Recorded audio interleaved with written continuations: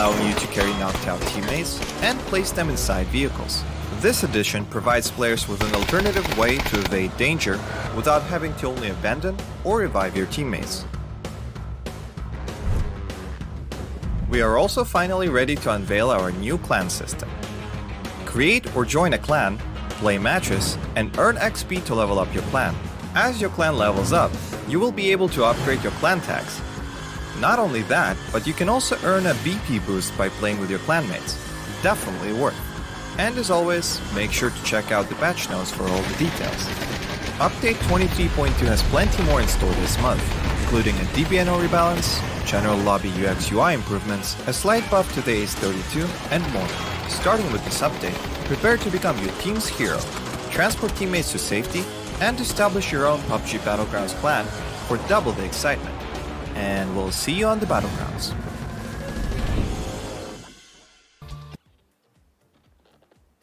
Ladies and gentlemen, welcome to the Pubg Asia Super Cup. It's for summer 2023. We're on the second day of the group stage. Today we get to see Group A take on Group C, and you have us. My name is Husky.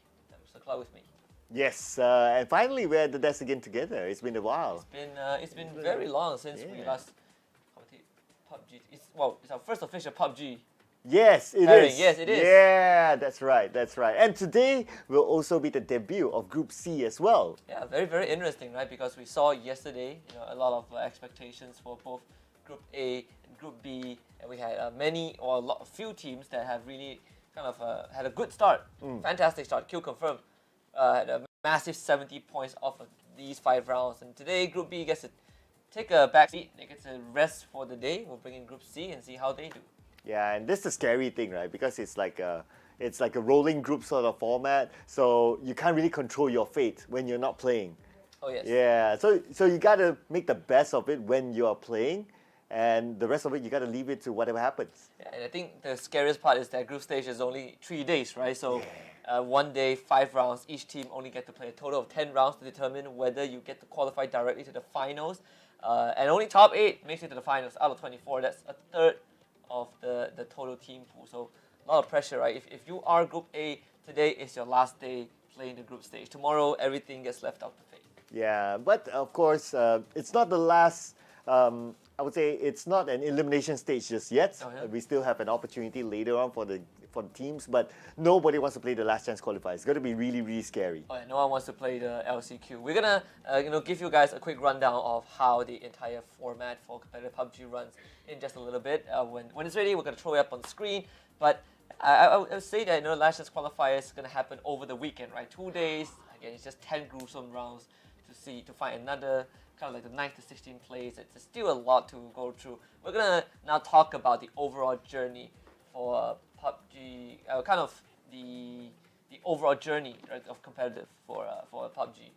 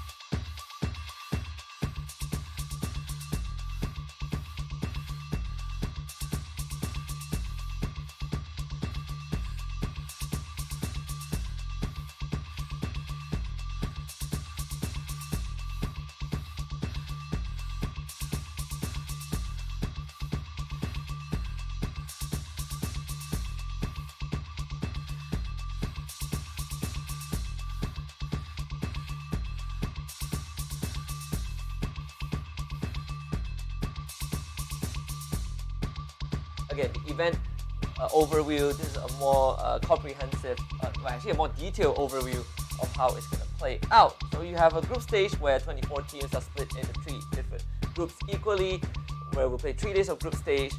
Yesterday was Group A, Group B. Today is Group A and Group C. Tomorrow will be Group B and Group C.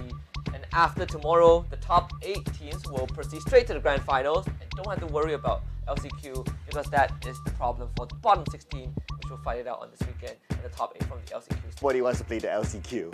Because Yes. that's where you get eliminated. Yeah, it's kind of, traditionally it's kind of like your upper lower bracket advantage. Well, upper bracket advantage, right? In this case, again, top 8, not easy to get. I would say at least when the top 3 teams, the top 3 spots are pretty solid right now, but from 4th place to 8th place, there's still plenty of chances for that to shift. Teams are getting pretty close. Of yesterday, in one call, Red Sea Esports attack all around these teams. One good round could really send them into top 8. Unless we see something insane from Group C today. So we do see, there are some familiar names inside Group C. Archangel, Predator is definitely one of it. They're definitely one of the top teams around, so I think they'll put a good pressure onto whoever's in Group A. Yeah, one of my favorite teams from the Philippines, right? Some of their veterans are still there. Aljin Bots still playing after so long. We're going to take a look at the point system as well, because point system is what dictates these teams are going to go through. So we are playing under the PUBG Super rule, and as the name suggests, it's absolutely super. For placement points, Chicken Dinner gives you only 10 points, second place gets 6, all the way down to 5th place, you minus 1 point from each standing below that. 6th place gives you 2 points, 7th to 8th gives you only 1, and if you're 9th to 16, that's a big fat 0. Each kill gives you 1 point. I really love this super rule right here because I feel that it's a really balanced point system. Yes, getting a chicken dinner is great, but you don't really celebrate per se. Yeah, because you still depend on the kill points. So looking at this point system and what the meta is, I believe that teams will need to catch up using the kill points especially. Yeah, I was having this discussion with Victor yesterday, and we were talking about how this format is going to affect everyone, right? I think it's just a very brutal format. It really punishes teams that are not performing. It punishes teams that just want to play safe and kind of hide out until the very end. You can't just rely on survival. You have to rely on your mechanical skills, and it forces these teams to kind of balance out their strategic approach. But they're also playing for a massive prize pool. The first team, the team that finishes first place by the end of this, is $20,000, all the way down to 17th to 24th place, and then $1,000 for each. Everyone gets a piece of the pie, no matter how big of the piece you get. Yep, so you can see the difference here. It's quite lucrative. You can see like from first to second it's like 5,000 difference, and then from second to third it's like what, 7,000 difference. That's a big leap there. So definitely the teams want to eye the prize pool as high as possible. But not only the prize pool, of course, it's the bragging rights of being the best in Asia. Yeah, and this is also kind of a long circuit, right? You have to make the Super Cup, and afterwards you have to also look for PBS, the Global Series. So this is kind of like those small stepping stones. For me, any prize pool that is enough to pay off a car, this is a massive prize pool to me. I can set up a second place and I would be happy. But the teams obviously are looking for first. $20,000 is a hefty sum, and especially for some of these teams who have been around for a long, long time. Let's take a look at the team list that will be playing today. Again, Group B, they're going to be able to observe how the teams that are playing today. We're going to have Group A and Group C. Group A, we have Day Trade Gaming, we have the Expendables, we have Kill Confirm, Unicorn Venom, Exoplan, Positive Mental Attitude, Enter Force 36, Red Sea Esports, and Group C, debuting today, your Purple Mood Esports, Genius Esports, made in Thailand, New House Esports, Global Esports, XSET, Area 310, Theathon 5, and Archangel Predator. Yeah, I'll be looking forward to not only, Archangel Predator, of course, is a household name by now in the PUBG scene, but Myth as well, or Made in Thailand, is also another household name as well. So for them coming in, they have a lot of experience, they definitely know how to play the game. Of course, that's one, experience is one, but all those are past experiences.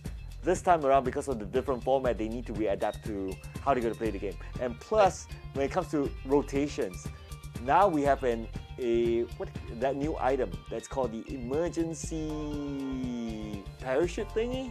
Yeah, I forgot the actual name, but it's like the item that they can find inside the game, and then that will parachute them into the zone. So that would allow them to bypass some of the choke points, some of the obvious choke points that have been a big pain to some of the teams who like to drop into certain zones. Oh yeah, we're gonna take a look at today's schedule as well to kind of get a feel of what we have today. It's the same as yesterday, nothing out of the ordinary. We will still go to Miramar for the first two maps, then we'll play Tego for match 3, match 4 and 5 will be the classic Erangel. And for Group A, they played Tego yesterday, but for the teams in Group C, today is the first time they played Tego because this map only debuted officially in the Super Cup. So we are seeing it for the very first time. Well, you're seeing it for the first time. Yep. I've seen it yesterday. Group C is seeing it for the first time. I want to see how Group C, puts on a fight because Group A has been very solid overall. We have again 3 outstanding teams: Daytrade, the Expendables, and Q Confirm, and the rest of the teams in the Group A list. They are still fighting amongst each other, and I'm looking forward to see if Group C can shake this up. Yeah, I mean, if you look at just the amount of kills, right, from Q Confirm, it just resonates with their team name. 44 kills as of now, and the gap between them and the others like Daytrade Gaming and the Expendables is like what, 14 kills gap? That equals to at least a round's worth of kills. Yeah, I was about to bring that up also, right? Their placement points, 26 placement points. The second place teams, Daytrade Gaming, they have 24, only a 2-point difference. So majority of the gap that Q Confirm was able to make was from the kills alone. And today they get another 5 rounds to kind of bump up that number, put them in a comfortable spot. Because tomorrow they're not going to be able to control the points at all. So today is crunch time for the Group A people. Absolutely, absolutely. But Q Confirm looking good so far. Not gonna lie. I mean, the amount of points that they've collected, it's worth like maybe a game and a half or maybe 2 games, depending on how you calculate it. They'll be comfortable on top. But whether they'll be comfortable on top by the end of the day, because we've got 5 games to go, well, it's anyone's game. Yeah, hopefully. Because, for Q Confirm, they are the only team so far that has 2 chicken dinners. And no other teams has been able to achieve that, right? I mean, Daytrade got 1. I believe the Expendables got 1. Cerberus got 1 also. One of the teams that I'm worried about is Cerberus Esports. And, well, actually, they're not playing today, right? So Group B teams are not too worried. Group A, I'm worried about Red Sea Esports, obviously, the Seoul Malaysian team playing. Yep. They've had 2 incidents where they were able to make it to the final stage of the game, just not able to close it out and get the chicken dinner, so which was quite a shame. But also, I'm worried about EXO Clan. So representative Oceania. They were the one who won the Challenger Rumble, but so far they have not been able to do much in the first day of group stage. Yeah, if we look at EXO Clan stats, right, they are very dependent on kill points. Like they only got 1 placement point out of 5 games. So we can see that strategy. Yes, it's okay to go for the kill points, but then again, you got to find some sort of balance as well, right? Like if you go for the kill points only, then well, you wouldn't. It's going to be hard for you to break into the top spots to just move on to the grand finals. Yeah, it's quite brutal also, right? Because they have 5 rounds to break into top 8. I think that's only part of the concern. The concern is, let's say if they make it into top 8 by the end of today, will they still be in top 8 by the end of tomorrow? If they don't get to play anymore, this is the last leg for the Group A teams. So EXO Clan and Red Sea Esports, they have only 5 more rounds to do so.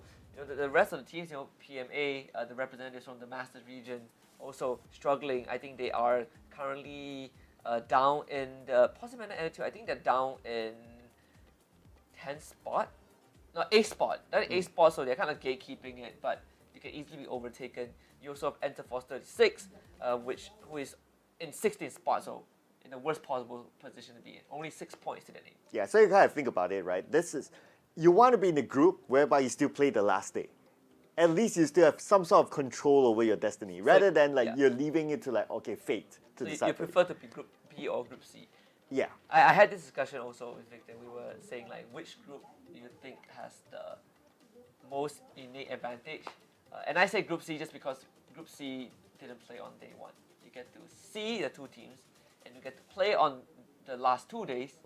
So you kind of have a lot of control of what you can achieve in the group stage. I mean, we have teams that have the potential, right? Again, Made in Thailand and Archangel Predator, these 2 are the biggest names, the highest expectations. Yep. Yeah, and yeah, I totally agree with that as well because they have an extra day to just watch everyone play, their drop spots, their rotations, maybe what kind of weapons they prefer and how to counter them, what kind of formation they do like. So that's an advantage for Group C, and so happened that we got big names in Group C as well. But to me, that's great. Group B probably the second because at least you have a day off. If you have a bad day from day one, you can we can kind of like reset, can restructure. Right. You kind of know what happens already, so you can kind of try to fix it. I think Group A will have the toughest group because you have to play 2 days straight, and by the third day, you gotta rely on to pay. Yeah, and not only like that's, and you know, it's definitely the toughest when the top 3 teams are from Group A, right? So you can the bar has definitely been raised. We are going to get the teams in the lobby. We're getting this set up, so bear with it just for a little while. We are gonna go into Miramar. That is my favorite map on PUBG. I don't know if you agree. I like the open grounds. And one of the things that changed was that circles now they have standardized timings when they close in, right? So you don't have a game like so the players are, they can't just chill and loot for 10-15 minutes. They have to fight. They have to get a lot more active. How do you think this Miramar is going to turn out? Yeah, I think this kind of circle is great because it also gives us the entertainment. Yeah, because normally like before this, like maybe like the first 5 to 10 minutes, you're kind of like really being chilling inside the game. So I think for the players as well, like they really need to readapt, and that also gives them that challenge for them to really try to go up against the circle. But what I really, really like about the new setup is that there are ways to get into the circle, just like using the emergency transport for them to get into the circle. So I think that element itself really changes a lot of things inside the game. But we'll talk a little bit more about what will happen inside the game later. Let's review again the overall leaderboard. QC obviously currently at the top. Yeah, and also you again massive 70 points, 16 points difference between them and the team in second place, which is Daytrade Gaming. You have the Expendables in third spot, NGE New Generation Esports in fourth, Cerberus in fifth, E-Arena sixth, UV, which is Unicorn Venom, seventh place, and Positive Mental Attitude in eighth place. So we have 3 representatives from the Masters regions. One of them is the top 8, and they are tied with 1 core. But the only reason that they are 8th spot is because they, the most recent round they finished higher than 1 core. Right? It's kind of like the tiebreaker. Just for now, I think 1 core has a chance to break the tie tomorrow. Red Sea in 9th place, Pack all around 10th, and DST in 11th. So that's for now. I mean, you look at the second page, all those zeros indicate that these teams have not played a single round. Yeah, and if you kind of think about it as well, if you're especially in Group A, you don't want to just be like at the borderline of the top 8, because by tomorrow you can easily be taken over. So yeah, you want to go as high as possible. Just I think you see, looking at their points collected and look at their potential as well. If they're able to at least maintain a level of consistency, I think by the end of the day they'll be really, really safe into the next stage. And also, I just want to clear out some confusion, right? The teams actually play 5 matches each. Overall standing stage 4, they play 5 matches each. We have 5 matches every day in the group stage. The match rotation will be the same tomorrow, so 2 Miramar, 1 Tego, and Erangel. And it's definitely a bit, I like this arrangement a bit more as well, because normally you start with Erangel, and Miramar always comes second, but the fact that you get to play the map 2 times in a row, that gives you more chances to adjust, to adapt. Like if you have poor game 1 and this game 2, you're coming into the same map, and you can make some adjustments to it. Yeah, although the circle will be different. Yeah, it's very, very likely to be different. So it's also a readaptation to like what are the possibilities that might happen in that game, on the next game, whereby you don't really know the circle yet. Just looking over at the numbers as well. So if we look at Enterforce 36, E36, no placement points at all. I mean, but they got the elimination points, they got the kill points, that's great. But if you only depend on kill points, then I guess it's going to be really, really hard for them. And I think that was I just noticed that Exoclan had 913 kills.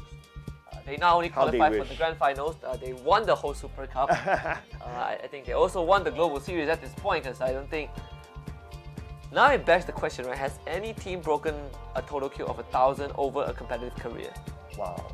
Right? It's an interesting thing to look into. But yeah, I mean, EXO Clan had 13 kills, not 913, because that would be championship already. They've won the whole thing. Yeah, like But everyone would just surrender. Like give the global. you are playing for title thing. second at that.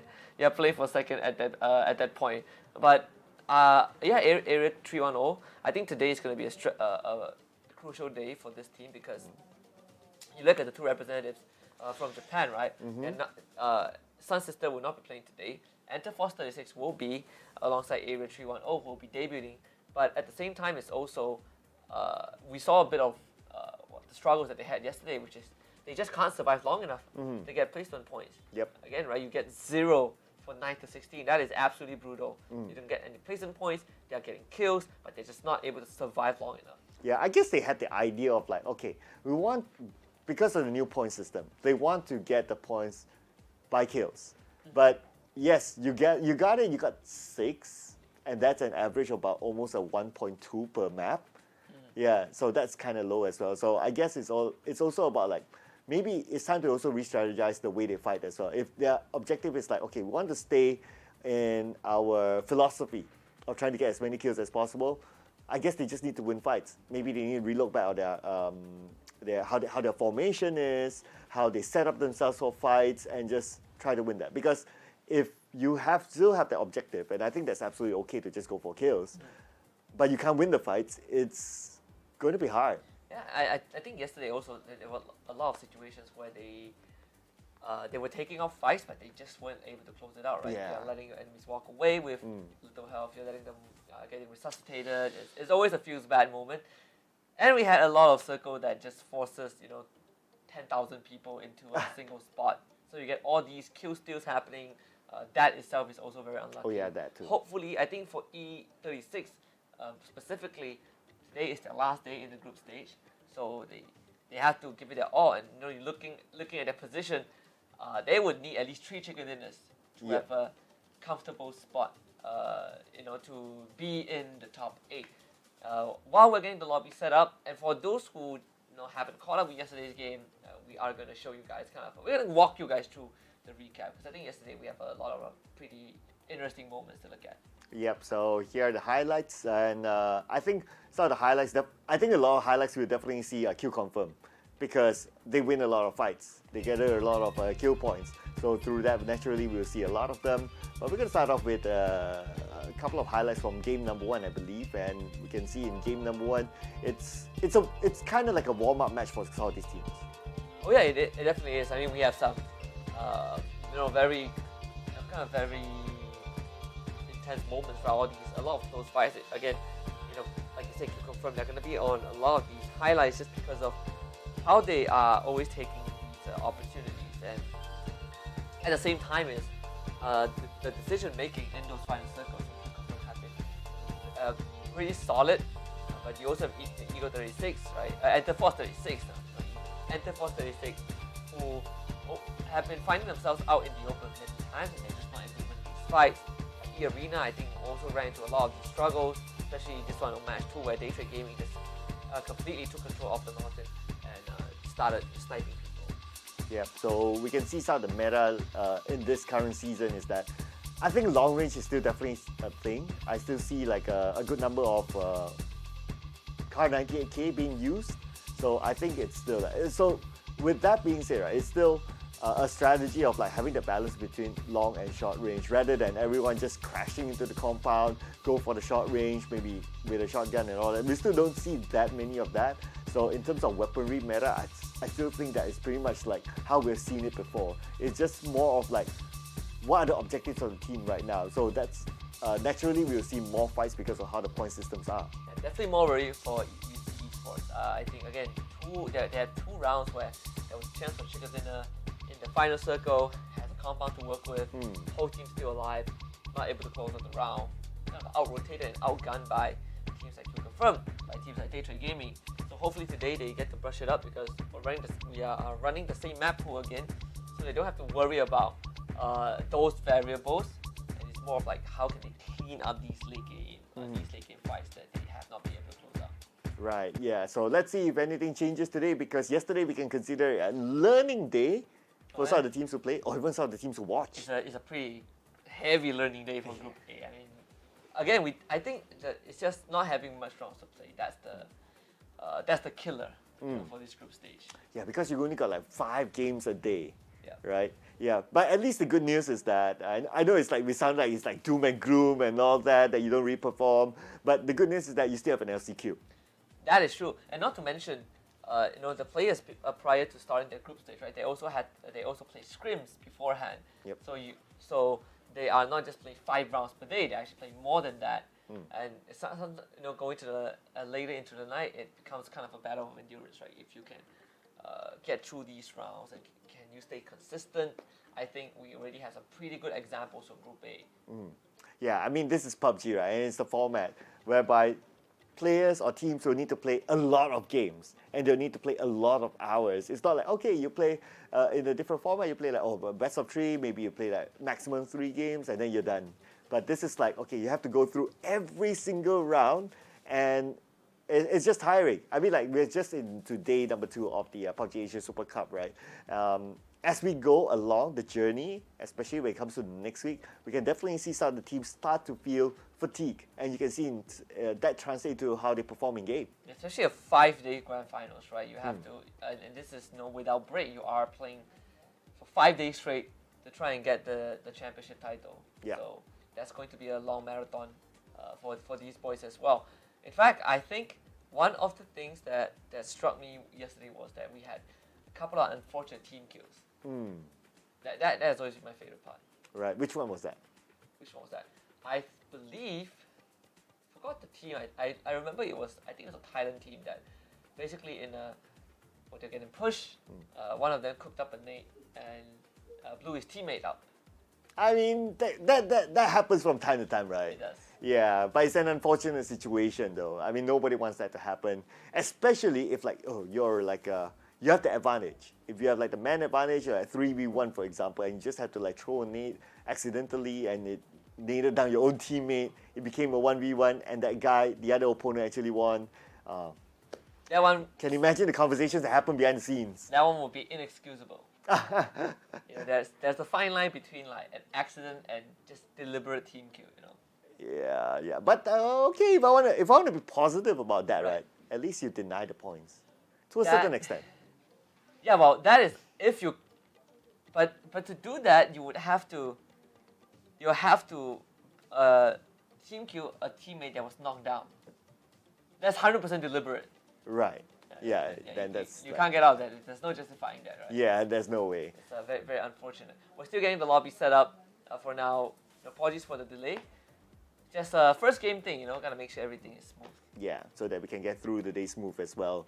So yeah, looking forward to see how Group C will perform. I think we mentioned some of the big names, some of the staple names is our PUBG as well, and I think they can definitely shake things up. But here's also the thing, right? If you're a team that's really, really confident with your performance, whichever team it is, right? Like in your perspective. In my perspective. Okay, let's put a theory here. Because it is still the group stage, nobody gets eliminated. Do you want to show all your cards? Do I want to show all my cards? I feel like... Or do you want to show all your cards and you bring the good feel, the good vibes, the momentum into the grand finals?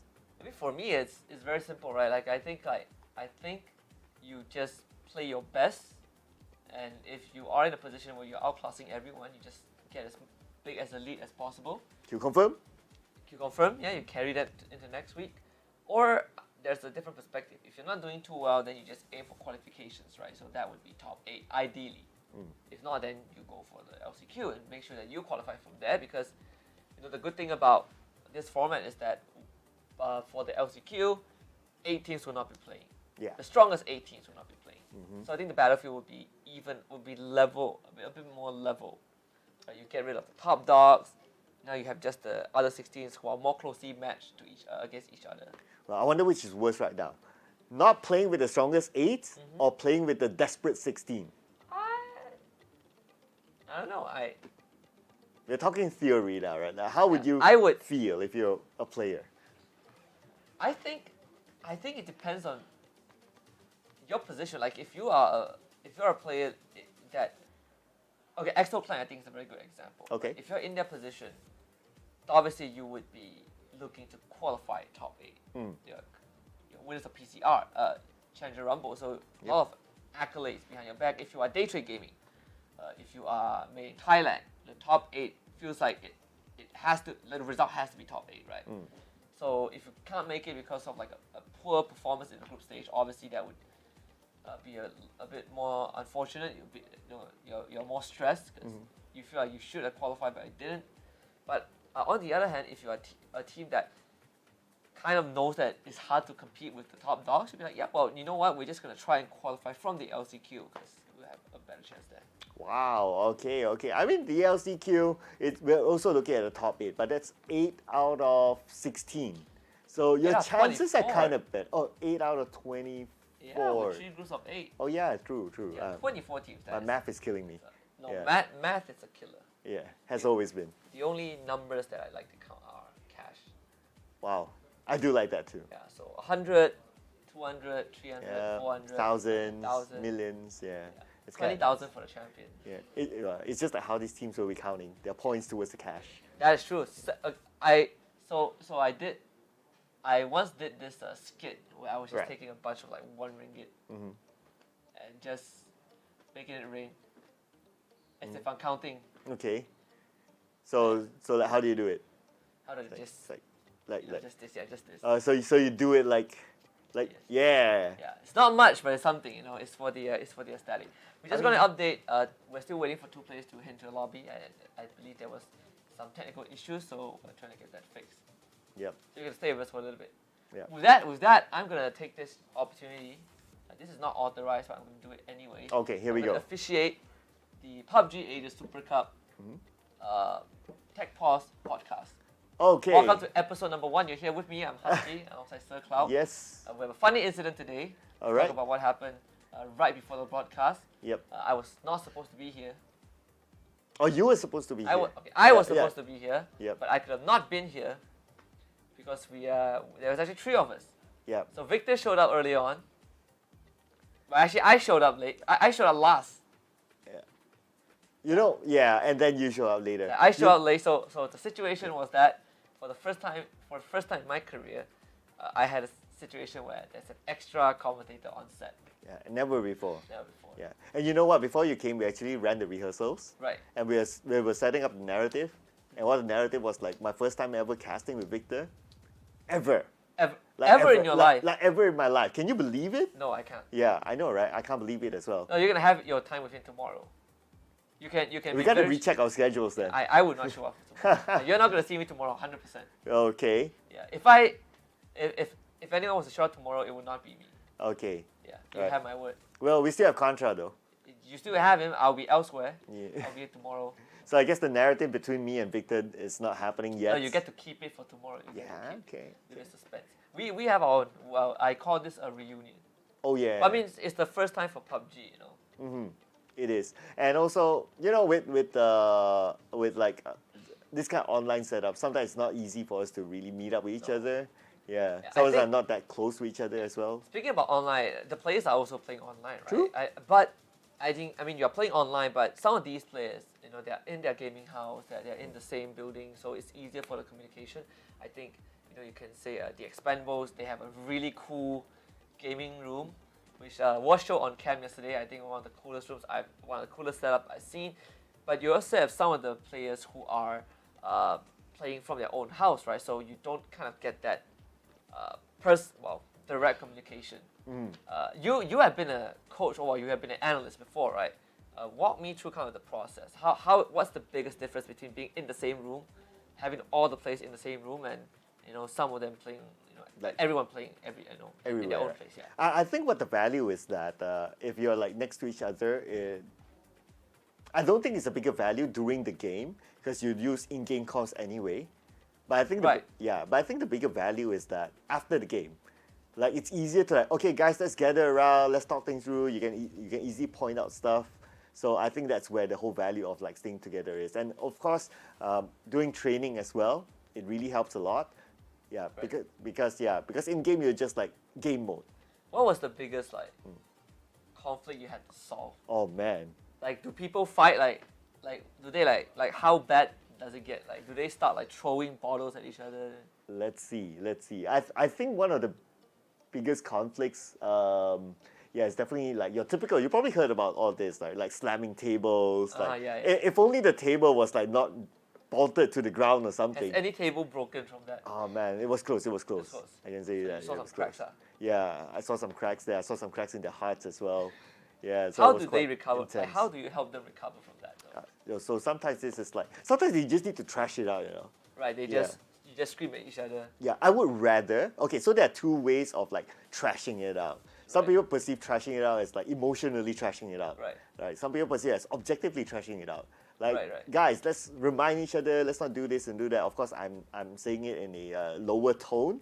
Yeah, but you can imagine this amplified to like 10 times. Right. Yeah. So I think it's a matter of like, what is the objective of the conversation? Does it have an end goal to it, or is it just like, you're not good, you're trash, or something like that, and there's no ending to it? Oh, so that has happened before. That has happened before. So I feel that that is not healthy. But if you say like trashing it out by saying like, hey guys, let's do better. We are better than this, or whatever it is, then that's okay. And Right. that needs to happen because sometimes in this kind of long run games, this kind of marathon games, you need to wake up. Yeah, you do get tired, right? I mean, Yeah. like I think like recovering emotionally, especially like the relationship between the players, I think it's very important. It is. And just we're running out of time for this interview. Thank you very much for joining us. You will still keep you on the desk because now we're gonna finally look at the players. These are the guys behind the scene at Theraton 5, one of the teams debuting today in Group C. And it's one of the scenarios where they are all playing from their own home, right? This is where you kind of lose that Post-game discussion. yeah, kind of like that personal touch, that Yeah. in real life thing. Yeah, I would say we can see here Q Confirm as well. But okay, so looking at Q Confirm's setup, obviously they're playing at the comfort of their homes, but yet they're still able to perform. Yeah, I Yeah. mean 70 points, right? 70 points is a massive lead, a pretty comfortable cushion over everyone else. They're in good vibes and just laughing. So one of the players, right, after their game yesterday, so what happened was that we were looking at their player cam, right? So the game ended, and obviously we have our broadcast, we have a broadcast delay. So you just open up the broadcast delay, and they instantly started reviewing, Like discussion. right, like the game that they just played, Right. which is pretty impressive. The dedication to that. Yeah. I have personally played a tournament myself, Right. in a different game title. We lost on the first round, and I left the team because I think my captain sucked, Okay. and I was right. And do you guys recover after that? No, I didn't go back because Okay. I think he was bad. Okay. I think he was Alright. back, and I was right. I felt vindicated that I was right. I mean, this is where trashing it out needs to happen. Yeah, Like, but that just is need- if like you continue to play together, right? Right. Yeah, true enough. Right. True enough. I just upped and left. True enough. True enough. Like, if that's like a one-off thing, that's like whatever. Right? It's like whatever, like I mean, we didn't expect to go all the way, but we definitely didn't expect to lose on the first round. Not that. But for these guys, they have to go all the way. They have to go all the way. Yeah, I mean, these are their careers basically, right? I And think it's the money different is when paid. you're paid to do it, right? Like you're paid to put up with people's, with other people, like with different people's. Yeah, and that is that is I would say the challenge of working in a team. It's like you need to somehow work it out. Unless it comes to a point that okay, it's unworkable, then I guess that's the management call. Yeah, I feel like playing in a pro team. I'm just throwing out there, right? Because I've never been on one, but I feel like if you're in a pro team, long term, it's as if you are in a relationship, right? Like Ooh. I mean like the things that you might run into, like the arguments, the disagreements, the miscommunication. It feels like you learn a lot of things about how to be a communicator. You can relate to that. I can't relate to that Oh, okay. because I never win. Oh, Yeah, I never okay. Then I can relate to that. Yeah, you never win. Like it's the difference is that you get to work it. There's a winner. There's a winner in these arguments. There's always There's always a loser. there's in the always argument. Yeah. a per se, right? Per se. In my case, I never win. Okay. All right. I understand how you feel. It's okay. I mean, yeah. I would take that over the stress though. I'm not made for competitive. I did try. Yeah. It's not my thing. Especially when there's money involved. I mean, the emotions will run high. Yeah. Yeah. Are you fighting for the money or are you fighting for the team? Ah. Have you ever had philosophical questions with your boys? I guess not. To be or not to be, the chicken or the egg. Yeah, I guess not. Like Yeah. placement points or kill points, you know. Well, I guess that's more like a tactical Right. thing rather than a philosophical thing. Yeah, Right. I worry that if we go philosophical, like we'll be spending hours just trying to explain what it means. Because I know a friend that did talk to like local teams, and he would give them these pep talks, Right. and it always works. Mm. You know, I don't know how he does it. And we're gonna head into Miramar soon. Finally, oh my God, this is an episode, right? This is an episode. Yeah. I think we did well for a podcast debut that I came out with, literally on the spot. Yeah, I'm enjoying this podcast. Thank you. Yeah. Thank you. Hopefully we'll be able to do like a Hope the viewers separate are enjoying session. it. That's what I'm worried about. Yeah, we should have like a separate session, like a PUBG podcast by itself. Yeah, Yeah, we'll, that'd be good content. yeah, we are gonna end like what 12 a.m. tonight, so I'll see you at 2. Oh yeah, I'll see you at 2 a.m. the post-show The podcast. post-show podcast. You Yeah. know what? We can do it over supper. That sounds like a good idea. All right, we'll work out the details in a little bit. Meanwhile, follow our socials at. And that's also a signal for our production, you know, like Yeah, don't forget our yeah. supper. Yeah, don't forget to eat or something. Yeah. We're finally ready to take off. Game number 1, here we go. Miramar is where we're heading towards, and of course you look on the left side, the points. You know, for 8 teams, 8 of these teams, they are from Group A, so they played yesterday. Obviously, E36 are having a rough time. 6 points out of 5 rounds. That is not looking good at all. But Group C, they're going to debut for the very first time. Yep, so no expectations yet except for them being big names in the scene.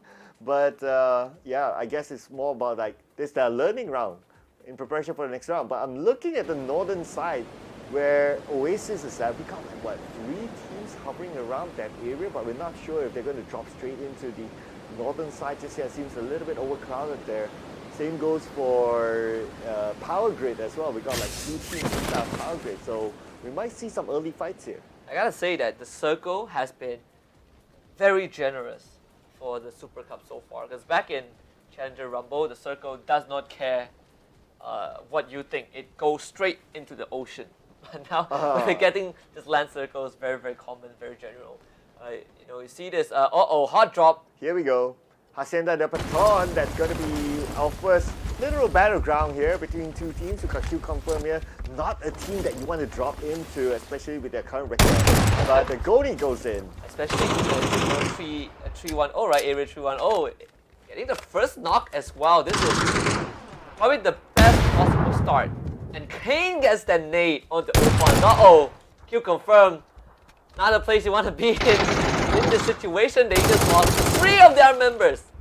3-1-0. I mean, we did talk about like, are you in the... Oh, no. Here we go. He has a car. Yep, A car 98 of all guns. Yeah.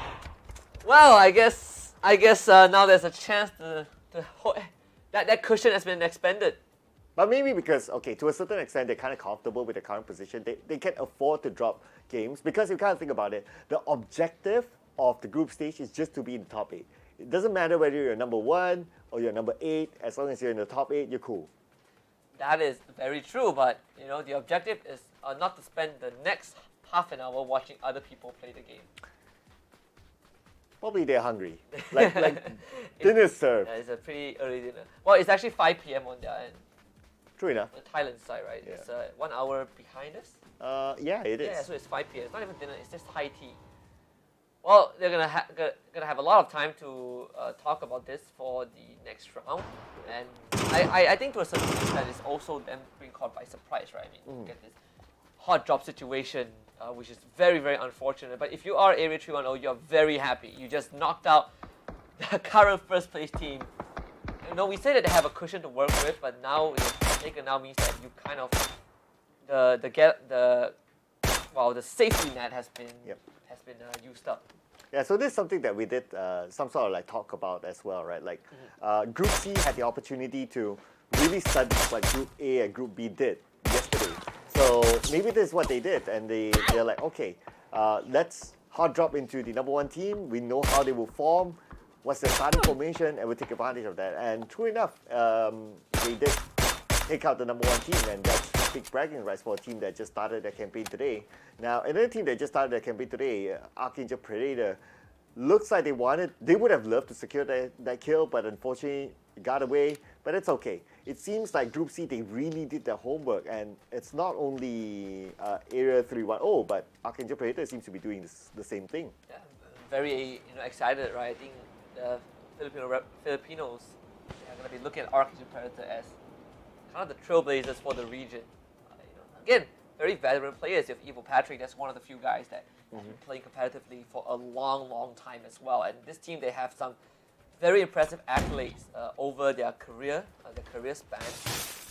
We'll be in a stand-up against Global Esports Asset. So GX gonna get rushed. This first floor cleared out by AAP. Archangel Predator coming on to second floor. Gonna catch a bullet right in the face. Savior with the slug shot. Just completely destroys none. But he is also very low, just 5 HP. I was thinking if he wants to push this though, backup needs to come in, and Nate now is going to get cooked up by Xavier, but Alex just turns for the corner, and Leo gets a double spray down from behind. Archangel Predator getting completely caught off guard, and Evil Patrick now has to be the savior for his team. Oh man, can he do it though? Okay, so one, he'll be able to pick up one, but I don't know. He has to do a comeback right now, but do they have the man advantage? Not yet. But let's see where the rest of Global Esports experts are at, assets are at. There's one player actually coming in from the back, so hopefully he'll be able to arrive in time. But Evil Patrick managed to pick up one. He's picking up the second one. Looks like Archangel Predator, they're allowed room to reset. Yeah, and that is well, Aljimbot does end up getting taken out by the nade, but over Leo, they don't see it. Oh, there you Evil go. Patrick instantly gets shot in the head. Leo is going to be able to confirm Alec as well, so reset AAP, but now it's an even playing ground, but Leo ends up losing. That's by Xavier finding nine from behind. Evil Patrick once more getting the clutch. I mean, Evil Patrick, he is carrying AAP all by himself, and now it's between him and Upchen, and Upchen doesn't have the help to work with. This could be an opportunity for Archangel Predator to literally save the team, and Evil Patrick, he's gonna win the entire fight all on his own. Dude, he carried this team. My goodness. Look at that, Evil Patrick. They gotta buy him dinner after this. Oh yeah, he is. He is having one of the best openings that I've seen. I mean, Archangel Predator, they end up losing 2 members, but they could have lost the entire team. So GX definitely gonna be hitting themselves on that one with such an unfortunate elimination. PMA on our screen, the team from the Masters regions in 8th place right now, just tying up with 1 call, but obviously 1 call will only be playing tomorrow. So PMA, they need to get as much points as possible by the end of the day. I mean, we also did talk about like the potential of Archangel Predator being one of the staple names inside Pubg, right? And they are showing still like, hey, even though we're like 1 man down, 3 men down even, we're still able to come back. Not a team to be looked down upon. And as long as they're still alive, despite them down 2 men, there's always opportunity for them to collect more points as the round goes by. So hey, you got to be careful of this team. They'll definitely be able to catch up onto the top 8 if they can continue this kind of performance. It precedes their reputation, right? They really lived up to that. Who just fell to his death? What the heck? As K also finds no result. Day trade. I mean, if there's anything, I want to see these underdogs show up. Still Fair was one of the players yesterday that had, him and Deva, these two, really, I would say are more the standout players from E36.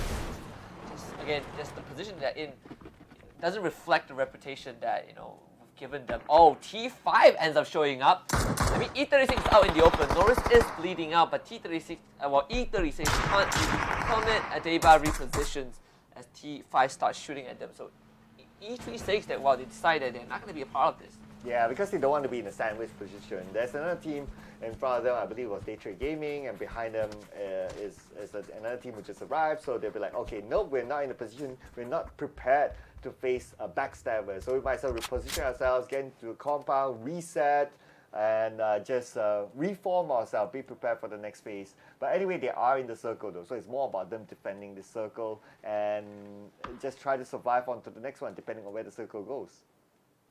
T5 also sees TE so far, the Expendables, currently in 3rd place. And so far, the region, Vietnam and Thailand, have been the strongest ones that we have. As always, nothing has changed over the year. For the Expendables, Delwin's going to get shot from behind. Also, as we have slight network lag detected. So with that being said, welcome back to the second 1.5 episode. Never mind, we're going to scrap that. We're about to start our we're about to start a new podcast episode, but yeah, we're back in the game. TE losing Tanvu. Delvin was able to get away at the end. Yeah, so, but anyway, TE now has to play the rest of the round with 3 players, but TE, they managed to gather a good amount of points yesterday, so they're kind of okay. And they also started, at least they got, even though they lost 1 player, but at least they traded it back, they managed to get 2 kills, so that's kind of okay. And with 3 players, we're seeing it time and time again. With 3 players, you're still able to get chicken dinner. Yeah, and I think when it comes to Battle Royale, one of the most important factors is the numbers you have, right? I mean, losing a member can be very, very crippling. I love it when they made that change long ago, when you can carry your fallen teammates. That itself to me it's just a very nice touch to it. That's like a test of your friendship. Are you willing to save them? Yeah. Are you willing to go back out there and save your teammate? Yeah. My answer is not really. Oh. Yep. So that's why, ladies and gentlemen, consider your options when Husky asks you for a game. But anyway, the circle. Okay, this kind of circle, I'm liking it as a viewer, of course. Yeah. I probably won't like it as a player because you got like what 30% of it with water, meaning that you got about 70% of land to play with, and that will force teams into fights very early on. And I think phase 3 is the most important one, right? Because phase 4 and A circle is programmed to look for land. But if phase 3 moves closer towards the water, then we might have a bit of a problem. Red Sea Esports on the screen. Expendables also they are going to drive into each other. In fact, Red Sea, they are right behind the Expendables. I believe Dan Pablo, he's already there. Delvin's going to try and intercept this. This could be a huge convoy to take out. Here comes the spray down. Delvin, there's 2 of them. They try to go for a drive-by. Delvin still survived. Pop that gun, switches gun, looking for the rest of Red Sea.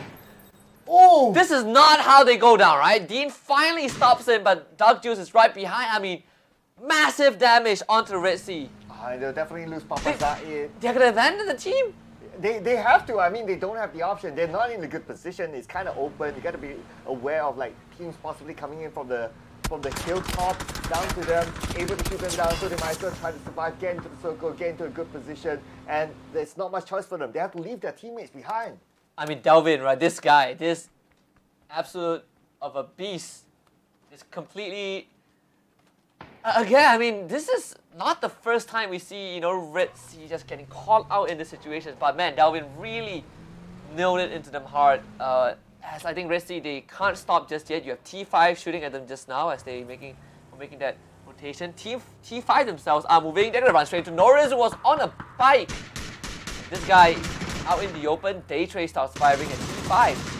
Gotta give it to the Expendables as well. I mean, they were in good position because that road is common for teams to rotate, and they read it well. They managed to get two kills out of that. That's good. But now, looking over at T5, I would say they're in a good position because the rest of their opponents are like on the high ground. So run back to his teammate. On the other end, Empt is gonna take out Vuelo, Area 310. Exo Clan. This is also a team that really needs to get something going. Right behind by Sylphia. And down to 2 HP, finally down Jacob. Well, Myth also decides to be a part of this. Chimpy finds Wesker cooking up that nade, not able to release it in time, so Exo Clan still keeping it together. Chimpy coming in for the assistant. Gas is there as well. They're throwing a smoke grenade. They're going to try to get them back up as they start confirming the kills. Wesker first to go. Kane try to fight it out, but ends up losing the gunfight. So 16 HP, not much to work with. Exo Clan already here. And Starlord is actually watching everything happening, so Starlord could take some sort of an advantage over this. Let's see what's he going to do. Maybe he's going to steal kills from afar. So let's see. Starlord in a good position right now, just overlooking this fight. Exo Clan moving in. 310. How are they going to defend this? They're resetting, and now Goldman goes down. That's a good nade there by Velo. And also gets straight and fighting 2 of them at the same time. Vuelo gets rid of Chimpy, downs him out, but it's Vuelo against the world. Are we going to see another one-man carry? We've already seen AAP do that. Vuelo, 36 HP, does have metrics to work with, but doesn't safe enough. Dash himself back up as Vuelo gets shot, confirms the kill first. He needs to buy some time. Doesn't really feel safe though, and ends up getting hit by Empt from that first floor. Nexo clan keeps on moving. So no one-man clutch this time. But maybe this might be the moment because Dean is going against 2 from Archangel Predator. Probably the last survivor of Red Sea Esports. No, there's still one more left, but not sure where Mr. Flank is at. But now Dean shoots that in counterfire point. And none other than Evil Patrick. I mean, Evil Pat, that's what? Kill number 5. This is a one-man machine from Archangel Predator. It's an insane performance so far from AAP. I would say kill confirmed, had a good day 1, but AAP showed right up.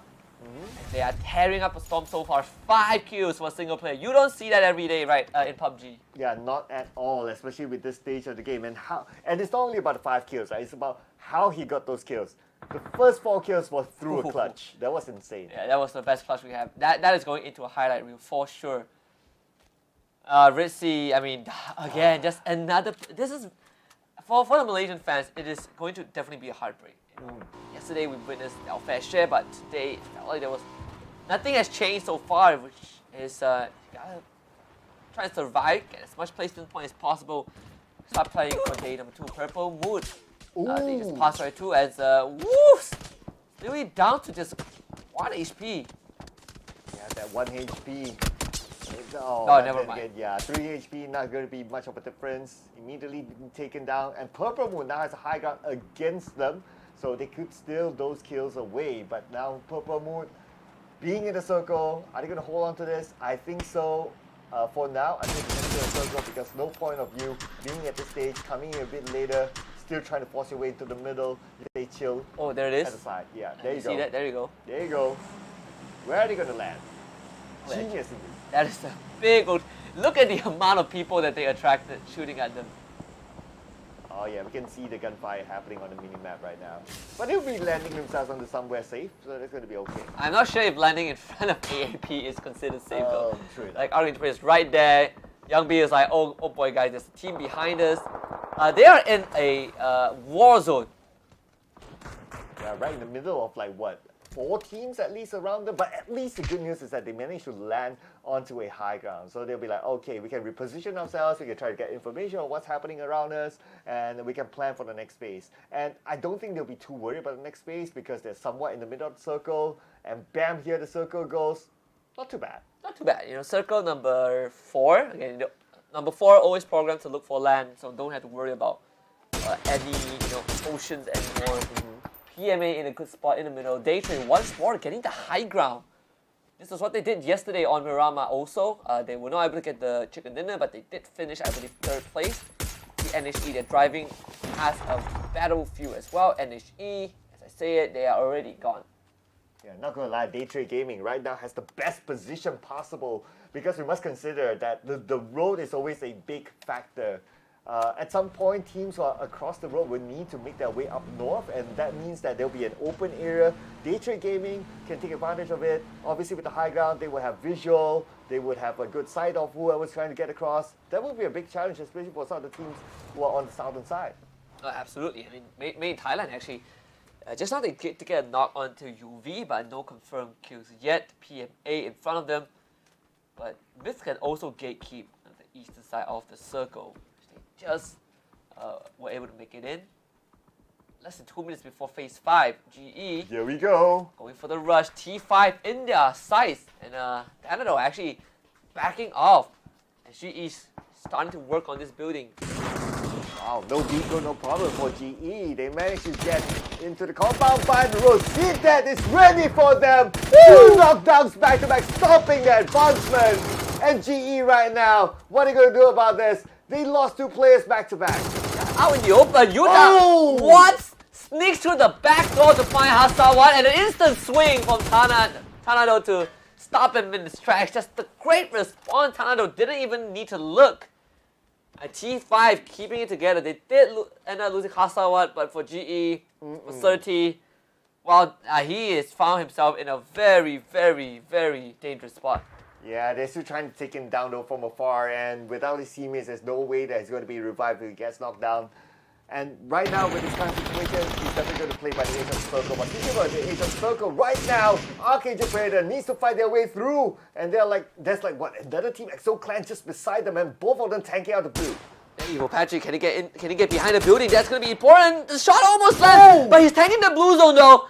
Nah, just couldn't get the heal back up in time. Oh my god! I mean, Evil Patrick, give him a break. You know what? The only way to take down Evil Patrick is by the blue. Yeah, the blue zone. The blue zone. No one could have taken it out. Well, Yeah, technically. Guess dealt damage to him, but didn't take him out. Yep. So it's a flex for Evil Patrick. Yeah, Evil Patrick is like I choose how I die. Yeah. You can't take me down, my friend. Only the blue can. But hopefully, Sir T will be able to escape the blue. It's very likely that the circle will move away from him, and he does go up north. So look at the road. That is such an open area that T5 needs to go through. Mr. Flang, Sir T, Gats, they're going to have a tough time. Okay, Mr. Flank at least salvage some points, right? Let's see Gats, though. Gats is going to run straight into him. Yep, you asked for it. All right, Mr. Flank gets one at least. I mean, after all that Red Sea have been through, you need to at least get something. I'm not sure. I don't think Sir T is aware of that. Mr. Flank is going to go the opposite direction. Please don't go any further. There's E36 right there. Just have a vehicle, though. Yep, but I think he'll rotate a little bit later because he's the last man standing. So no point for him to really push it through and just be an open target for a lot of these teams. Mr. Flank, he needs to make a decision because time's not on his side. 10 more seconds before the zone closes, and because he's by the edge of the blue, he will be the first one to receive the blue by then. Okay, he actually finds Rodans from afar. Oh my god. Well, Sylphia again showing up. This E36, 2 kills already. You know, entering top 10. T5 losing Rosita and Tanado thanks to day trade. Was able to really catch them on guard. T5 and TE, they need to go through day trade. And again, dangerous. It's quite dangerous because day trade have good control. And also they gotta go through main road, right? That's just clear line of sight for the members of day trade. As 30, oh, he's gonna catch 777. But he needs to find a finisher. And he can't find it, right? 777. I know why he just found it. 777 crawled back out into the open. But now the blue zone, that's going to be the next level of drag. Can he get sprayed out? Oh, the Duck Juice can do it. And it will be Delvin that finishes him off. Yeah, he had no healing utilities anyway. So it's either like he just go and try to get that kill. But I don't think there'll be enough time anyway. He was tanking out the blue, no healing utilities. Duck Juice would have... the kill wouldn't have been given to him. Yeah, it was just more like...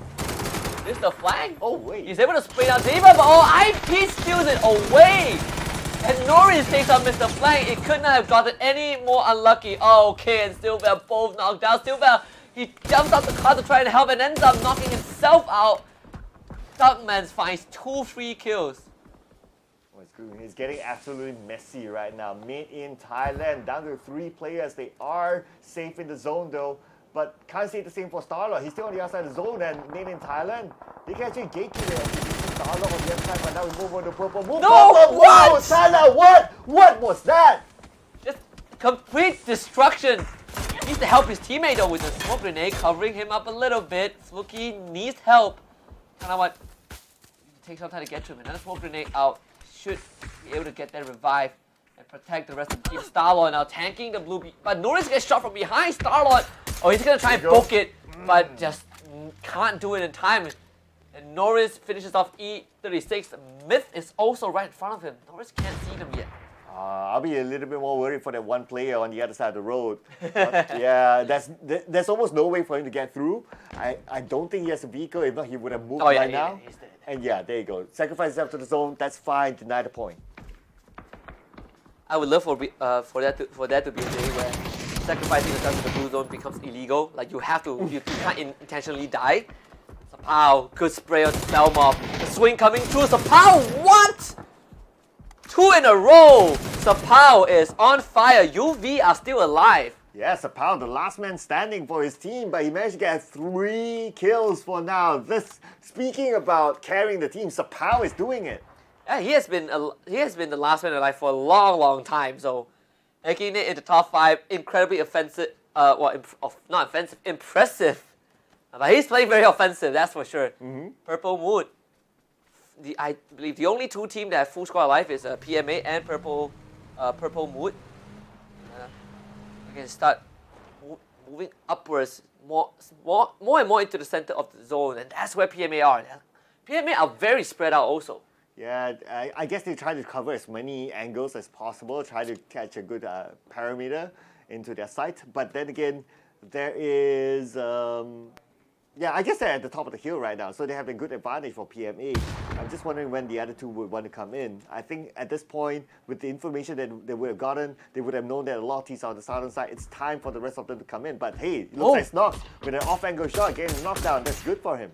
And as Snox too, this could be bad news for Thunder. The pincer from PMA is working out. We say that they're spread out, right? Look at the flank. IP, not so lucky. He's gonna get down by Fluky, but PMA, they still have more members. If they can clean up PLM, they will be in such a strong position to win the game. And yes, they do, of course. And they even were able to get IP back up. PMA, wow, what a strong start compared to what happened yesterday. And it's the only team with the full squad left. Daytrade got taken out as well. PMA looking poised to take the chicken dinner. Yeah, right now the only team they need to be worried about is Myth. And I think that if they're able to take out Myth, then the rest of them, I mean Sapao, the last man standing, it's going to be an easy wipeout for them. So this is looking good now for PMA, considering that their current position in the high ground as well. They have a lot of room to reset themselves. If anyone gets knocked down, Myth still at the lower ground, and they still need to be worried about the last player of UV might backstab them. And I believe Sapao has already started firing. We can see him. Sapao work more magic. 4 eliminations, all of his own. This guy again, right? Just like Evo Patrick. This guy is carrying his entire team out. This circle basically says PMA. Yep. Public message announcement, people. PMA. My take home the first chicken dinner today, looking good so far. They have the numbers, they have the circle, they have the terrain. It's all pointing towards them. And now, even speaking about pointing, look at Teddy pointing the crosshair, but he's not taking the shot. Yeah, very patient. I mean, PMA, right? They need these kind of good rounds because they only have 5 more rounds left, and they are in 8th place on the group stage, right? You want to form as big of a lead as possible. Teddy firing at Jacob, can't take him down, spotted out as well. But PMA, they have so much ground covered. I mean, Myth needs to win all these 1v1s to even have a chance to steal this chicken dinner away. Jacob is going to try. He knows where Teddy is, and now they're going to fire at him. Teddy receiving a lot of damage, but still standing, and that itself is good enough. Relaying the information, Snox 29 also looking to chip in a little bit. Myth, they got to move. I don't think they know that Sapao is there though, so Sapao can easily backstab Myth because he's looking at Myth, he's not looking at PMA at all. So Sapao will be looking to like, okay, if I can get 1 kill, 2 kills before I go out, that's good enough. Is Escrozit looking for Sapao? Or he's maybe distracted by IMP. Teddy also watching him. Sapao, oh, dangerously close. Sapao is actually looking at the direction of Necrozit as well. Excrozit. I believe he's prone by Excrozit now. Yep, distracted by the members of PMA. Sapao still in hiding. This guy is a ninja at this point. Teddy having a couple of shots onto Duckman with the SLR. Not getting much damage done just yet. Myth still standing. Oh, I think Sapao will be the kingmaker right now. Myth at this point, they still don't know that Sapao is there. Okay, now Sapao making his move, okay, because he has to. And now Sapao with the nade in hand. If we can get 1 knockdown to Myth, that's going to be an advantage for PMA. They can immediately rush in with that information. Sapao! Indeed, he managed to get the knockdown. He did get cleaned up by IMP, unfortunately. Just so many things to worry about, but he did help out PMA to take out Escrozit, and PMA was like, alright guys, 4v2, let's leg it. Running straight into the rest of Myth. Jacob and Duckmans don't have much health left to work with. Just surrounded from all fronts. Teddy fights Duckmans, and that's just Jacob left, and he's gonna go down with just 1 shot. IMP looking for the grand finisher with his name. It's gonna be theirs for sure. PMA, what a start to the day. Yep, and a team that's playing in the comfort of their homes, PMA opens up their account today. And again, PMA coming from Group A. Again, another Group A team performing today. But let's not forget as well, some of the highlight plays as well from Group C. We did see a good one from Angel Predator, Evo Patrick. Did open up the round, and it was a good start for them. Made in Thailand, also from Group C. Another staple name inside of Pubg. They managed to survive to a 2nd place, so I think that's pretty decent for them. Oh yeah, absolutely. I think this round 1 has definitely set a new expectations for us moving into the rest of the day. But PMA hitting a lot more happy compared to yesterday, right? Yesterday, shaky start, but this one is definitely going to catapult them up the leaderboard just by a bit. So love to see that, a sip of the boba tea. That's what we all love. Yep. A specialty, their regional specialty.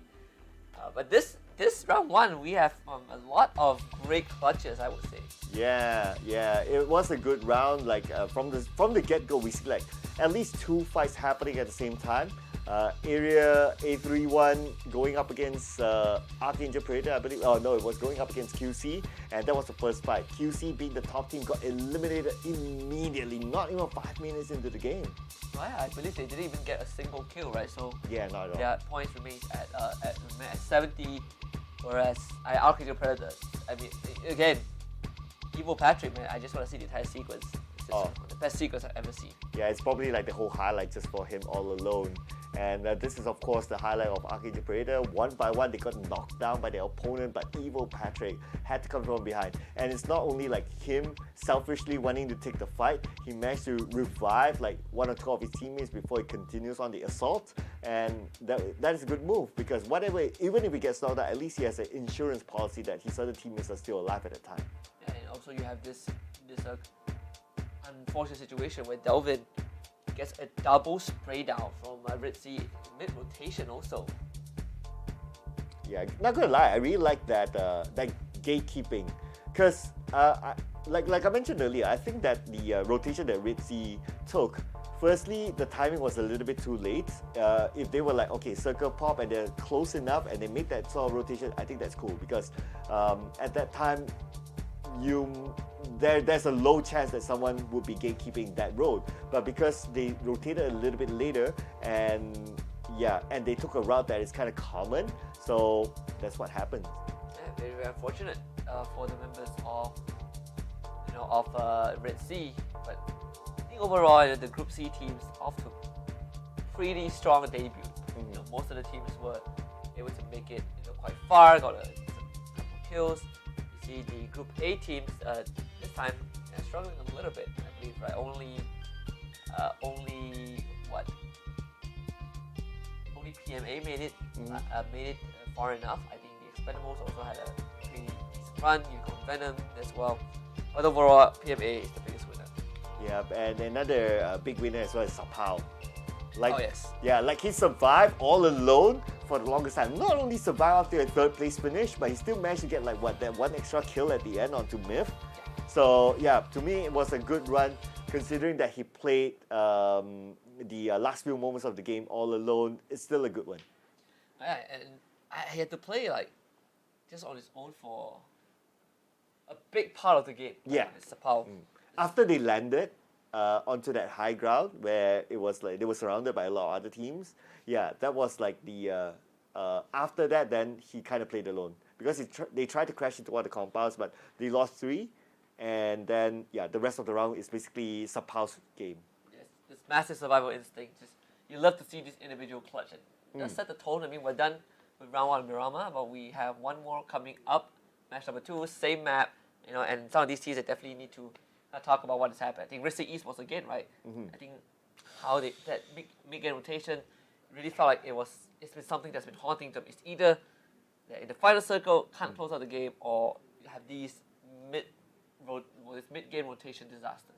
Yeah, I guess it's something they need to get back to the drawing board and try to kind of. But of course, yes, you can discuss like, okay, the rotation for this round, how it should be as a team, right? You can have that discussion internally.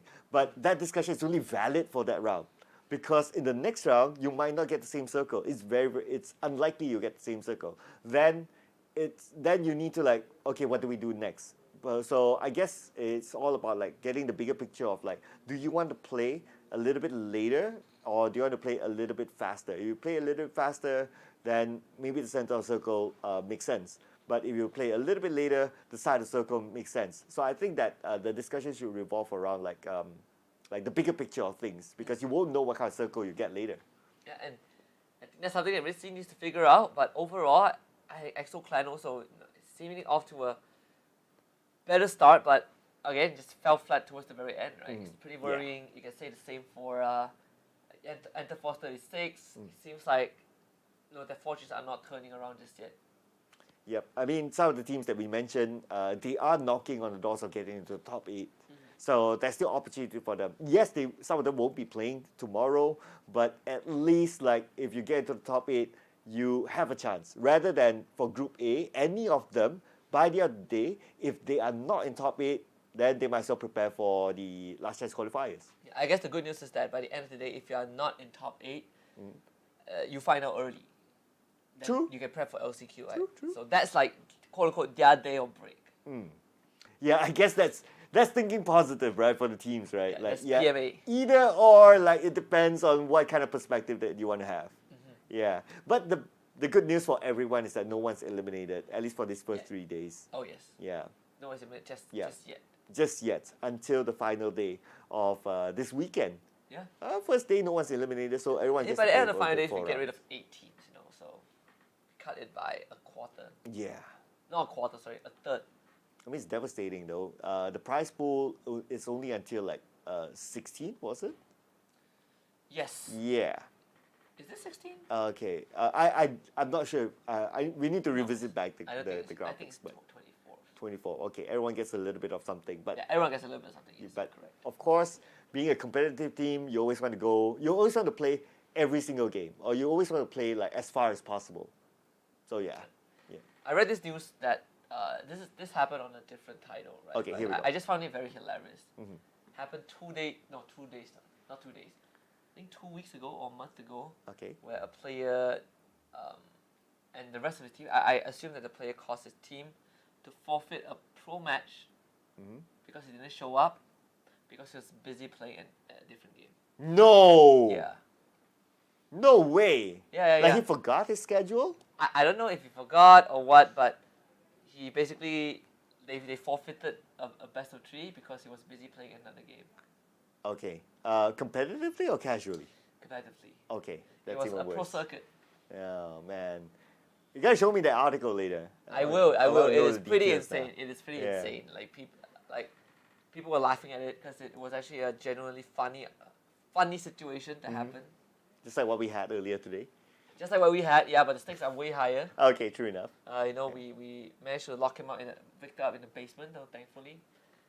Let's take a look at the match leader board for game number 1. I assume that I think for PMA they're gonna have a pretty decent injection of points. Oh, yeah. 19 points, holy cow! Yeah, with 9 kill points on the board for them as well. So of course, with that chicken dinner brings it out to 19. The only team that gets a double digit in round number 1. Even like UV, Myth, who made it to the top 3, they didn't manage to get a double digit because the amount of kills is just not there. But PMA really ranking up the kills. Now, looking over at our Asia Predator, the 6 kills that they have, 5 of them is from Evil Patrick. Can you imagine that? So no place 1 points, but that's okay. We can see how much of a big impact kill points are in the overall. Is that okay? We don't need place 1 points if we can get that many kills. We're still on page 1, so that's looking good for Archangel Predator. Unfortunately, can't say the same for QC. They were the first team to go out, but with their current points collected, I think they are pretty comfortable to move on to the grand finals straight up. And for Red Sea, well, that 1 kill, I guess it's going back to the drawing board for them. They need the points because they're now in the LCQ zone and with 4 more games to go. In the LCQ zone, that's always the scariest part, I think, if you are in that position.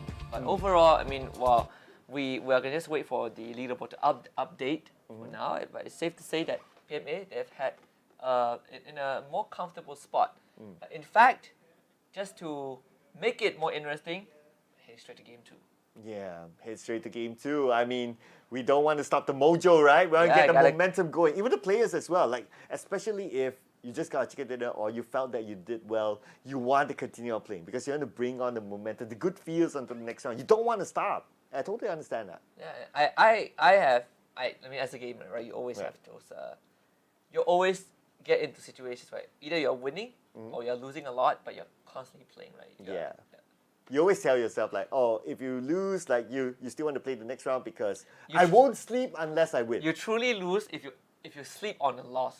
Yes. That's a loser mentality. But if you win, you don't feel like stopping. That's also the winner mentality. Yeah.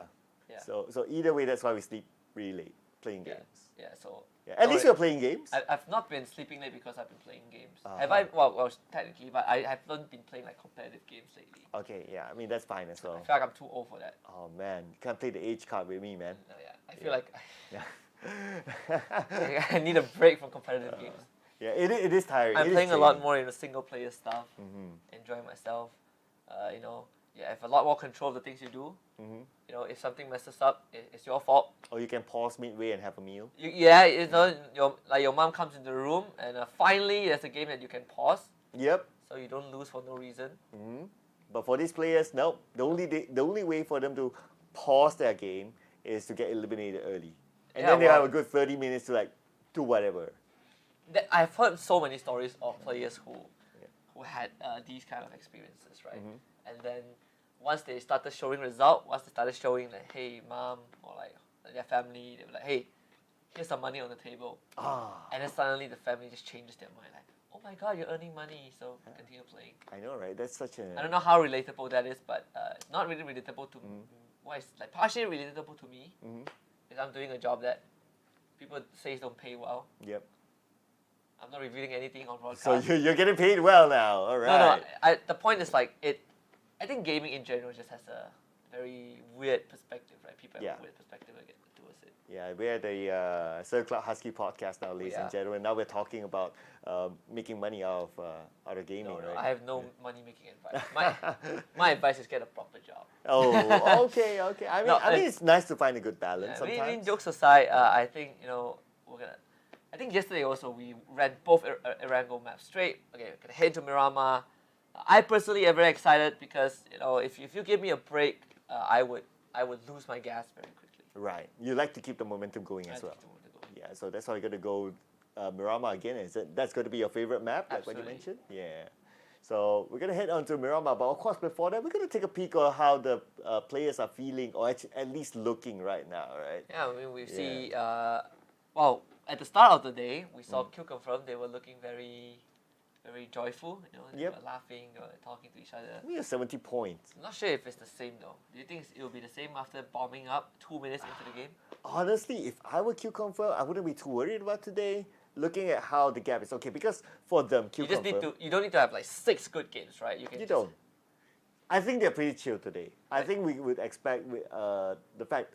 I don't think we will see the best of Q Confirm today. I think they're in the position whereby, okay, we can just chill today, have some fun. If we do get a couple of points, that's fine. Because at the end of the day, looking over at the gap that they have with the top 8 or 9th onwards, the gap is just too far for 9th onwards to really push them down all the way. Because you need 8 teams to push them down out of the top 8. And those 8 teams need to have massive games, which is impossible, right? Yeah. All 8 teams. Well, game number 2 finally started. We should make this a thing, right? Where we have podcasts in Right. between the games. Yes. Yes. I like the idea. I like it. Have some food in between as well. Yeah, That'd be yeah, nice. Have a drink. Yeah, that's cool. But anyway, now the fly path is going to start from the left to the right. And before this, it was like from the top to the bottom. So it's going to be a little bit different for these teams. I expect to see different kind of hot drops maybe. I think we might see another power grid clash again because we saw that in the previous round. You think right QC will do it again? now. Okay, never mind. Yeah. Our questions have been answered. They're doing it again. Yep, that's your answer. We got 3 teams inside of power grid, if you think about it. Like right in the middle of the map. That is true. But I want to see how QC. Well, we're going to look at Purple Mood this time. It's GE once more. There's a touchdown. Purple Mood running away. That's always a better thing to do. He was able to get some weapon there. And a 30 as well. But yes, no bullets. No magazine. So 11 bullets in the chamber. Not really out for it. But both teams are going to trade so far as a PLM gets off to a great start. Yuda confirmed as well. Unfortunately for Board Boat, Young B finds it around the corner. Young B with the spray onto Fluky. Or maybe GE is going to be able to wipe up PLM this time. It's down to Thunders. Fluky to bring his teammates back up, but it's pretty risky though. 30 able to confirm Fluky with the UMP. Also, GE having 2 members as they will prioritize in getting Chloe back up. Let's see if we can pull off an evil Patrick right now. It seems to be a little bit tough because this area is a little bit more open. Okay, Young B goes down. Okay, that's one. One more. So he has an M16, a popular weapon. What? Thunders also found Chloris. Okay. But it's going to be 1v1 right now. Sir T versus Thunders. Yeah, Thunders, he's going to stick revive also. Actually, he gets off of it. He needs to bring his teammates back. Oh, Temper again. It's going to be huge though. Sir T going for the push. UMP in hand. Swings Okay. the corner. Sees Thunders. Who is going to get the win? UMP, not the best gun. Here we go. Well, Combat does have the fire rate. Just enough. I mean, unfortunately for Thunders, just not much armor, not much health. Sir T barely clutching it up. You know what? If you're that good, guns don't matter. That is true. I'm giving it to Sir T here. But anyway, that was a good one. So one team got eliminated fairly early on. And we'll be looking forward to the next round in Tego. But for now, the circle is going to be a kind one. No water at all. Towards the western side, you have El Pozo there. So one of the bigger towns. Meanwhile, Opons finds Goni. See this before the last time. Kane. Oh, yeah, clips him on the edge. Zapalui is on that roof. Kane's gonna go back into the building so won't be spotted. But at least QC isn't getting ran over this time. Still a fighting chance. You need to get to Opons though. Leon's Q on the roof. Well, actually, all of QC are on the roof. Yeah, and being on the rooftop, of course, gives you that high ground advantage. But then again, you don't have the visual that you want. As Area 310, they're coming up to the second floor. And it's hard for them to counter the rooftop unless the rooftop actually moves down. But there's one player from their opponent from QC actually on the lower ground. But okay, looking at the current situation, everyone from QC left the rooftop except for Leon's. So he's keeping a high ground vantage point. But for the rest of them, they're on the ground floor. Right now, they're quite spread out. So they're trying to see if any of the exit points, anyone go through, they'll take the first shot. Well, QC, yep, they got themselves covered right now. Despite them not having a full squad because they got one member down, but with the areas that they covered, they kind of force Area 310 to be in the compound and to guess where QC is at. And if you're 310, you'd be like, do we go out? Do we not go out? If you go out through the wrong door, you get shot. I feel like if you're 310, you just wait out in the building, right? Mm-hmm. It's gonna be a longer step for sure. Zapaloi, what a shot! Okay! Wow! Alright, that is a nasty shot from Vuelo. 310, they are not gonna wait. You can see they instantly move out. The entire SWAT team of 310. Oh, this time they're going for the killing blow. Vuelo really opening it up with the Car 98. Wesker hitting himself back up also. For the revive, they're gonna try and stick it. Zapaloi not looking too fine. Opons is right there. Kane's gonna start checking all the corners. They're swinging around as well. Oh, they're missing just a little bit. Patrick tries to distract them, ends up losing his head also. Kane! Oh, he's gonna come into the door. They both trade one another. Absolute disaster. The door is gonna get pushed open. The members of QC are just not healthy at all. Oh no, this is not how it's supposed to go. Okay, Wesker, he's at the forefront, pick up his teammate. Let's see if Ponzi actually comes in. But look at this. There's another team behind. Okay, another team, TE is coming in from behind. It's going to be the third party, but this might be over first. Right now, Leon leaves the rooftop. You know he's exposed. Not a position they want to see Wesker being taken down. Ponzi goes down to King with a DBS. And Leon survives, but they need to be prepared for TE who will come in anytime soon. Still an opportunity, 310, 1v1. Closer than last time. Kane in the building, he's in the corner in this bathroom. I think Leon's no trying to take it out, the timing, the jiggle. 56 HP from Kane. Swings the corner, misses it just by a little bit. But TE are nearby though. Duck Juice is right there. I say TE are nearby, but TE has already arrived. Uh-oh. Not good news for Area 310 or QC. Not good at all. I mean, the expandables, they're expanding themselves onto this compound. Nowhere for QC and 310 to go. I mean, okay, from our view, yes, there's an exit point behind. But for the players, you wouldn't know if you're surrounded by the expandables in every corner or not. So at this point, it's like you just need to get the information before you make your move. TE going with the game plan. I'm pretty sure they heard the commotion already. No medkits left for Leon's queue also. He was able to bring Pet Dread back up, so at least Q confirmed have 2 members still alive. And that numbers advantage. Still trying to look for Kane, who's on the other side of the compound. Oh, Leon's just waiting for the. Okay, he knows there's an exit point there, but Keen. Okay, the moment Keen goes out, that's it. Leon's just going to take that shot. But Leon is pretty low as well. He does not have any more healing utilities, so that's bad news for Leon's. Probably 1 or 2 shots would take him down, so got to be super careful there. Same goes for Pet Dread. Pet Dread doesn't have any healing items as well, so they're pretty much the same situation, but the Expendables not interested with that location, going towards the next checkpoint. Yeah, actually went instead. I'm kind of surprised though. 2-man convoy, right? Actually, all of them. I'm kind of surprised that the TE left that compound. I thought that it's an opportunity that they could take to secure those kill points. I thought so too, actually. I guess it's also because like the circle, they need to travel into the circle, so they want to take position first. That could be it. QC, they're just going to take the car. They are out of there. Kane is on the roof. Did you see them? Does he see them? I guess from this angle, the answer is no. If not, they'll be shooting by now. So they got away. So definitely they'll be spotted out now. And that's it. And at least they had a vehicle that is like solid rooftop. So that's okay for them. They could still tank a couple of bullets before they get to safety. T5 taking point out in the open. Bam. And against Rossitted. And does not see him though. So much patience from T5. He wants to get that headshot straight off the back. Because he knows that the second shot might not land, looking at how the terrain is. So that's why he wants to be really, really sure. But at the end of the day, he chooses not to expose himself. So that's absolutely fine as well. And a slower game 2. Slower game 2. Just chilling just a little bit. I mean, made in Thailand, they are also just about to start rotating. The double, 2 vehicles to work with. Day trade, just not in the previous game, day trade also, they have been punished quite a lot, quite heavily.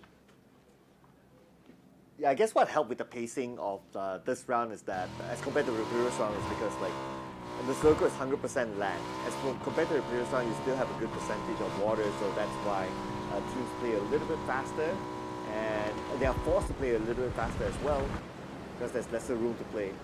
Enter Force 36, entering the zone. But we can see from a minimap there's a lot of teams around them. Hopefully they don't get caught like in between teams or get sandwiched at some point.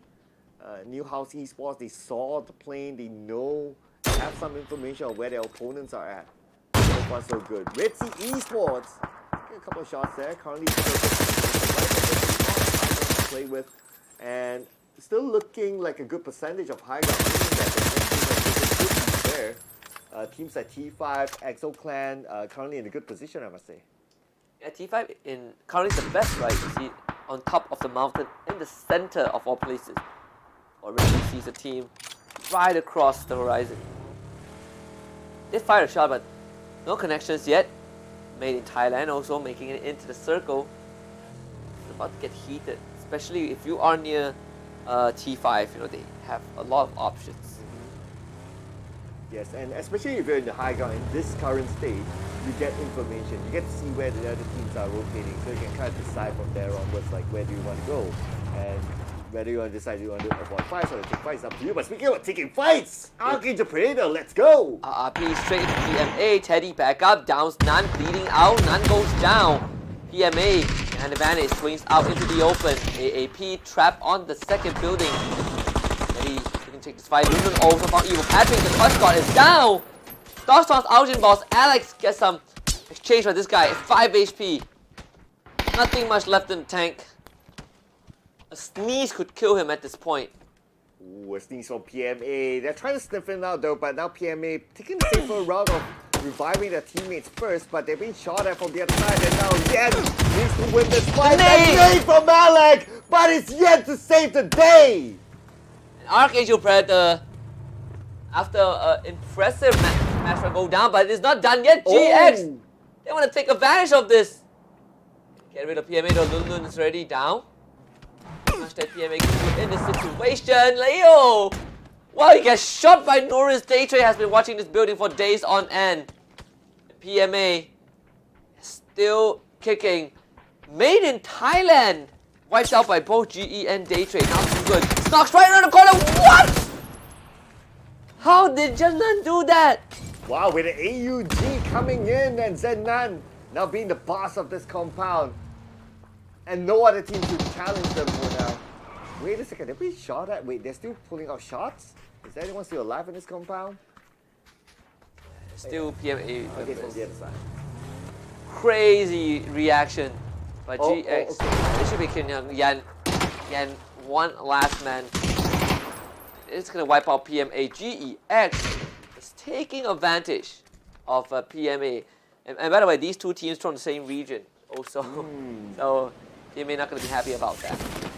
Well, I guess it's an early dinner for them. It should be about time by now. But it's not the dinner that they want to eat in.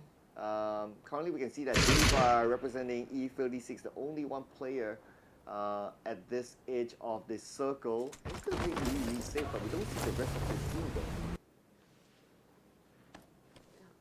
4 teams out, 12 teams left. And Rosita, again, T5 having a very good position. I believe Rosita was already spotted. Circle closing in. EXO also having a high ground. STE have a compound on the low ground. And clearly, for T5 and EXO Clan, they are having a very comfortable spot. Yeah, so right now it's kind of like 50-50 between T5 and EXO Clan. Both of them, I would say, pretty similar spots, similar advantages, but then it really depends on the circle, who will favor at the later stage. So probably by no, but Sapao! Almost getting it on the push, yes, but he managed to get away. So Sapao, he managed to get a knockdown, but that's A-okay. As long as he wasn't ran down by the vehicle, he's fine. Because if he gets knocked down in the position, it's going to be hard for them to save him. Definitely his kill will be given to the opponent. And now Sapao, with his position compromised, immediately retreats back to his teammates. Gotta find cover back home. Daytrade Gaming on the other end, you can see Flash here aiming towards Upchen, taking a couple of shots here.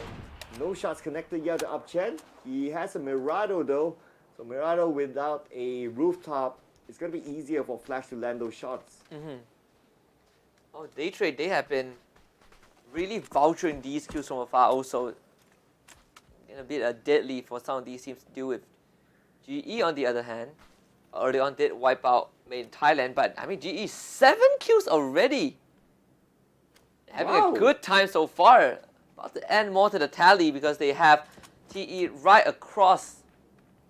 But GE, they do lack one member. So only a 3-member team so far. Yeah, 7 kills so far. I mean, looking good so far for GE. And with 7 kills, it's like they're very likely to be on page 1 in the match point charts later on. We saw like 6 points is good enough to be on page 1. 7, they could be comfortable there. But it's all about collecting the points across this many games. And Group C so far have been not too bad. Yeah, they have been really showing up big time. T5, like what? GE, in Thailand. And that's what I want, right? You want to give Group A a run for the money. Well, here 3-1-0 not so lucky. Taken out by their own people. Wow, they're friends from the same region. So E36 continues. Let's see. Receive some sort of a challenge from NHE, which is parked right in front of them. Yeah, we can see how different Red Sea Esports is playing right now. As compared to like the previous round, they try to force themselves into the middle circle, although they're a little bit late. But this time around, they're playing by the edge. So they kind of went back to the drawing board and say that maybe our playstyle is more suited to playing by the edge of the circle. And that's not too bad as well. Plus, we are still at phase 3, so that's A-okay. And the advantage of playing by the sides is that you can still farm kill points. And I'm liking their position, but the circle's not liking their position. Pulls down to the southern side. T5 still has the advantage. EXO Clan needs to move. Yeah, T5, TE, UV, Daytrade, and GX, these 5 teams, coincidentally also get the gatekeep people, right? So a lot of obstacles for the teams outside the circle to go through.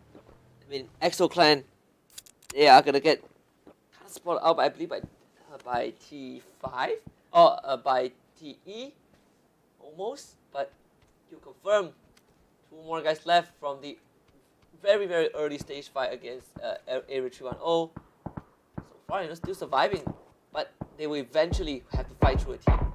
Ooh, but speaking of fighting through, look at this. Teams on the northern side need to pass through T5. It's going to be hard for them. They obviously have the high ground advantage. They have a lot of information, and they don't need to move right now. As the zone closes in, it's going to just put pressure on the teams on the north side, so they can still farm kills from that kind of position. Really good seed right into Exoplan. Meanwhile, Daytrade against E36. Daytrade finding 2 kills, getting 3 no-rins. Letting the crucial shot, Star-Lord, last man left alive, and E36 just could not close it out. End up falling to Daytrade for sure. Ritzy, on the other hand, actually did a job to take out the members of Exoclan. Exoclan lost 2 members just because of that. Daytrade Gaming wipe out E36 in the meantime. As Ritzy, okay. Just drive away, disengage.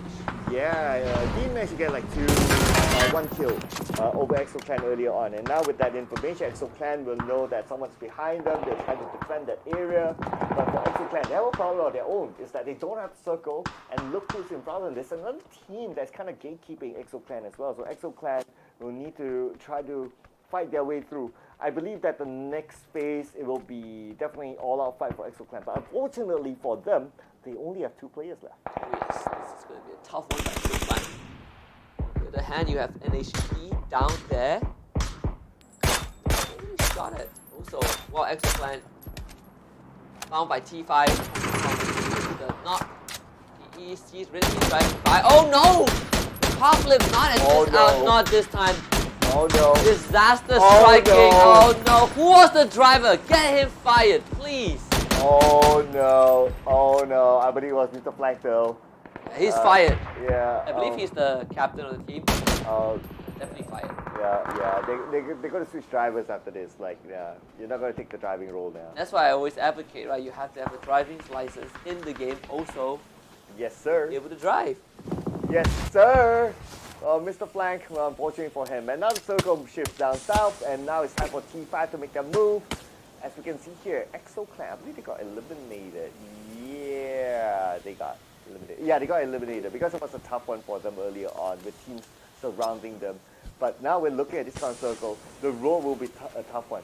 TE, we got NHE, and we got T5. All these 3 teams will need to get across the road, and it's not going to be easy because we got teams waiting for them across. Absolutely. You're going to bash himself back up, at least for Young B. He's now back to full health. Spandables on the other end need to push into the circle also. Do have Ritzy in their sights. Can't really use the vehicles anymore. Unfortunately, Papazai got eliminated, so now Ritzy is down to the last man. Yeah, down to the last man. And he's still on the outside of the circle, so it's going to be hard for them to get in, considering that GE got them locked in on the outside of the circle, and the blue is currently closing in. So he might want to consider to deny himself to the zone. TE also shooting at GE, shooting at TE. 3 kills already.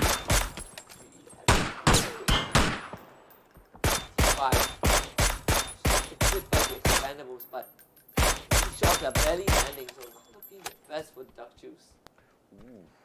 I just saw that 3 players in the 1 vehicle, so gotta be careful. If the vehicle gets exploded, it's going to be 3 points to whoever gets it, and Duck Juice wants to land the shot. This how difficult it is for you guys to get across. Like, the vehicles circling around, as not only the expendables they need to be aware of, they need to be aware of other teams on the left side as well.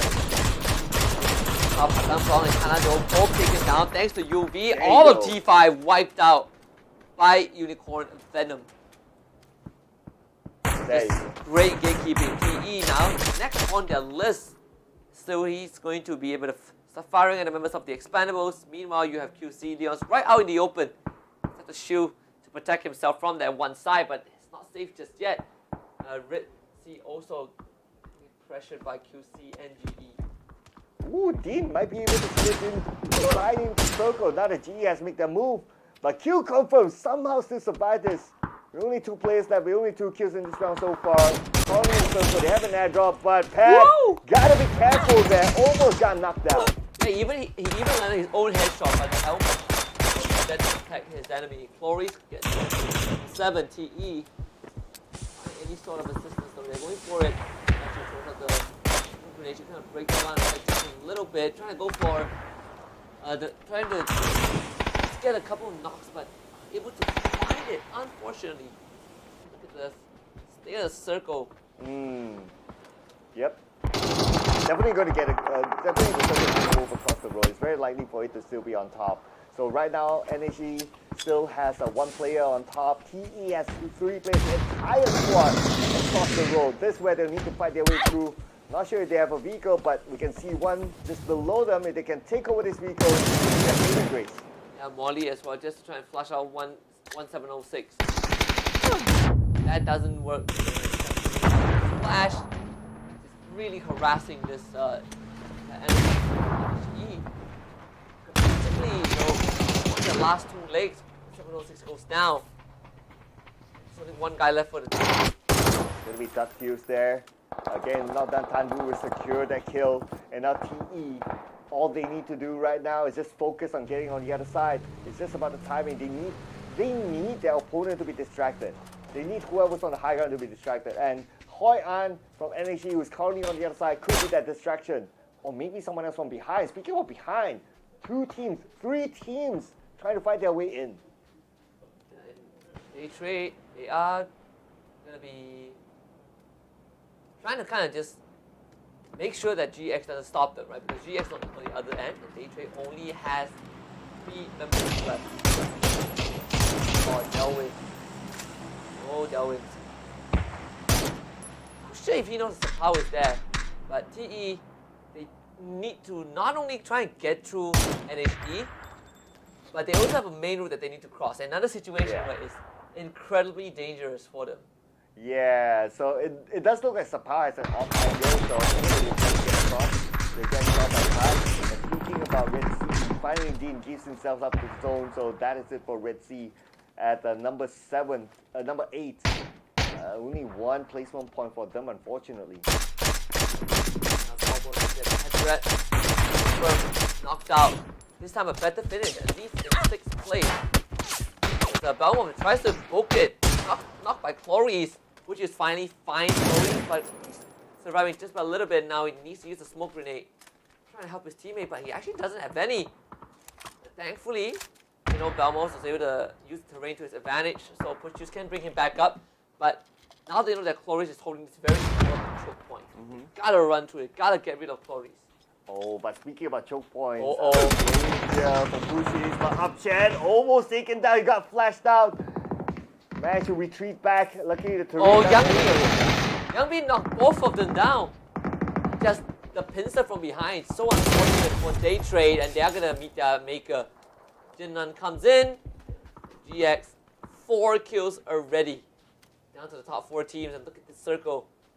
Wonder where it's gonna go. UV already making the move. They have the vehicles, taking center point as well. And they got majority of the circle control. Oh yeah, and they immediately went up to the high ground. So with that kind of advantage, they can kind of lock GX out of the zone. You can see JCan moving as well, so they know that right now their aim is just to knock GX out of the zone, take those kills away, and they just started off with Sly High right now, almost getting a knockdown. But they're still locking their opponents out, so that's good enough for them for now. The GX locked the standoff against UV. The only 2 teams with the full squad. I mean, TE also still has 3, thankfully. See Smell and Sapao there, starting to make headway, open up space a little bit to push Leo away from his position, and that nade, just enough, perfectly tossed by UV, getting Leo down on the ground as well. UV gets more space and they can work with Sapao, is suppressing the members of TE who are driving straight. Cloris still there from GE side, but UV, they are doing a great job. Absolutely, their positioning is great. Just look at the spread. They're controlling the zone at this point. Only TE, they're staying out on this fight.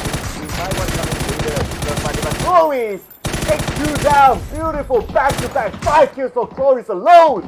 And he's about to get the 6, and look at the kill counter count. 12 kills for GE. Woo! They are doing so well. Number 13. Wait, not that for them. Pulls out the MK12. He really wants to fight this, but gotta take a chill pill right now. Delvin pushing forward. Delvin sees it. Can he get his help up back in time? Oh, the timing so close for Chloris. Now he gets to toss out those smoke grenades to buy a bit of time. Jinnan does go down, so Chloris gets to focus on behind, but gets ambushed by Chanwu. He goes out in 3rd place. That's good enough. 12 kills and a 3rd place finish. What a run for GE. What a run it is indeed, but what a run it is for TE as well, taking advantage of that. And that's going to be TE versus UV. Both of these teams kind of 50-50 in the circle. We can see that Duck Hughes is in an off-angle position, but same goes for Sapao as well. Right now we're at phase 7 of this circle. 10 more seconds, and we'll see what these players will do next.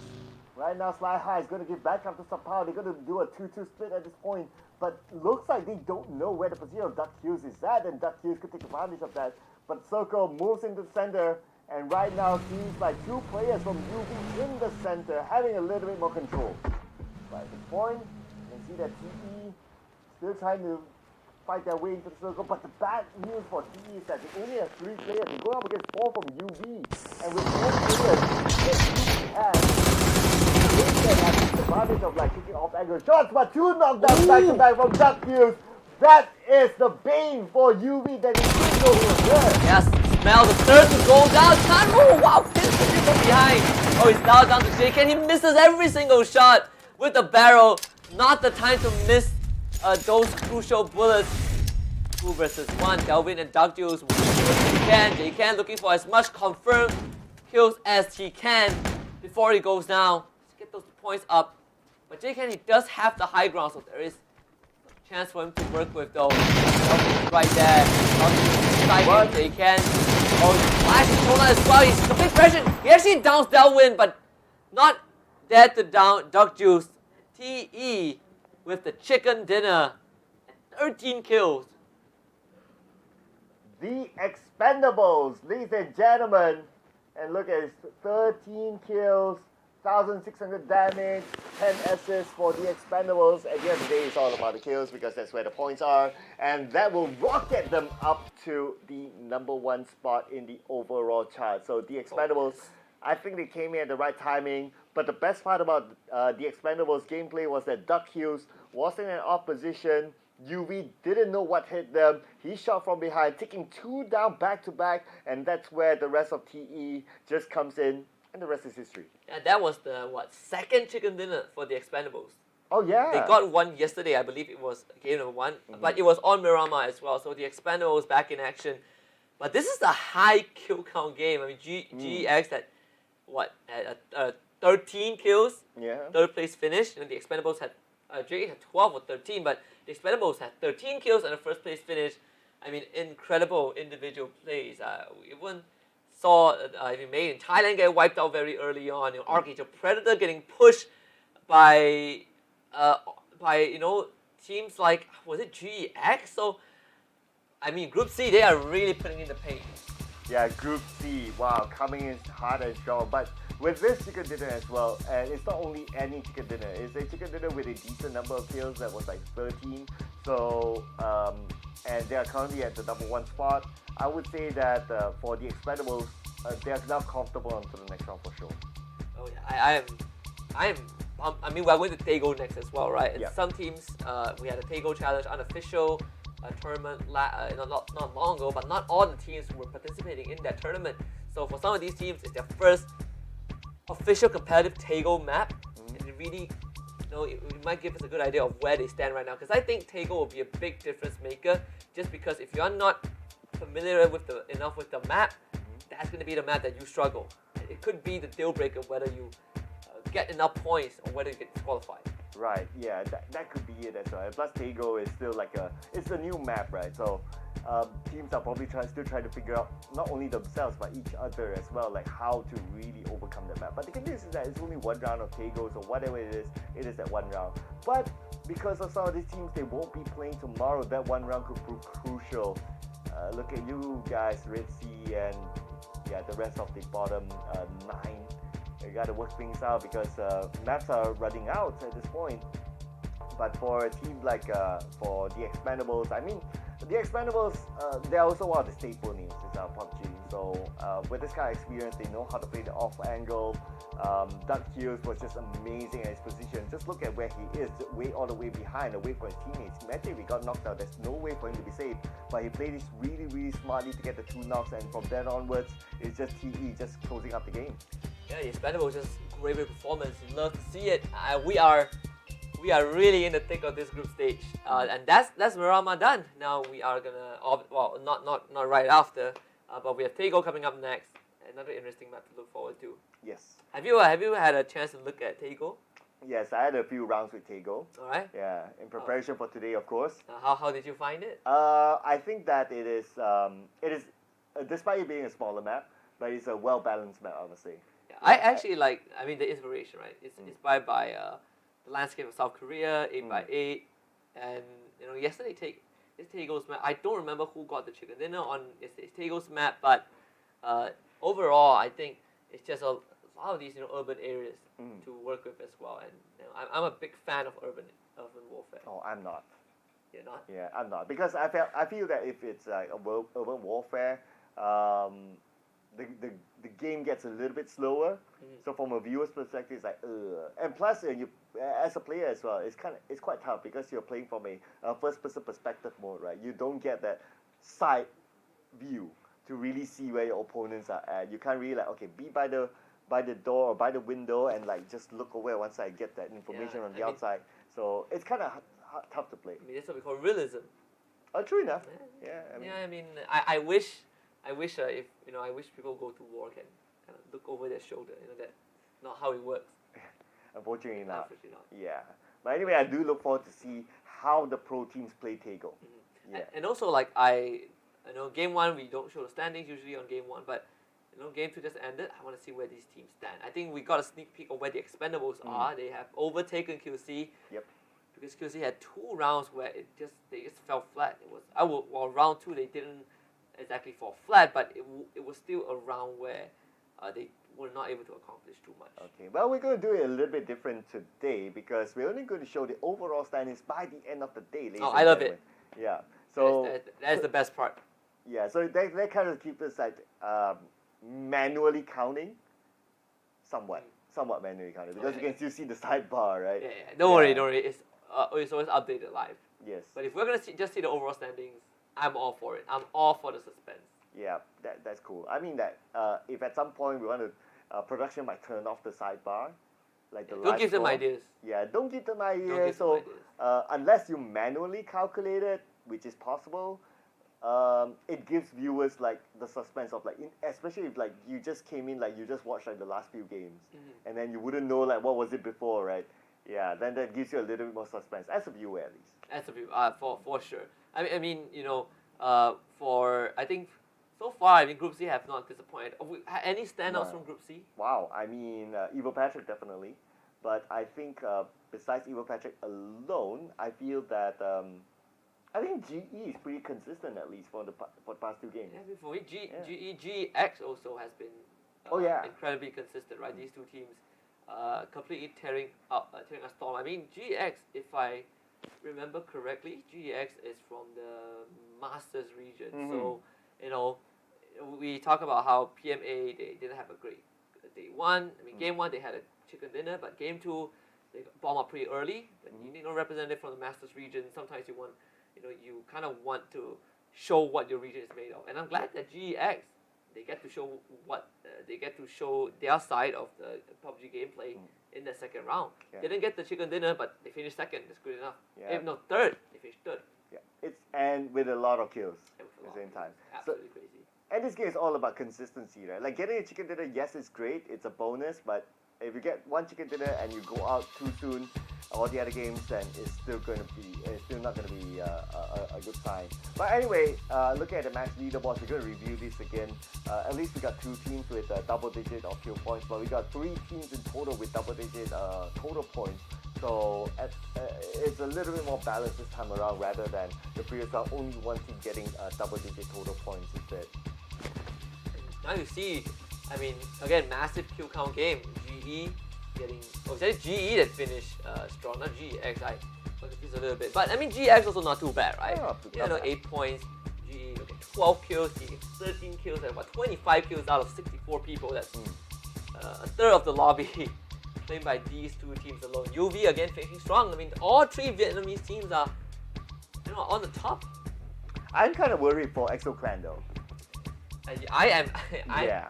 I think not to sound, not to I don't know how to put it, but I think they need to start preparing for LCQ. Yeah. Because there's not enough. I mean, by the end of yesterday, they had 14 points, right? Yep. And the first two rounds they still were not able to get much points going. 3 more maps left, and tomorrow they don't get to play. So I just don't think they can get enough.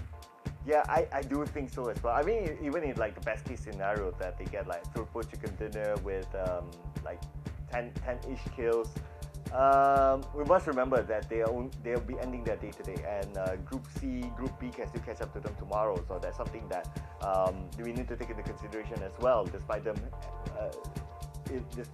if they could get a good final 3 rounds later on. But you kind of think about it, if you can get that good final 3 rounds, right? Why not before? So I kind of agree with what you said. That I think it's more like them looking forward to the LCQ. Yeah, it is definitely.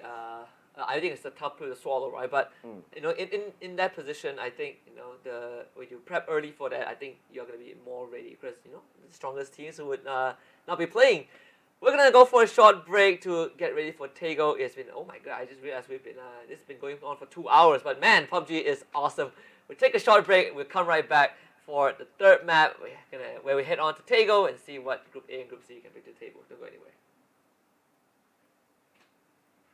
Welcome to the Update 23.2, where you can now revive your teammates, transport knocked out allies onto vehicles, and engage in a new social feature, the clan system.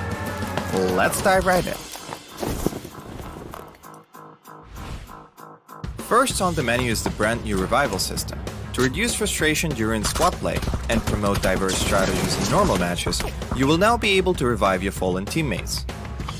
Just retrieve the blue chip from their death boxes and register it at one of the transmission towers scattered across the map, or through a wireless transmitter item obtained through farming. They can then rejoin the match via a respawn plane that flies once per phase. Note that this feature is available only in normal and custom matches on Erangel, Miramar, and Destin. Next, we're introducing a new DBNO feature, allowing you to carry knocked out teammates and place them inside vehicles. This addition provides players with an alternative way to evade danger without having to only abandon or revive your teammates. We are also finally ready to unveil our new clan system. Create or join a clan, play matches, and earn XP to level up your clan. As your clan levels up, you will be able to upgrade your clan tags. Not only that, but you can also earn a BP boost by playing with your clanmates. Definitely worth. And as always, make sure to check out the patch notes for all the details. Update 23.2 has plenty more in store this month, including a DBNO rebalance, general lobby UX UI improvements, a slight buff to the Ace32, and more. Starting with this update, prepare to become your team's hero, transport teammates to safety, and establish your own PUBG Battlegrounds clan for double the excitement. And we'll see you on the Battlegrounds.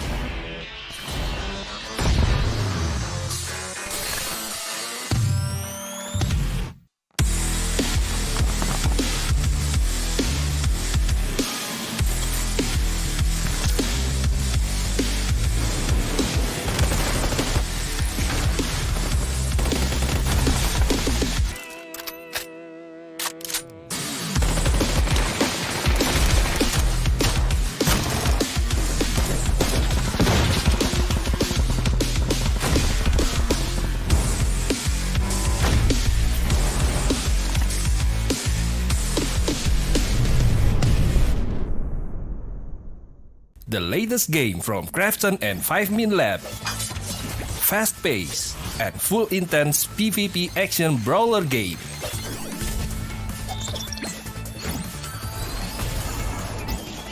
Use your best combo to send your opponent to the lobby.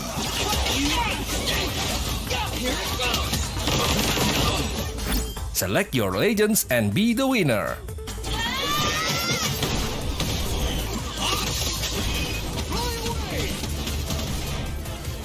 Pick the mode that suits your fighting style, from 1v1, 2v2 to Battle Royale. Available to download and play free on Play Store, App Store and Steam.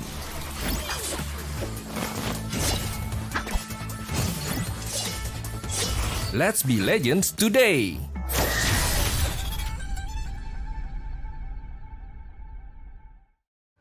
Welcome to the Update 23.2, where you can now revive your teammates, transport knocked out allies onto vehicles, and engage in a new social feature, the clan system.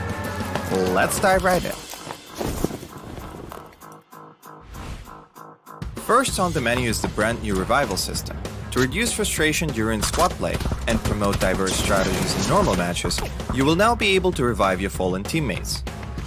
Just retrieve the blue chip from their death boxes and register it at one of the transmission towers scattered across the map, or through a wireless transmitter item obtained through farming. They can then rejoin the match via a respawn plane that flies once per phase. Note that this feature is available only in normal and custom matches on Erangel, Miramar, and Destin. Next, we're introducing a new DBNO feature, allowing you to carry knocked out teammates and place them inside vehicles. This addition provides players with an alternative way to evade danger without having to only abandon or revive your teammates. We are also finally ready to unveil our new clan system. Create or join a clan, play matches, and earn XP to level up your clan. As your clan levels up, you will be able to upgrade your clan tags. Not only that, but you can also earn a BP boost by playing with your clanmates. Definitely worth. And as always, make sure to check out the patch notes for all the details. Update 23.2 has plenty more in store this month, including a DBNO rebalance, general lobby UX UI improvements, a slight buff to the Ace32, and more. Starting with this update, prepare to become your team's hero, transport teammates to safety, and establish your own PUBG Battlegrounds clan for double the excitement. And we'll see you on the Battlegrounds.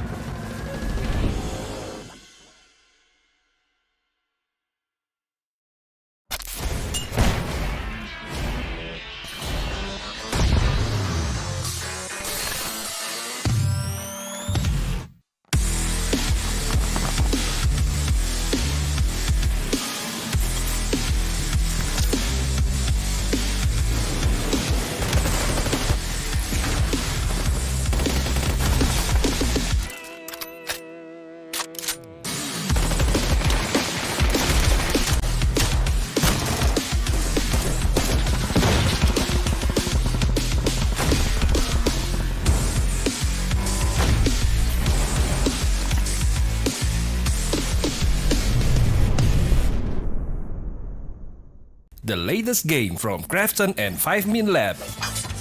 Fast pace and full intense PvP action brawler game.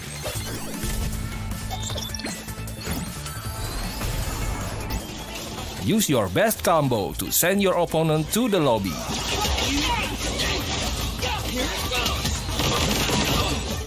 Select your legends and be the winner.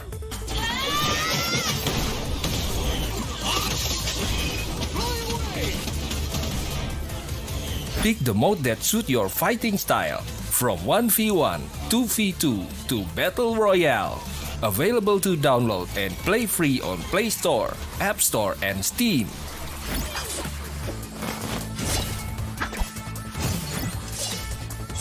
Let's be legends today!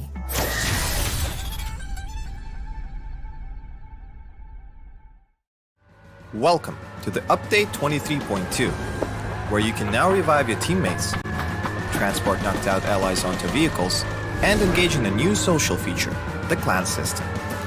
Let's dive right in. First on the menu is the brand new revival system. To reduce frustration during squad play and promote diverse strategies in normal matches, you will now be able to revive your fallen teammates. Just retrieve the blue chip from their death boxes and register it at one of the transmission towers scattered across the map, or through a wireless transmitter item obtained through farming. They can then rejoin the match via a respawn plane that flies once per phase. Note that this feature is available only in normal and custom matches on Erangel, Miramar, and Destin. Next, we're introducing a new DBNO feature, allowing you to carry knocked out teammates and place them inside vehicles. This addition provides players with an alternative way to evade danger without having to only abandon or revive your teammates. We are also finally ready to unveil our new clan system. Create or join a clan, play matches, and earn XP to level up your clan. As your clan levels up, you will be able to upgrade your clan tags. Not only that, but you can also earn a BP boost by playing with your clanmates. Definitely worth. And as always, make sure to check out the patch notes for all the details. Update 23.2 has plenty more in store this month, including a DBNO rebalance, general lobby UX UI improvements, a slight buff to the Ace 32, and more. Starting with this update, prepare to become your team's hero, transport teammates to safety, and establish your own PUBG Battlegrounds clan for double the excitement. And we'll see you on the Battlegrounds.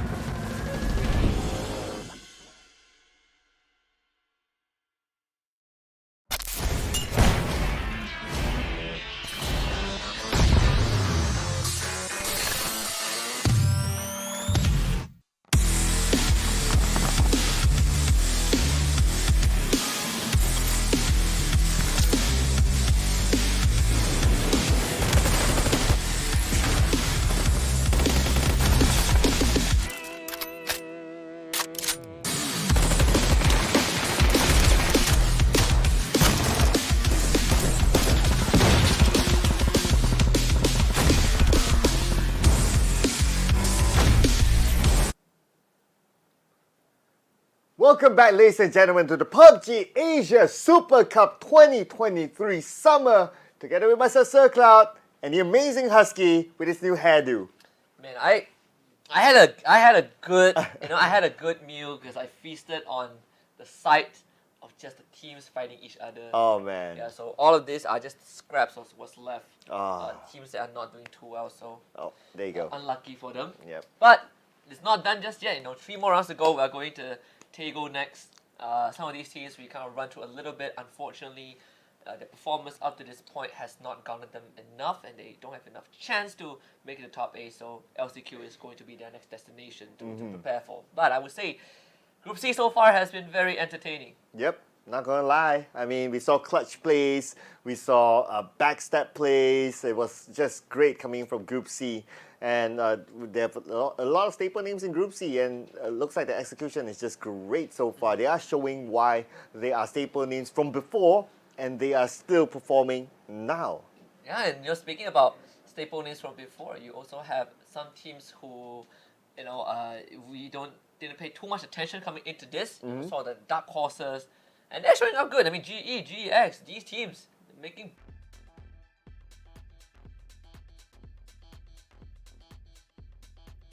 From Japan, absolutely struggling in Group A, dead last at the start of the day. Also, no need to start preparing for LCQ at this point because they haven't gotten enough points. Yeah, and the fact that they're in Group A, meaning that there are only 3 games left for them today. So I guess they're in the same situation as EXO Clan, that they'll be looking forward to the LCQ. But is playing LCQ that bad? Not really. Your chances are still mathematically slightly higher in the LCQ. It's just that the mentality of all the other teams inside LCQ is that they are in desperado mode, so anything can really happen. We might see a lot more hot drops later on in the LCQ at that point.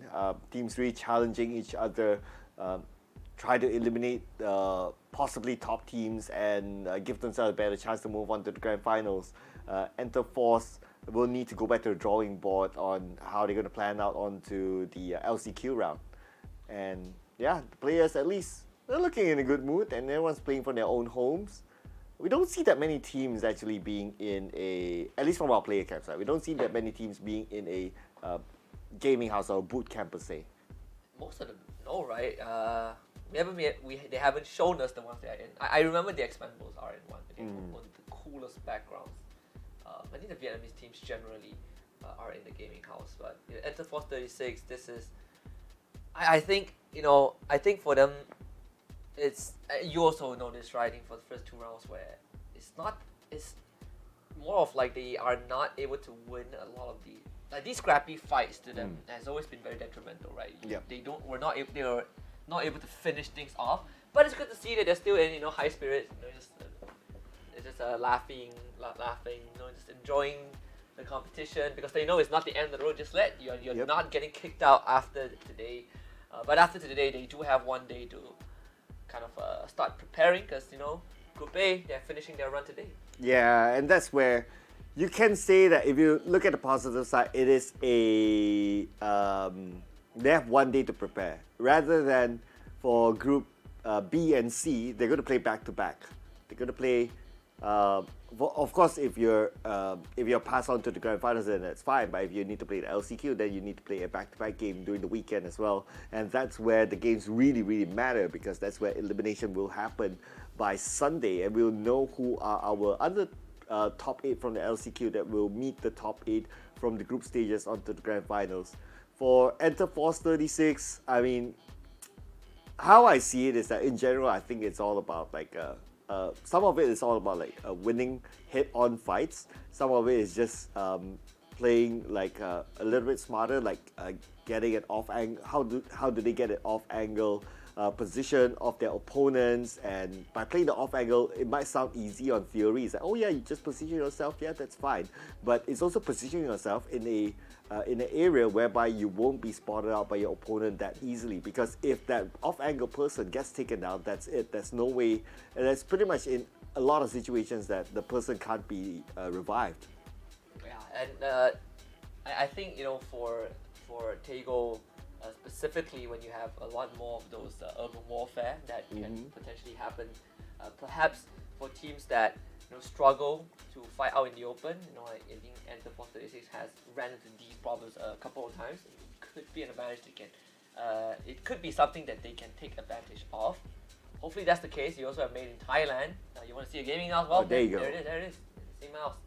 Yeah, there you go. I mean, I kind of expect that Made in Thailand to be in the gaming house. I mean, they've been around forever, right? They've been around forever. Yeah. As the name suggests, they are made in Thailand. But also, I think this team, Game 1 off to a decent start. Game 2, they had an early exit, which was quite unfortunate. See if they can turn the tides in their favor. Game 3, heading all the way to Tago. This is starting to become my new favorite map. Not gonna lie. Tago, the new favorite map. Okay. What I like about this map, of course, it's a little bit smaller, so we can see a little bit more action early on. But yeah, I really want to see like how the pro teams will really play it, because of course, in the pro setting, we've only seen one Tago so far, at least in this tournament. So we don't really know like how the circle will affect pro gameplays. I mean, I can play it casually, and I kind of like theorize it from a casual perspective. But if you're a pro team, you probably have a different mindset of how to play this game. And it has a lot of water, like what we see here. We haven't seen like a team using a boat ride, not that it's needed yet, but a boat ride to get like from south to north, for example. I think that will be an interesting strategy, and I'll be looking forward to see if this kind of map allows those teams to do that. I think that could be something that the teams can explore. Again, right, this map, at least competitively, is still very new. A lot of nuances that we've yet to explore. But what is this? It's a party! Oh ho! The party right down dead in the center.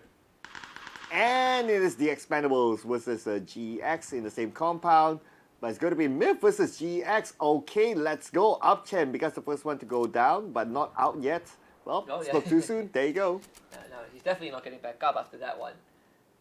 GX just biting the bullet. Well, GE might be able to third party this, right? But you also have area 2 only about 4 teams in the same area. Ah, like Leo, what a shot!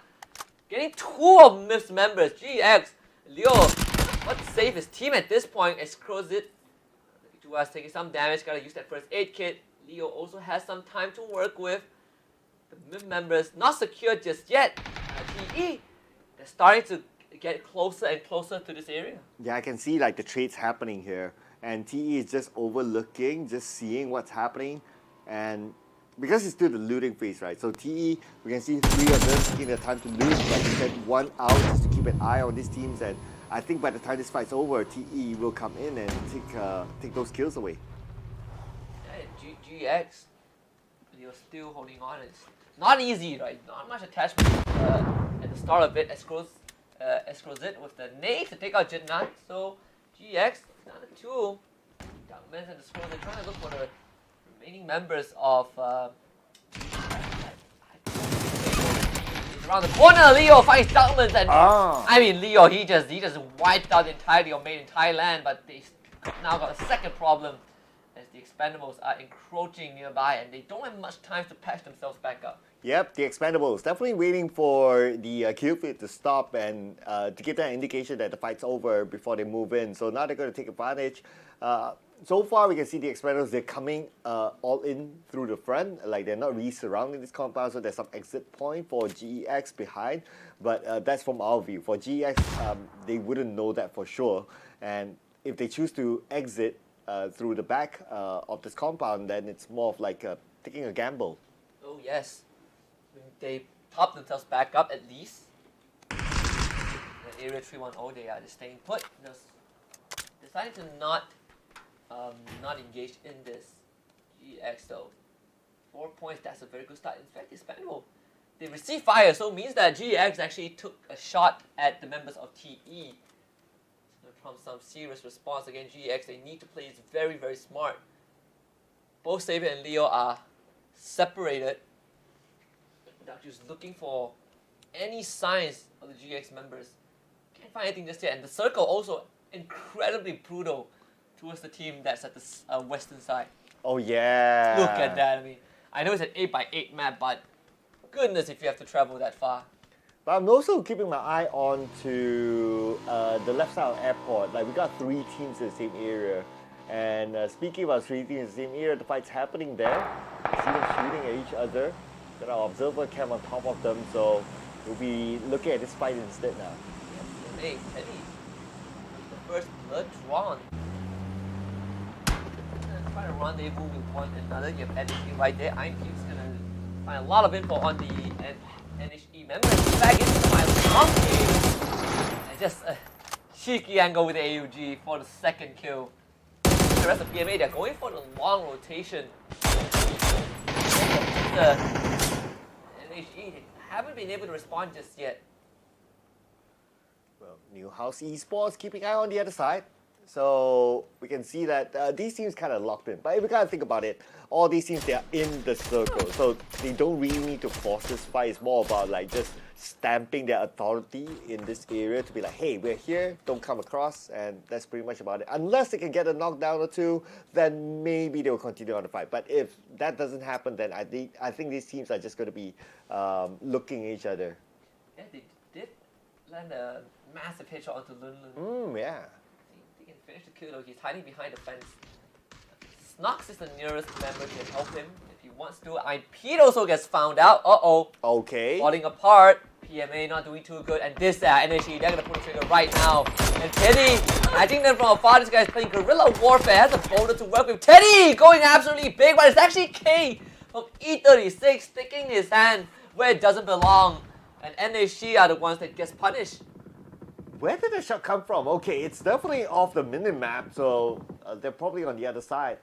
And with that, it's going to be hard now for Hoi An to really take this fight all alone. But he's not giving up his teammate just yet. Managed to get into the revive just in time. Now they reset. PMA don't seem to be going in for it, but we do see that Teddy's moving in from behind. But E36 as well, they want to butt in. Yeah, they're driving right through it. Look at this long spray. Oh! Uh-oh, they're kind of distracted. Shooting at a car, end up getting shot. Wow, Team 1706. What a turnaround, but Snox ends it.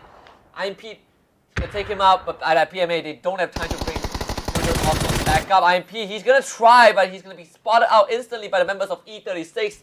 This could be a great situation for them. They're gonna get the last live with Dava tossing that name in. Lindland bleeds out as well. PMA left with Teddy, 51 health. And not much to go on. E36 looking to flush him out. Shrapnel from the nade. chipping his health ever so slightly.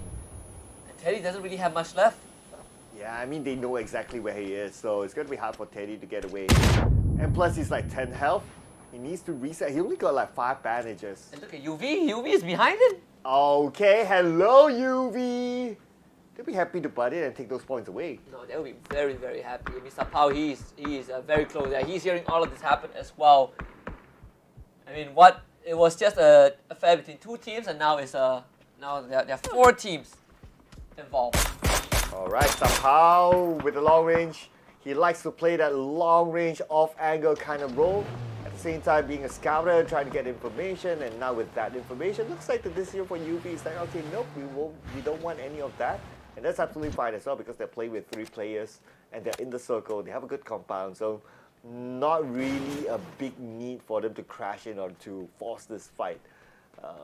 Unless they really need the points. But for UV in the overall charts, they're doing kind of okay. So as long as they can maintain consistency, they don't really need to force these unnecessary fights, they'll be fine.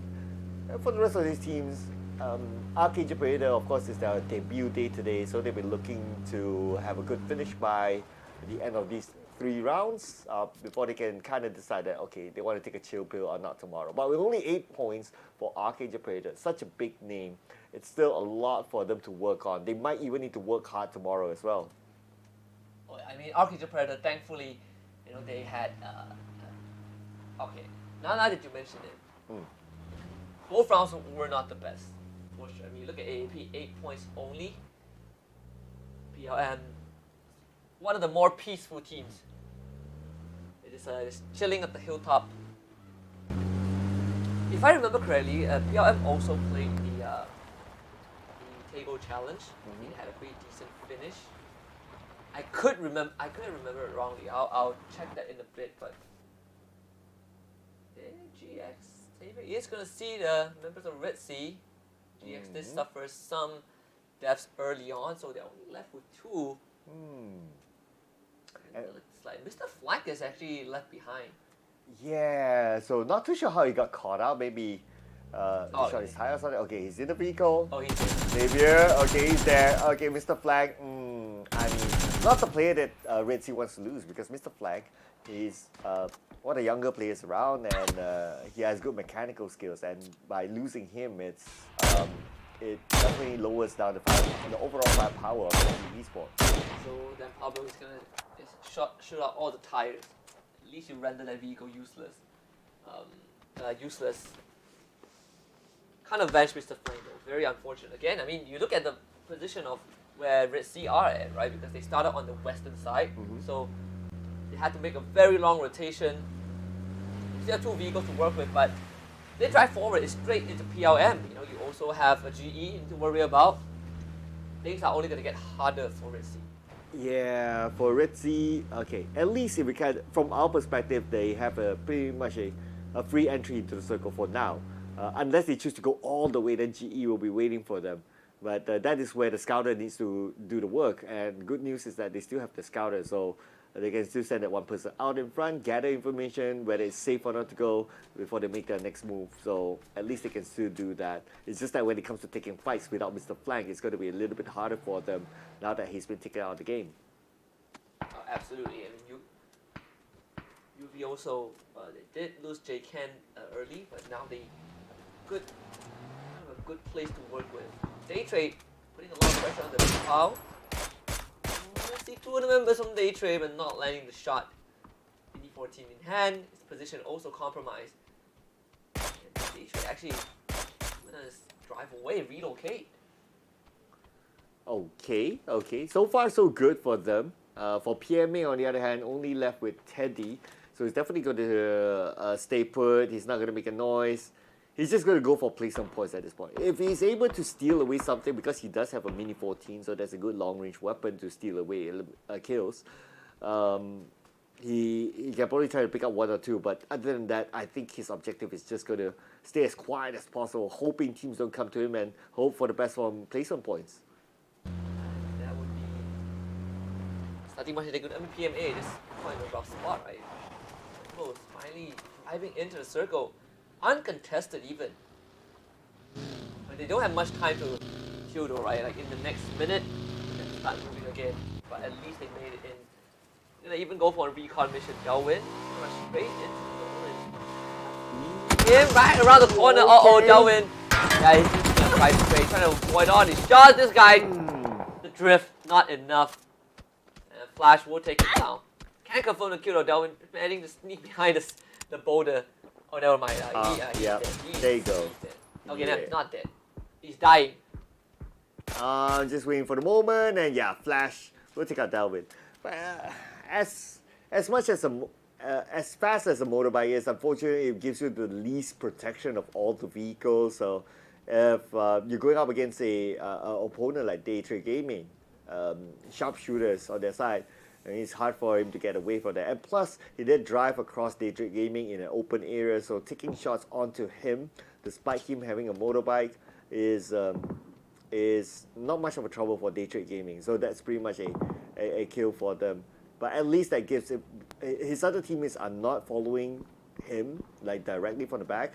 So that means that with that information, they can choose to do something else instead of just trying to drive across the same routes. Ritzy and GE, they're going to be caught in this standoff just for now. The circle just, oh boy, so unforgiving if you want to get into the circle. Oh, Area yeah. Triano, they look at Triano, they are just driving straight into ExoClan. Absolute manners, they drove past ExoClan. What is this? How are they not losing any members? Oh, okay, so they're not driving, they're actually on the emergency parachute thing. Yeah. Okay, that explains why. Yeah, so they're okay for now. They're okay for now. Yeah. Unless they land to somewhere that has many teams. And they're still gliding around though. They're going towards UV, so not too sure if they'll land on top of UV or try to land behind and try to catch them by surprise. But looks like they're in the position where they have a compound, they have some elevation here. And for the one member of UV, I believe it's let's see here. I think it's Sapo. But anyway, so he managed to get away. So he's okay for now. Getting very constricted right now. Very dense circle we have. 14 teams left, but not much land to go about. Even there's so many teams around, it gets very messy. Flash, finding Kane, that's a good start. And whoa, the nade just snuck into the corner. Our Thunder stood no chance against that. Utah, what a nade! They almost spring into action. They want to get their body back up, but actually, where was Thunder? Was he? I don't think he's with his team at all. Flori's already confirmed that kill. He getting a cheeky one. Yeah, was able to confirm it easily. Yeah, that nade was brilliant though, not gonna lie there. He knows exactly where the position of his opponent is at. He just needs to angle the nade just to bounce off the wall, and he managed to get the knockdown. So that was brilliant nade there coming from GE. And with that, they'll start to move into the circle, but yeah, there are a couple of choke points here, but of course, because of the emergency pickup, that sometimes is not a big factor. But look at this, Husky. Is that like 4 airdrops back to back? Oh, yeah. What? And, airdrop, and it's quite great. A lot of stuff. We'll get the ExoClan. They are distracted already by GE, so PLM drives right through the war zone. They're driving right to the supply crate? Okay. Are they doing so? No, they're gonna stop right in the middle. GX is gonna it's gonna parachute down as well. I think they see the supply crate. Look at it, they're hovering around the skies. There's not much safe spot for them to land. That could be a point of concern. Yeah, but I understand what they're trying to do, right? They want to manage the road earlier on, so that's why they drive past by the road, and they manage to find a small mini compound there for them to stop themselves. But now speaking about stopping, GE stopping Daytrade Gaming. 1 kill for them from that fight, and the circle moves out to the high ground, and look who's there, it's T5 again. Yeah, 3X also got knocked out, I believe in the 15th spot. T5 will now have a good chance of gatekeeping Ritzy, who did lose Mr. Flank very early on, with that long rotation. I mean, QC is in the middle, so they're also in a good spot. PLM follows suit towards the southern end of the circle, no rinse. There's an opportunity for a nade. Ooh, here we go. A bit. Young B repositions. He continues to try. Young B, he's going to try and jiggle pick this, but he's going to try and jump pick this, but actually gets shot instead. Oh boy, Molly. From Norris tries to go for a bit of a barbecue. Gets spotted up by Cloris. But he has put himself in a very safe position. While down there, Nine Pablo surrenders himself to the zone of day trade. They're going to try and harass it as much as possible. See if they can steal any kills away. So GE, they also have to worry about day trade from afar. Okay, here we Except go. Norris, oh, No rims. vision and timing! He looked away! Smoke. He looked Oh, away! no, he's distracted. Oh, the smoke screen just at the edge. Norris ends up getting punished for that. Yeah, the smoke, the distraction from the flank coming in from GE, and that took him down. Man, if only he has X-ray vision, he would have pulled the trigger. But then again, it is what it is at the end of the day. For Teddy, for PNA, but not safe from the zone. Long ways to flash to be able to get away with Yeah, having a rough time. Dean also getting bombed by Danadol. And PMA, 7 kills already. So yeah, Teddy, this guy had to run the rest of the round alone, and he has 7 kills. That is very impressive. But he does have Star-Lord in front of him. And I guess the Pasc catches up with you right at the end. Still fighting the same team that has caused him so much trouble. He still has a lot of first aid kits that he can use, but the circle is starting to hurt. Yeah, somehow he managed to loot up 7 first aids, but like what you said, there's phase 4 going up to phase 5, so it's definitely going to put a lot of pressure onto him. At the same time, Star-Lord not helping the fact that he's overlooking Teddy. In fact, both of these players could be taken out by the zone at some point. Star-Lord just easily peeks that. Not that Teddy had much health left to work with. Star-Lord was just waiting for the opportunity. Exoclan finds a building to work with. A good vantage point. As GE are right on the edge, but they also have the turret to protect them because 13 just skirting right by. Day Trade Gaming perishes to the blue. Glory spotted out in the open. Chimpy not finishing that shot. Turns his attention to a secondary member. They all get away, but M somehow finds Young B. Utah also gets shot thanks to Chimpy. Try and crawl behind the tree, but it's not going to be easy. I'm still looking at the 4 airdrops lined up. I mean, what are the odds, right? All 4 airdrops in the same area. But anyway, now Exo Clan Chimpy getting on the Utah, but not securing the kill point just yet. But for Purple Mood, nice and safe in the circle. They managed to be on the other side of the road, so they'll be A-OK for now. But for Exo Clan, a team that if they want to qualify straight up, they'll be desperate for points in this round. They would be. I think it's not just that, right? They will also have to get as much as they can, despite knowing that LCQ is going to be where they end up next. AAP though, so far it's been surviving very fine, very quiet. It's a QC right across them. QC, they do have that man disadvantage. They're losing Petra very early on, and AAP haven't found much info yet. They also have T5 to worry about because T5 are on the far end and they have a very good position in the circle. QC as well, currently gatekeeping Archangel Predator, but QC they're on the slightly lower ground though. Archangel Predator, Evil Patrick at the front. He can go up to the high ground just to get information, but he's unsure of who's waiting for him on the other side. Star-Lord, on the other hand, gives himself to the blue, so looks like he didn't manage to get away, but he still managed to secure that 1 point early on. Oh yes. Nice shot. What? What was that drive-by from Doug Juice? Bueno got done dirty. Area 3-1-0. Gonna try and scramble to save the teammate. Goni coming right through for his team. The nade, the rebound almost takes him out. But TE, they're just gonna go for this push. I don't think Goni has enough time.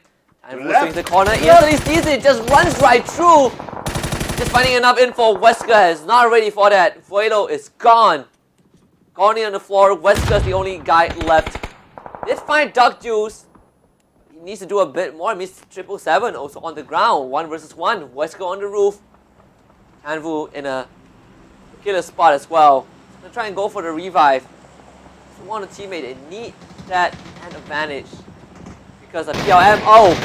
PLM are coming through also. Oh yeah, it's going to be Canada taking 2 kills back to back, but then again, the fight's happening everywhere at this point. Archangel Predator now down to the last man. What can he do about it? Flucky coming in onto TE, managed to get a knockdown. Beautiful by Flucky, spray with the barrel. Yeah, Flucky is going to be brought down 17. Tries to duck it out. Actually somehow makes it to safety. Nate coming through right in front of him. It's a low lob. This could be dangerous. Tanfu, did you know that though? Grenade doesn't connect, but bought enough time for Fluky to shoot himself back up. A lob over the top. Alley whoop. Tanfu flashed by his own flashbang. Oh, Fluky with the outplay. PLM, they stay in the game. Purple Moon Esports. I like the fact that they still managed to get like the purple name tag there. But look at the circle. Oh, so it's going to be high ground gameplay here. At the same time, look at, so we have like what? 1, 2, 3, 4, 5, 6, 7 airdrops in the same area. This is ridiculous. It is. No one is taking it, you know. Yeah. Or at least maybe it's taken, but we didn't know. But it's a lot of airdrops. ExoClan in the top 5, probably one of their best placement finish we have throughout the group stage. UV lost smell, so it's just only 2 men, Sapao and Silhi. Well, at least for UV, they're currently in the circle and they have a decent ground, so that's A-OK for them. But can't say the same for GE. They need to deal with QC, they need to deal with ExoClan, they need to deal with UV because now they're guarding the circle. It is probably the toughest position for GE to be in at this point, as Unicorn Venom, Sapao, long range shot, putting pressure onto the other side of ExoClan. ExoClan will lose 1 player. There's going to be Gats down, only left with MG, the last man. He's rotating down south, but he doesn't have enough information. Where is the right entry point? Only information could be sent on to him that there's an entry point just by the airdrop, but unfortunately he does not have that at this point. He needs to make the decision on his own. No one's going to scout it out for him. Sapao also getting shot from behind. I mean, he's not having a good time at all. QC finally making it into the final circle. 3 members left alive. That's kill number 6. Sapao is out. Well, after 2 rough rounds for kill confirmed, they finally are in a spot to get the 3rd chicken dinner. Massive points. And QC, just like that, right? They're back on top. The overall ranking. Yeah, I mean, it's like, even though they've kind of secured their ticket into the grand finals, but you know, it's an equal booster for them to get that number 1 spot, taking it away from TE. And now QC, like what you say, the best position possible. 3v1v1, they have the circle, they have a good terrain. I mean, it's their chicken dinner to lose. Yeah, I don't think there's a way for him to lose this, right? Unless Luki makes a big play again, because this guy has been phenomenal. M has to spot it out.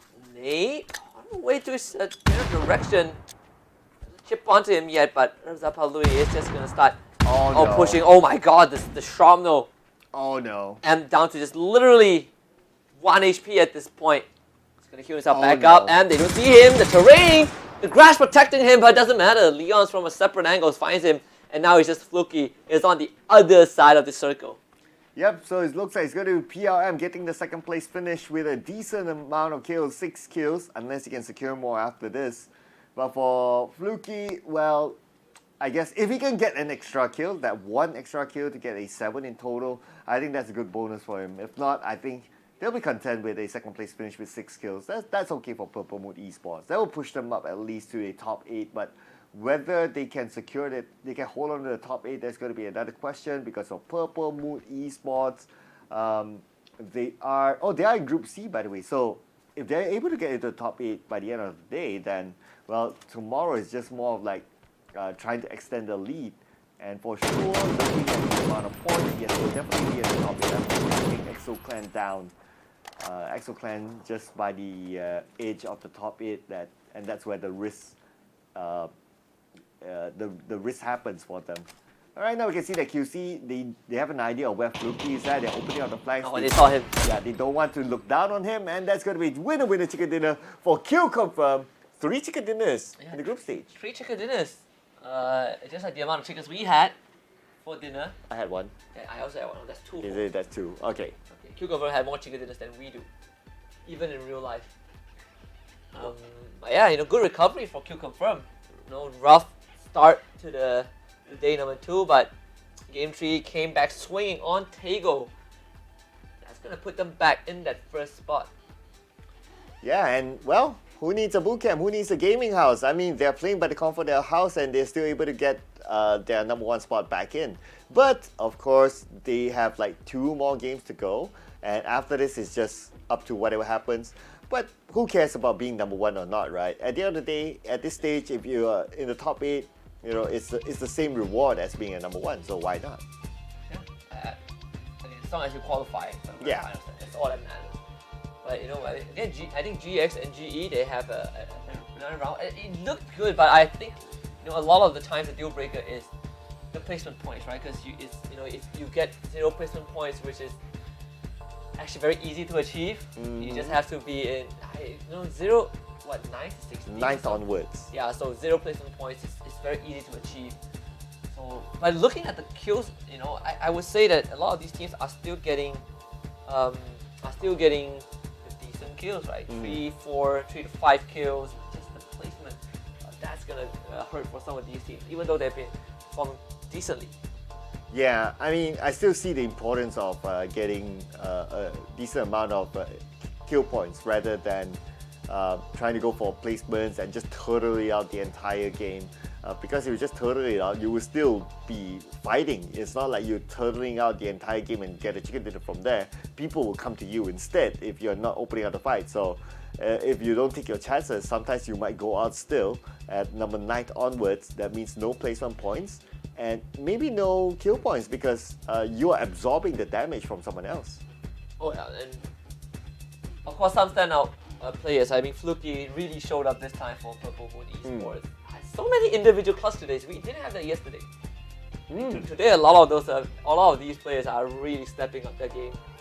But QC once more, chicken dinner, and I believe with 8 kills, not the highest kill count, on the lower end for them.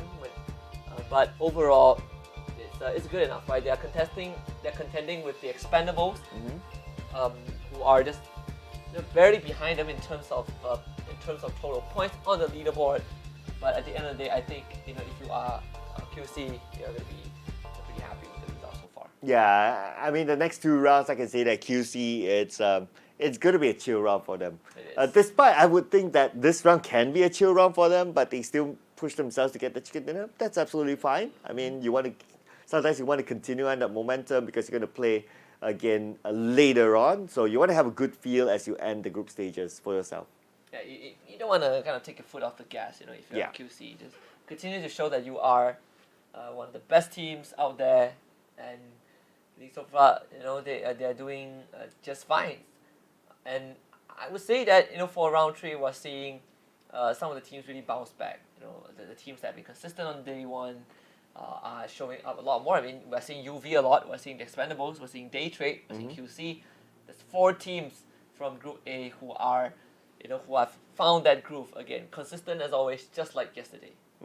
Yes, and I think that's definitely needed. But regardless whether you qualify yourself onto the next stage or whether you still have to play the LCQ, at least you want to have a good feel because it's a marathon, right? You play a lot of games, so you don't want to carry that the downward spiral mood onto your next game. You want to be like, okay, we feel good this round, So when you take fights, when you make decisions inside the game, at least you deliver it with confidence. And whether you win a fight or not, sometimes it's besides the point. Rather than you don't have the confidence, you go in like, oh, I'm kind of scared. You don't even pull the trigger, and someone pulls the trigger first onto you, and then you lose the fight, and everything just goes downwards from there. So I think that it's nice to see like some of the teams really, really picking up themselves. Yeah. So we actually are going to head into game 4 directly. So we're going to Erangel next for the rest of the night. And while that was happening, I heard recently that you've been learning some wizardry. Wow! Oh yes. I heard you've been dubbed the Chinese Harry Potter. Oh yes, I am right now. So how do you say what are regular Harry Potter spells again? You're asking someone who doesn't watch Harry Potter. Okay, yeah. I thought you would know. I know the Chinese version though. You know the Chinese version? Chinese version. The Chinese version? Yeah, the Chinese version. Okay. What's the name of the spell that unlocks doors? Oh man, I don't know. I don't really know at this point. But the Chinese version is going to be Hoi Mun ah. That's Cantonese. Oh, okay. I mean, it's Chinese technically, it's right? Cantonese. Yeah. Close enough. Yeah, I try. Okay, it's got close enough. Yeah, the door's not opening. That's what my mom always say, when she wants me to open the door. Okay.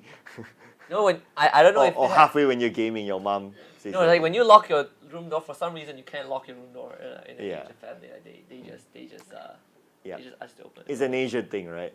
It is. It is. It's an Asian thing. It's different. If you grow up in that environment, you know that privacy is a luxury. We're gonna take a look at the match results from Tego. It's a QC, 18 massive points. Purple Moody Sports finally stepping it up, 12 alongside GE. Exo Clan having a better round, 8. EMA getting 7.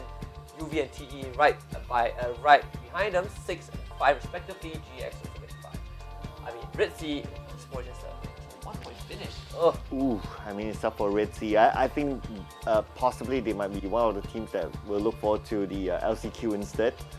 But look at what PME is doing. Like, they managed to get 7 kill points, no placement points at all, but they still like a top 5 in this match. So that's pretty decent. I mean, if you can get that amount and not relying too much on the placement points, I mean, that's great. At the end of the day, it's about getting into the top 8, right?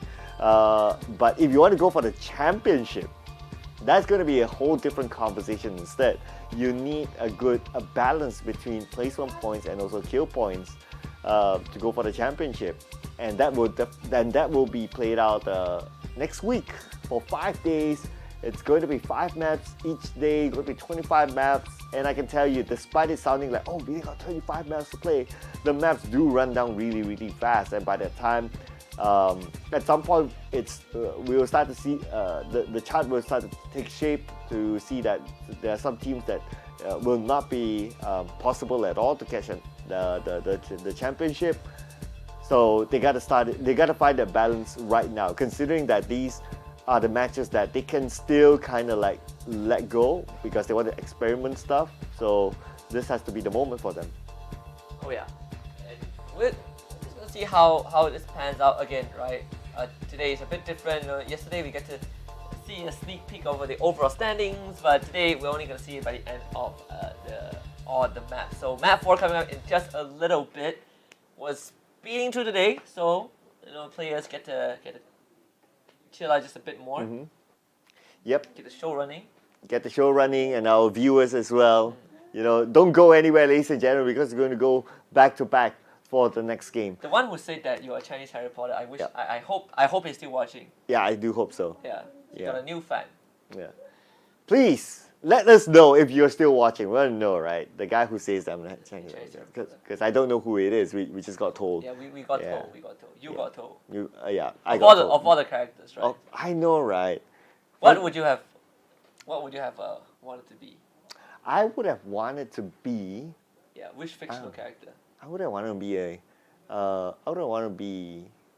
Donald Duck. A Donald Duck. Yeah. Yeah. You can say anything you want. People won't understand it, but you get away with it.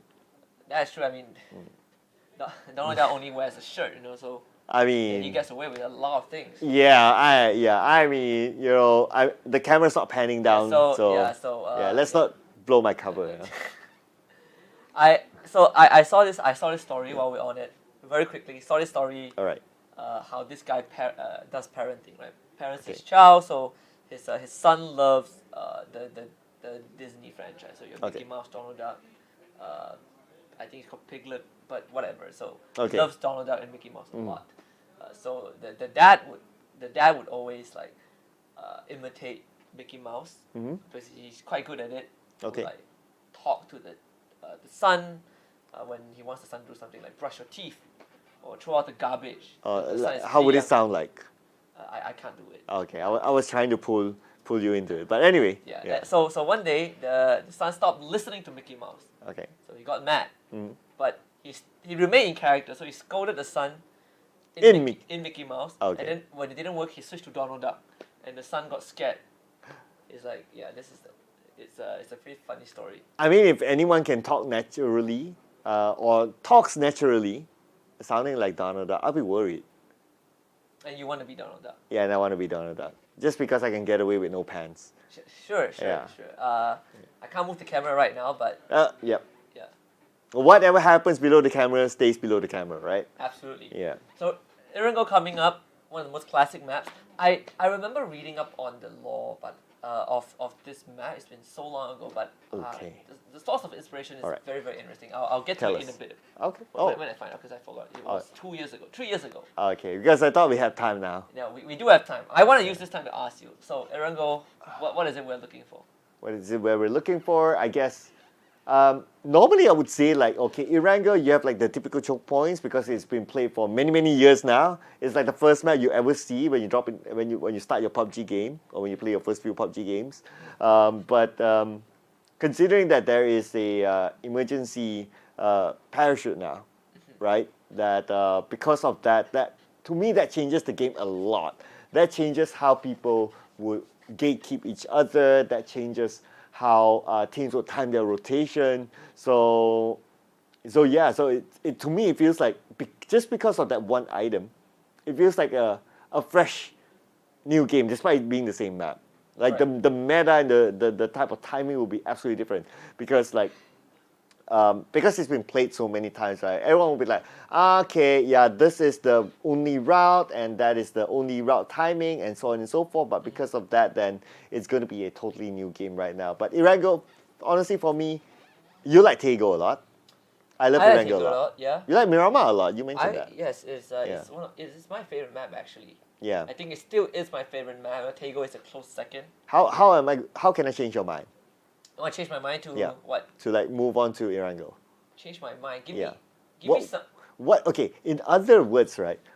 What does Erangel not have that is? Open areas. Yeah. A lot of open areas. Okay, I mean, you like the Erangel open does areas. have some areas. I think the gut fields is one of it, right? It's Okay, one of the that's most one. common, the paddy fields. Yeah. But aside from that, a lot of it is jungle warfare. Mm-hmm. The one thing I like about Miramar is the emphasis on vehicles, right? The emphasis Okay. on travel.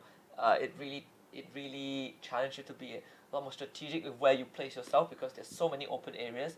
I like the tactical part of it. Mm-hmm. Right. Like how you play the terrains because there's like a Yes. lot of like ups and downs on it. Yeah.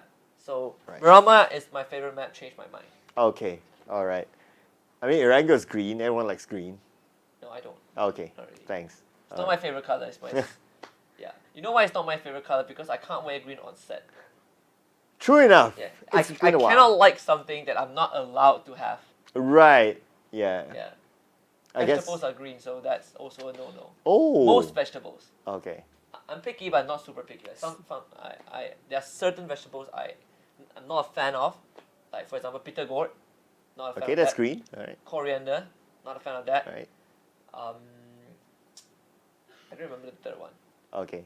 But you like carrots. Yeah, but carrots. Yeah, I love Carrots carrots. not green. Carrots. Yeah, carrots good. Yeah. Funny thing is I used to like tomato sauce. Okay. Now I hate tomato sauce. Why? After I got introduced to chili. Okay. Yeah, which is very. It's not. I hate it, but I just don't have it. It's a very weird conversation. Speaking about food, right? Yeah. I know someone who does not eat rice. You know someone doesn't eat rice. Yeah. I know someone who doesn't eat chicken. Okay. Yeah, I know someone who because the weird thing is a pescatarian eats fish, right? Right. Yeah. But this one is he's not vegetarian, not a pescatarian, just doesn't eat chicken, which is very weird. Is it by his own he doesn't eat, or is there some other reason? Yeah, just by person's own will, own volition. I'm not sure if chicken gives him allergy or anything. I don't know. It's just very weird. So we just got an update. We're just getting the lobby set up. Yep. This is why you're joining us. Since we're on this topic, leave it down in the comment Right. what kind of food you want us to talk about.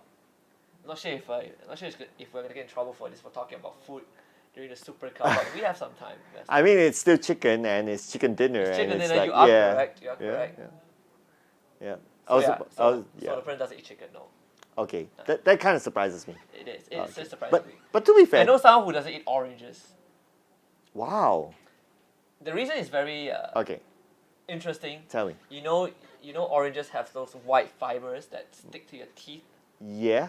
Yes, because of that. It makes it harder to eat by the person's own words. So hence, I don't eat. They don't eat oranges. That's not that bad. You know, those fibers you can just swallow it and it's fine. I tell you, man. Some people don't eat grape. Okay, people are weird.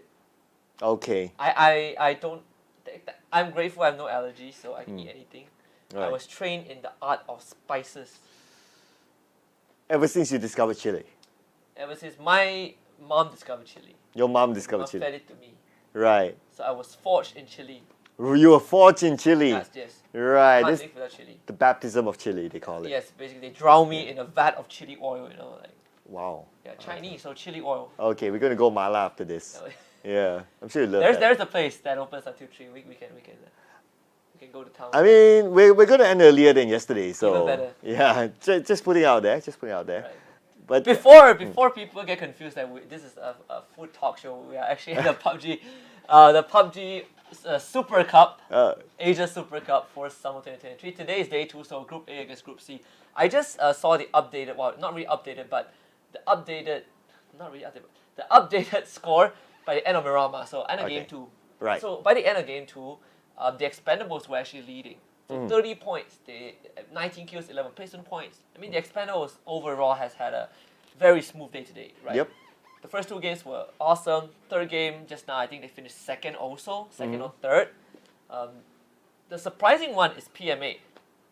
The first 2 rounds, they got a total of 22 points. Yep. That's the, to put into perspective, they only got 24 out of 5 rounds yesterday. Oh yeah. Yeah, that is very, very impressive for PMA. Yeah. Obviously, slower round 3, but they still got like, what, 8 points? 6 to 8 points, so it's not too bad. I mean, that's where their name is relevant, right? Positive mental attitude. So their attitude now. But anyway, you know what? Our teams need some time to get ready. Yeah. So we're going to head on to a break first, ladies and gentlemen. Don't go anywhere because we'll be seeing you after this break. To the update 23.2, where you can now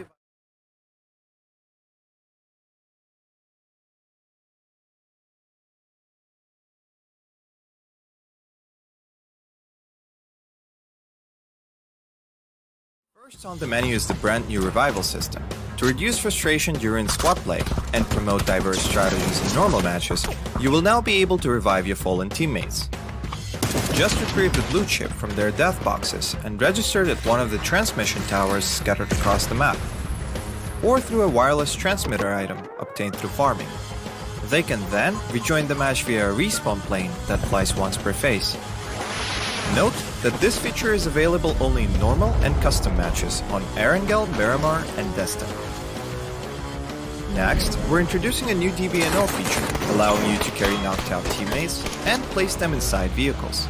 This addition provides players with an alternative way to evade danger without having to only abandon or revive your teammates.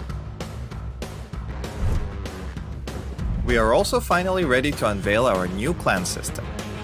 Create or join a clan, play matches, and earn XP to level up your clan. As your clan levels up, you will be able to upgrade your clan tags. Not only that, but you can also earn a BP boost by playing with your clanmates. Definitely worth. And as always, make sure to check out the patch notes for all the details. Update 23.2 has plenty more in store this month, including a DBNO rebalance, general lobby UX UI improvements, a slight buff to the Ace 32, and more. Starting with this update, prepare to become your team's hero, transport teammates to safety, and establish your own PUBG Battlegrounds clan for double the excitement.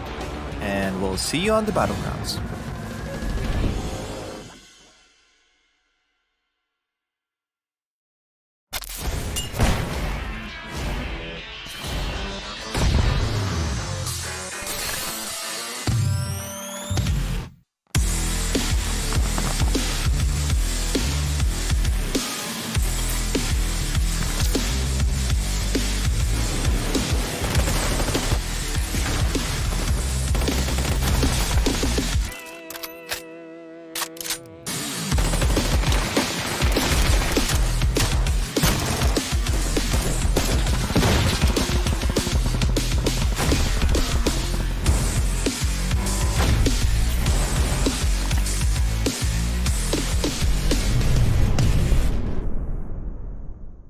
The latest game from Krafton and 5min Lab. Fast pace and full intense PvP action brawler game.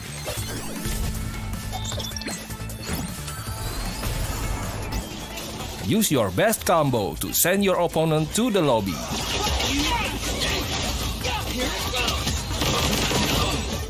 Select your legends and be the winner.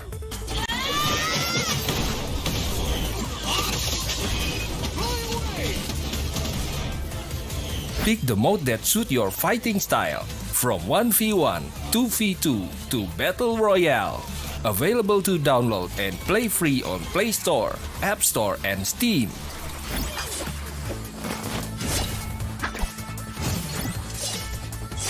Let's be legends today!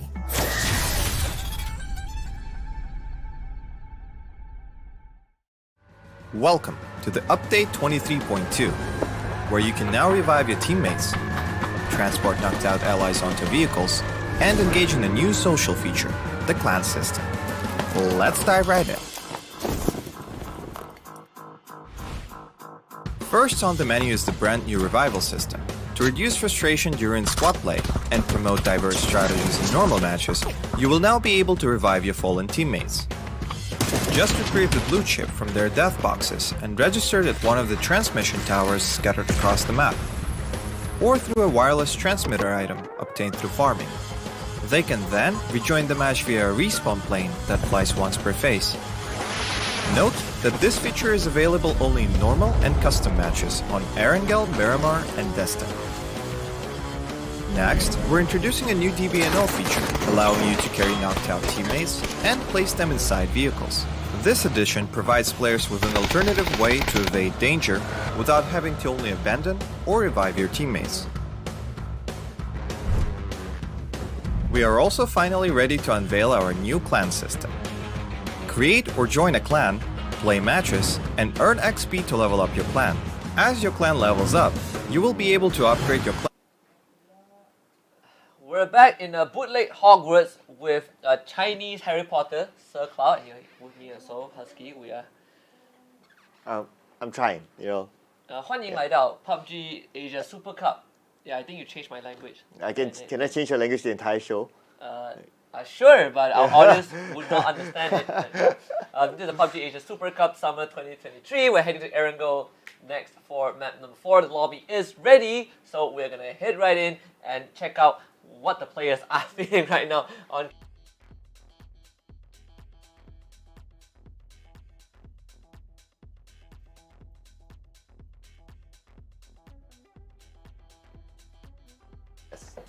Yeah, but if you look at it, right, like, so Papa Zayed, he's on the bottom left.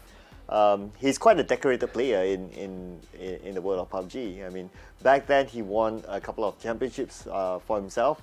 So he'll be looking to continuing his career, considering that now they're invited. They're one of the invited teams, by the way, invited into the PUBG Asia Super Cup. And if they can do well here overall, well, who knows? It might be the rise of Red Sea Esports again. Yeah, but definitely one of the teams that is the only representatives we have, right? And it's not like it's their first rodeo. It's a very experienced team. Yep. You know, we have a lot of veteran players that go way back to 2018, I believe. So that's 5 years of competitive experience. But clearly, they are struggling a little bit. Hopefully, they manage to clean it up. I mean, we even see one of the very old tournaments, right? One of the what do you call it? Winner checks behind one of the players.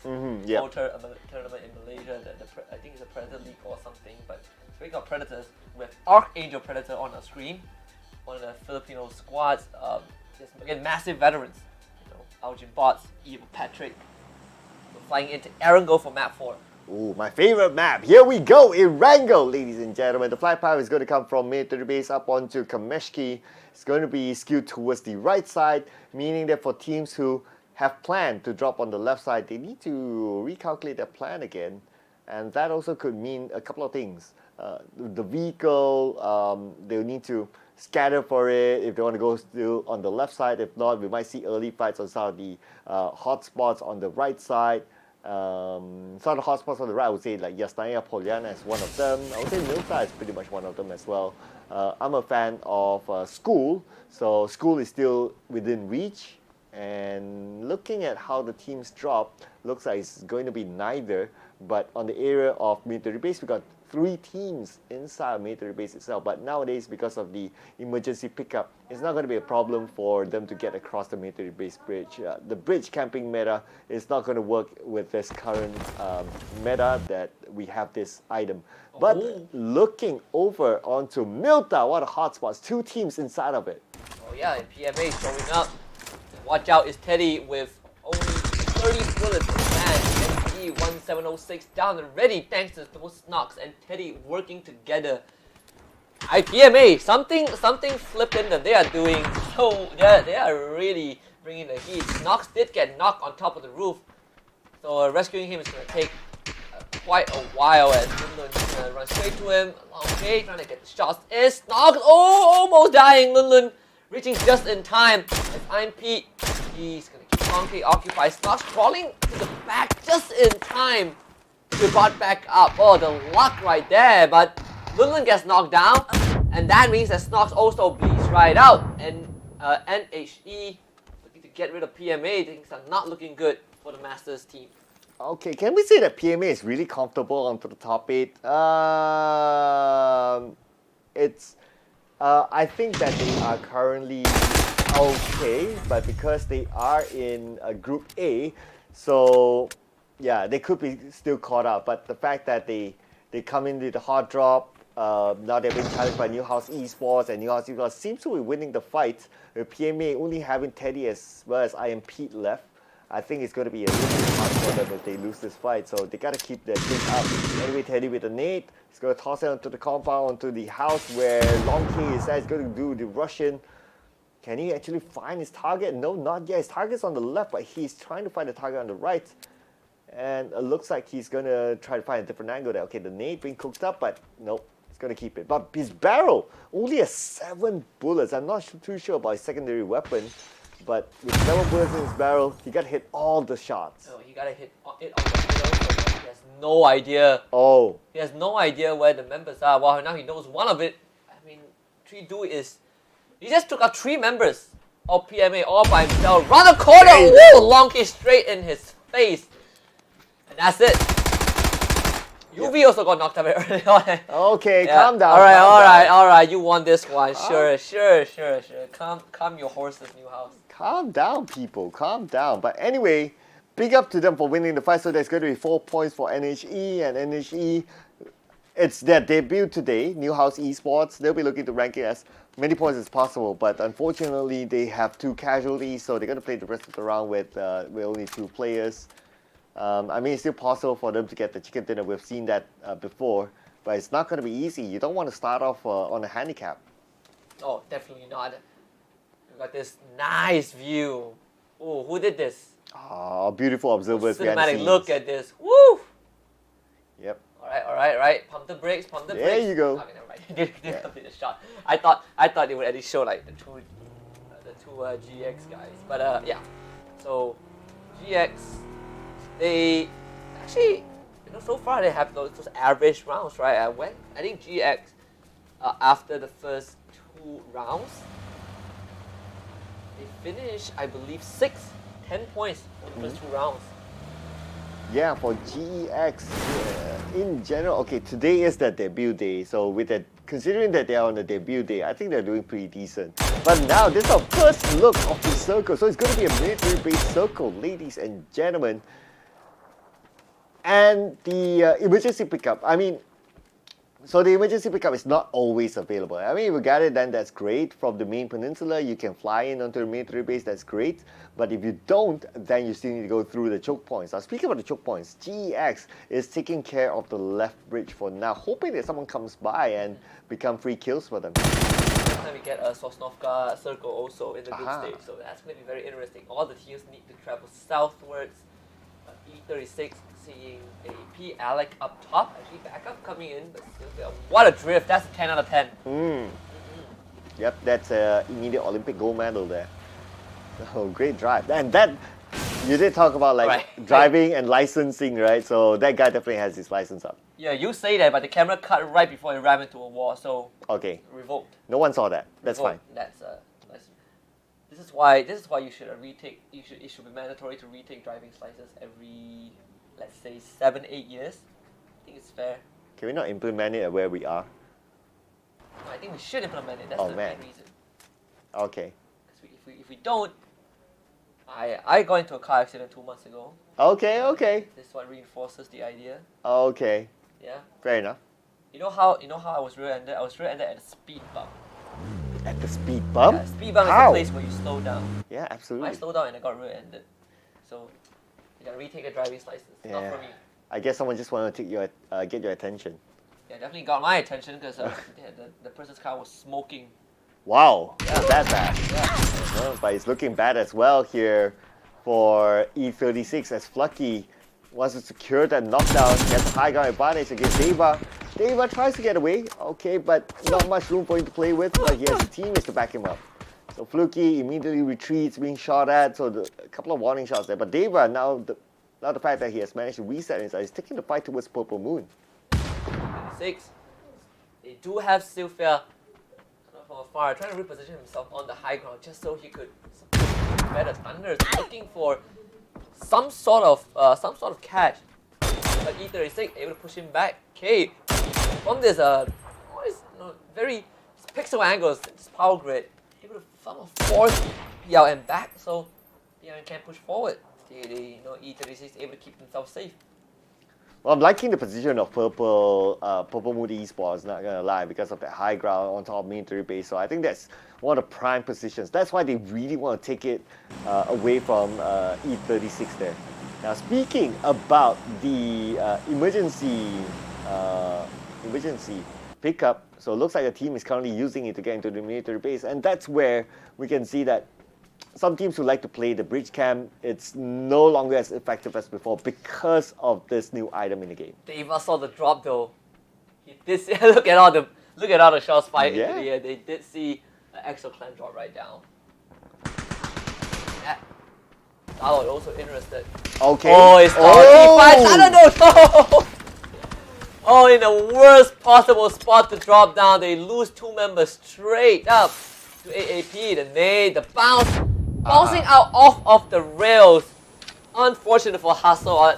Trying to look for Alec. He tossed out as well. AAP showing up. Evil Patrick driving by alongside Nan. Evil Patrick overshot and gets knocked down, and Nan's now out in the open.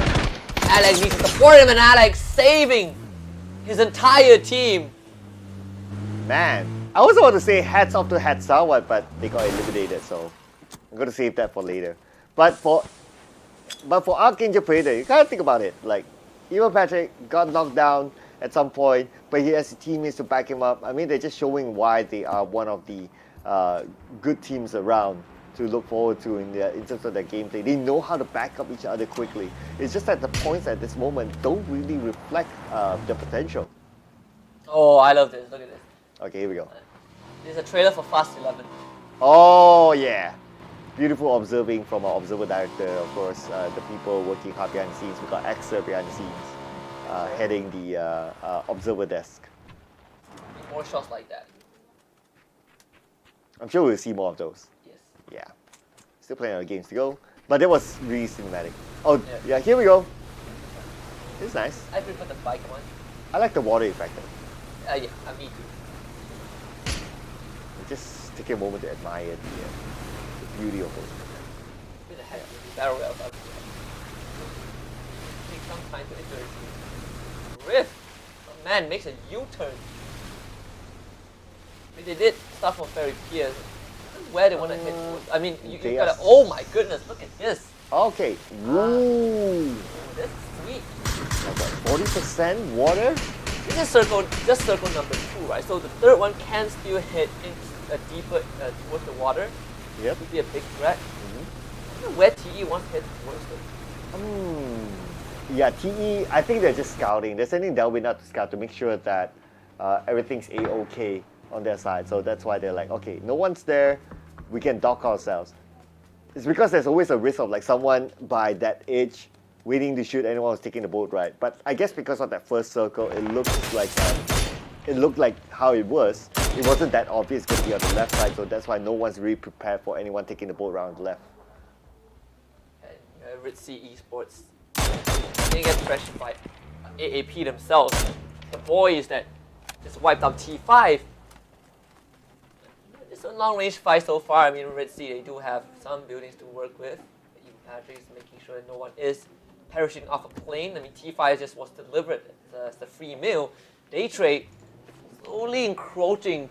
There was this compound controlled by GEX, but it's only Xavier there. So if he falls, then they will lose this high ground. You know, a fun fact, Xavier is actually observing for us. Yeah, that's a different Xavier. Oh yeah, that's yeah. But he's a PUBG Xavier as well. He is a PUBG Xavier. Yeah. The Malaysian Xavier. Uh-oh.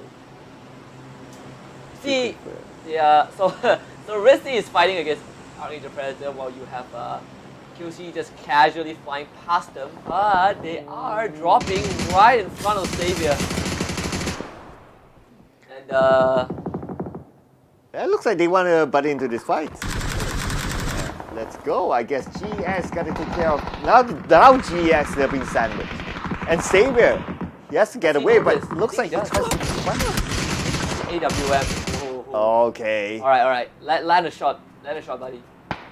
That's all I want to see. Land a shot with the AWM. Oh, look who's coming behind. Exo Clan.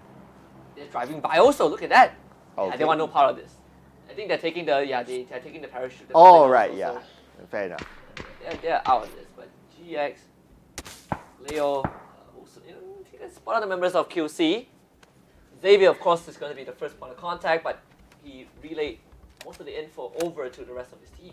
This is what I'm liking about the emergency pickup thing. Right? Besides allowing teams to get it across choke points. Uber is dead. Okay, yep, it's scary. Oh no, he's not. No. He's not. He's not. No, I mean, it's unlucky. EXO shows up and finds revenge. Actually, TE is also around the area. I mean, TE has both of the teams trapped. Yeah, this is the thing about. Okay. You were saying? Yeah, I was saying that what I like about the emergency pickup is that you can land behind teams, just like how who was it again? QC did earlier on. But anyway, keep focus on the EXO Clan at this moment. They need to win this fight, but unfortunately they're losing it towards Hughes from TE. And TE, they're coming in from the flanks. They are coming in from multiple sides. They want to ensure they get those elimination points, and yes, they will. EXO Clan is eliminated at number 13. Looks like they landed in a spot that they didn't want to be in, but now Newhouse Esports, they are playing by the edge of the, oh wow, and look at this. We still have like what, 40% water in this circle? This is insane. Yeah, this is well, I guess we are eventually going to get one. And you can be certain the phase 4 is going to head towards dry land, so eliminate a lot of that water factor.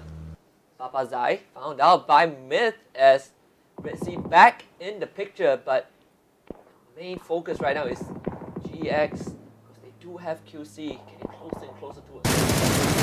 He's driving by though. QC with the high ground advantage in the front circle. It's kind of nice for them to be in this position. Oh, and in fact, drive by! Oh, Xavier down! Absolutely drove by GE. And with Xavier falling, this is going to be bad news. GX, they have lost at first person. Once revenge actually somehow tags onto the Young B, but no knocks. And the worst thing is that Utah actually gets stolen by Day Trade. That was a little bit unfortunate for them. They happened to drive by two teams left and right. It was tough. But anyway, they still managed to survive somehow, just losing a couple of members. So, I mean, it could have been better. But anyway, it is what it is. At the end of the day, QC happened to have the high ground against teams taking the rotation, using the road. GE, on the other hand, they are just next to QC. But the next thing they need to manage is the road. Because right now, the majority of the circle is on the left side of the road. QC is still holding a very strong spot. Now putting pressure onto GX, especially when GX has lost a member. But they also saw GE on the other side, who, just casually drove by and took out one of GX's member. QC are in a pretty strong spot right now. Yeah, Q Confirm in a good position as well, because now Myth needs to go past by Q Confirm. And Q Confirm, it's time for them to farm kills. But for PLM, they have company here. 310 driving by. It's pretty okay. They managed to get the high ground, or they managed to evade the vision of PLM, so they're okay for now. They can get into their next spot wherever it is. Now for long though, I believe PLM did see them just a bit. Well, they're going to stop by and find themselves right in front of GE. They have multiple teams fighting here right now, and 310 are out in the open. I mean, GE have a small compound to work with, but a good nade can do them in. Vuelo decides to back up a little bit. Does have a nade in hand. Decides not to use it. Alec, where did he come from? Oh. AAP also joins the fight. Goni goes down, and now he needs help. Vuelo forced to spend some time to get his team back up. But Tanawat from PLM now turns his attention over to 310. Again, they are just in the worst possible position. Well, on the flip side, QC has the best possible position for now because of the high ground. They can still kind of stop Myth from coming into the circle. They can still overlook GEX as well. Evil Patrick doing what he does best, taking out opponents. And now Evil Patrick will secure that kill. It's going to be 5 kills for now for Archangel Predator. AAP is still 4-man strong as well. E36 basically stranded, still has a truck to work with, starting to smoke up though. And PLM are getting very, very aggressive, spreading out the amount of space that they're trying to take. Still firing at E36, you have AAP across the horizon. Again, at Borbord, he is not even in the circle yet, just to see even catch a cheeky snipe. Not sure if they know that AAP is kind of down there on the low ground, but AAP would have to go through them. Yeah, at least for Borbord, he has his teammates into the circle, so he can use them as a marker to like kind of get into wherever, into safety. But for Archangel Predator, they'll be overlooked by PLM now that PLM has the high ground advantage against them. So AAP, they still have the circle, yes, but the next phase of the circle might not favor them, so it's time to plan ahead. PLM doing the same. The team's gonna slow down just a little bit, just to gatekeep the circle itself. QC getting shot at by made in Thailand. Okay, Myth coming in. Now they're going to take the fight against QC. Now that they still have the circle, and it's kind of okay as well because you don't want to leave it for later because you might not have that much time. Especially you need to gather information before you take the fight. You can't take the fight blindly. But at the same time, you can see that Leo with long range managed to secure that 1 kill. There's going to be 1 more kill in the back for them. So far, the highest kill count is going to be Archangel Predator with 5 in this round. Absolutely, I mean, GX. They did figure thanks to the drive-by, but pretty comfortable compound to take control of. Area 310, unfortunately, they're already out. As Borbor found Wesker, so Daytrade, on the other hand, squaring off against the expandable 3 versus 4 in favor of TE. But with the circle pressuring both teams, I think, if you are TE, you're gonna have the advantage. Daytrade have to run through, and they even have 777. Oh, he's right out there by the edge of the seaside. And that's gonna be a lot of info given over to the rest of TE to deal with Daytrade.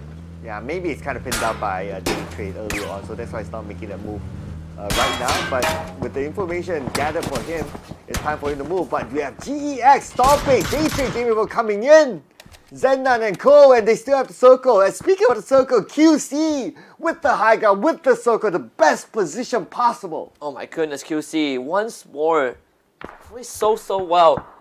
I mean, Daytrade, they barely got in the circle, and now they are forced to deal with either TE or GEX. You even have QC, who is, I believe, shooting at GEX from behind. So it's a 3-way fight happening.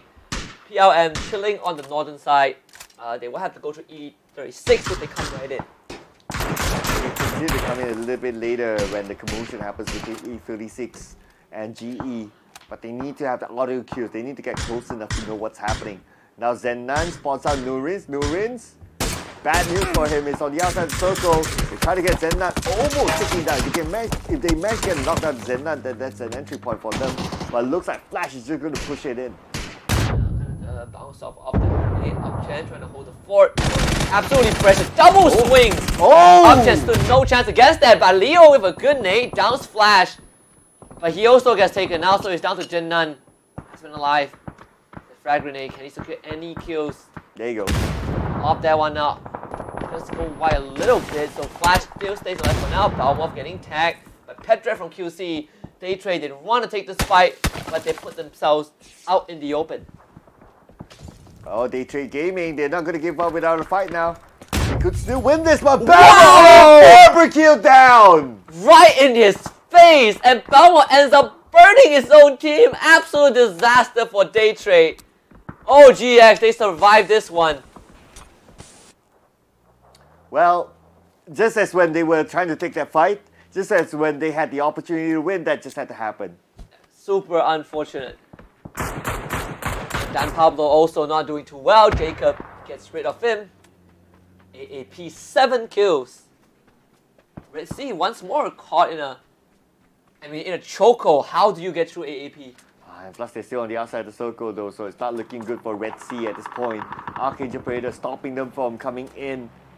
Archangel Predator, well, despite there are 2 players still on the outside of the circle, but at least they have 2 on the inside, so they could use those 2 as a marker. Now moving over to the Expendables versus PLF. Flucky now needs to get away. He's being hunted down by the Expendables.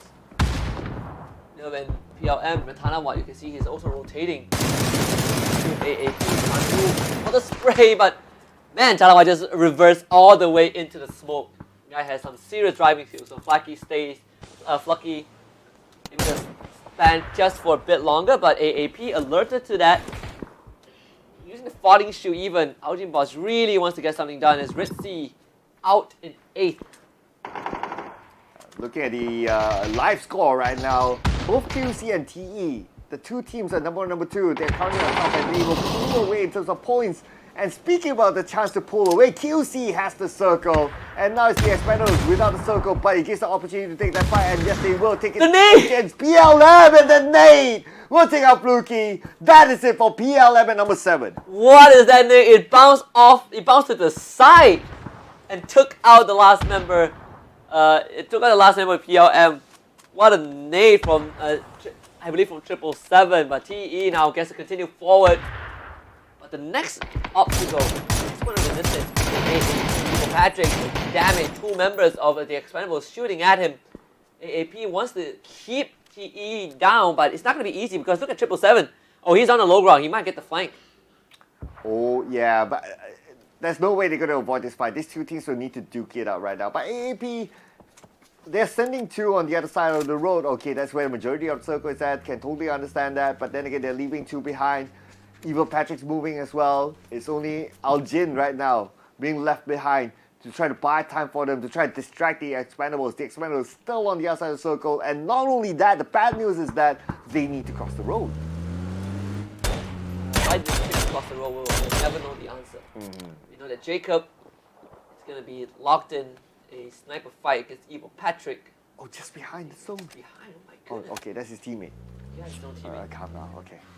Because it was overlapping, right? But Yeah, anyway, it was. Okay, gave me the shock, gave me the suspense for a while. Darkness.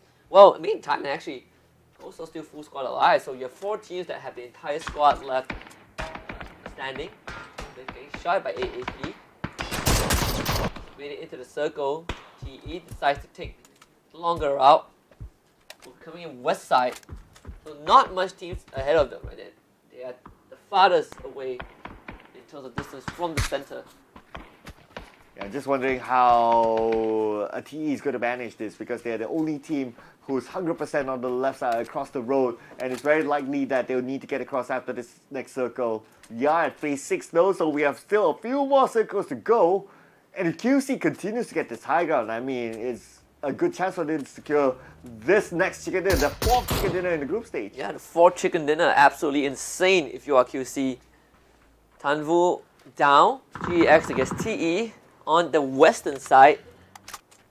GX, they actually were able to take a lot less space, right? They have option on the on the western side, with the rest of the team have already crossed the main road. Delvin is stolen away by Zapalui. QC not making this easy for any team. Name long behind the boulder, looking for Leo, doesn't find it. But GX, now they have 2 fights that they need to take against QC and against TE. I mean, even AAP is shooting at GX. But how are you going to stop QC right now? Just look at this. They still have the circle, they still have the high ground, they have a good spread, they cover their parameters very well. It's going to be hard to counter them. Right now, TE, as expected, they'll be out, being eliminated. I mean, they had a tough round. Oh, but no, is Duck Hugh still alive? Hang on a second. Duck Hugh is still alive, so TE is still in this. But right now, they must find a plan to get across. But without a vehicle, it's very, very hard for TE. The only way for them to get across is if other teams are distracting each other, they slide in. That's probably their only chance. Oh yeah, and QC, like you said, just holding such a strong spot. But they are going to get pushed from multiple angles, right? You have AAP, you have May in Thailand, you have TE, you have GEX. Can they hold like what, 5 different angles? This is not going to be an easy feat for QC. Being in the center might be a curse if they get pincered. Leo with the shots on the members of PE. Go for a long rotate. Absolutely obliterates Nan. Just 3 different gun barrels pointing at him. Leo getting one. Want to spray down. Leo with the AUG. Flaming car coming his way. Tanvu not healthy, and Leo knows where he is. Nate coming through. Expendable was knocked out in the meantime. And Leo Nate not able to connect to anyone because TE got stolen away. But in Thailand, down to just Jacob. Jacob against the world. Jacob, Biscuit Band. Jacob with the nade. Bouncing through. Cook onto Pedred. But Opons is going to push him. Jacob getting back up. Jacob is no more. Made in Thailand in 4th place. AAP is the only team with a full team standing.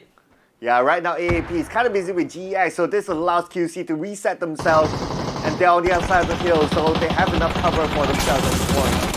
As for GE, right now they're trying to get as many kills as possible, but Leo is currently super duper low. Leo will be eliminated. It's going to be either QC or Archangel Predator securing this next chicken dinner. Yeah, AAP looking for the first, but QC looking for 4th. Actually, they brought Patrick back up. Even Patrick getting down by Opons. I think it's starting to fall apart. Now needing to save this. Confirms Opons. Brings it back to a more favorable fight. The nades are getting thrown out as Leon Z just... This is a shower of utilities. All the flashbangs. I mean, Alex is probably blind tenfold at this point. Pedred finds revenge! Bam! And QC finds their 4th chicken dinner. And what do you know, Cloud? They've broken the 100-point threshold for the group stage. Somebody stop this, guys. Somebody stop this, guys, because in the grand finals later on, definitely Q confirmed will be one of the teams to watch out for. Well, the first 2 rounds didn't matter. They don't matter at this point. Not at all. QC came right back. Strong chicken dinners back to back. 4 chicken dinners so far. Out of 9 rounds. Out of 9 rounds. That's almost half. That's almost half. Yeah. And the fact that the way they got the chicken, yes, not gonna lie, they were lucky with the zone. They got it, but we gotta give it to them. Like, despite having the zone, like sometimes if you have the zone, you don't know how to defend it. It's still worthless. But the fact that they know how to defend the high ground, they know how to defend the zone. They know how to position their 4 players. They know how to set up a perimeter. I mean, they are flawless this round. Oh, they absolutely are. And this round, right? I mean, for Archangel Predator, definitely had a better run. GEX once more making it far enough. You know, it's this group C representative again. The Master Region team really putting out some performance. Honestly, and there's a chance that we see them in the top 8. You know, Masters Region. I believe they have 3 teams, and you know, for GEX, they seem to be the best chance that the region has. Yeah, I mean, I'm going to hold my horses now because Group C only played like their 4th match out of the overall. So, okay, but looking good so far, not gonna lie, okay? We gotta give credit where it's due. Archangel Predator, this is a good round for them. Finally, I think this is the best round so far, despite them not getting the chicken dinner. But yeah, it is all about collecting the points at the end of the day. Oh yeah, it is. Again, top 8 is the goal. But you know, this round, I would say that the Expendables, they unfortunately just playing it a bit of a slower round for them, right? Been safe with the rotations. Lower kill count overall, I think, for the Expendables. But with GX, they were not in the best position. Jinnan's safest team.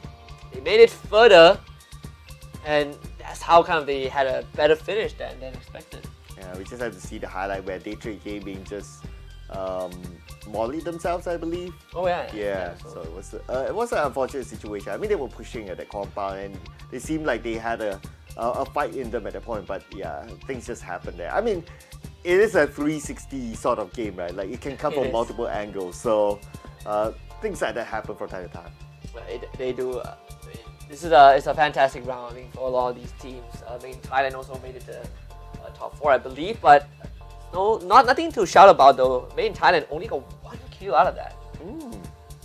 Oh yeah, only 1. Oh yeah, only 1.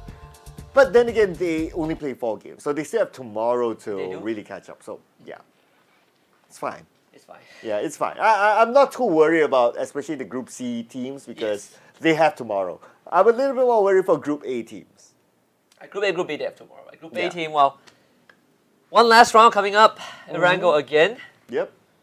a lot of these teams, some of these teams can prep for the LCQ. Yes. But again, I still feel like overall, the consistent teams from Group A have remained consistent, especially Q Confirm. I mean, there's no doubt, right? Q Confirm and the Expendables are two of the most consistent teams we have right now. Yeah, how are you going to stop Q Confirm right now? I mean, they have everything on point. They know how to play as a team. They know how to play as an individual. I mean, they're a complete package now. They definitely are. How to stop them? Unplug their Wi-Fi.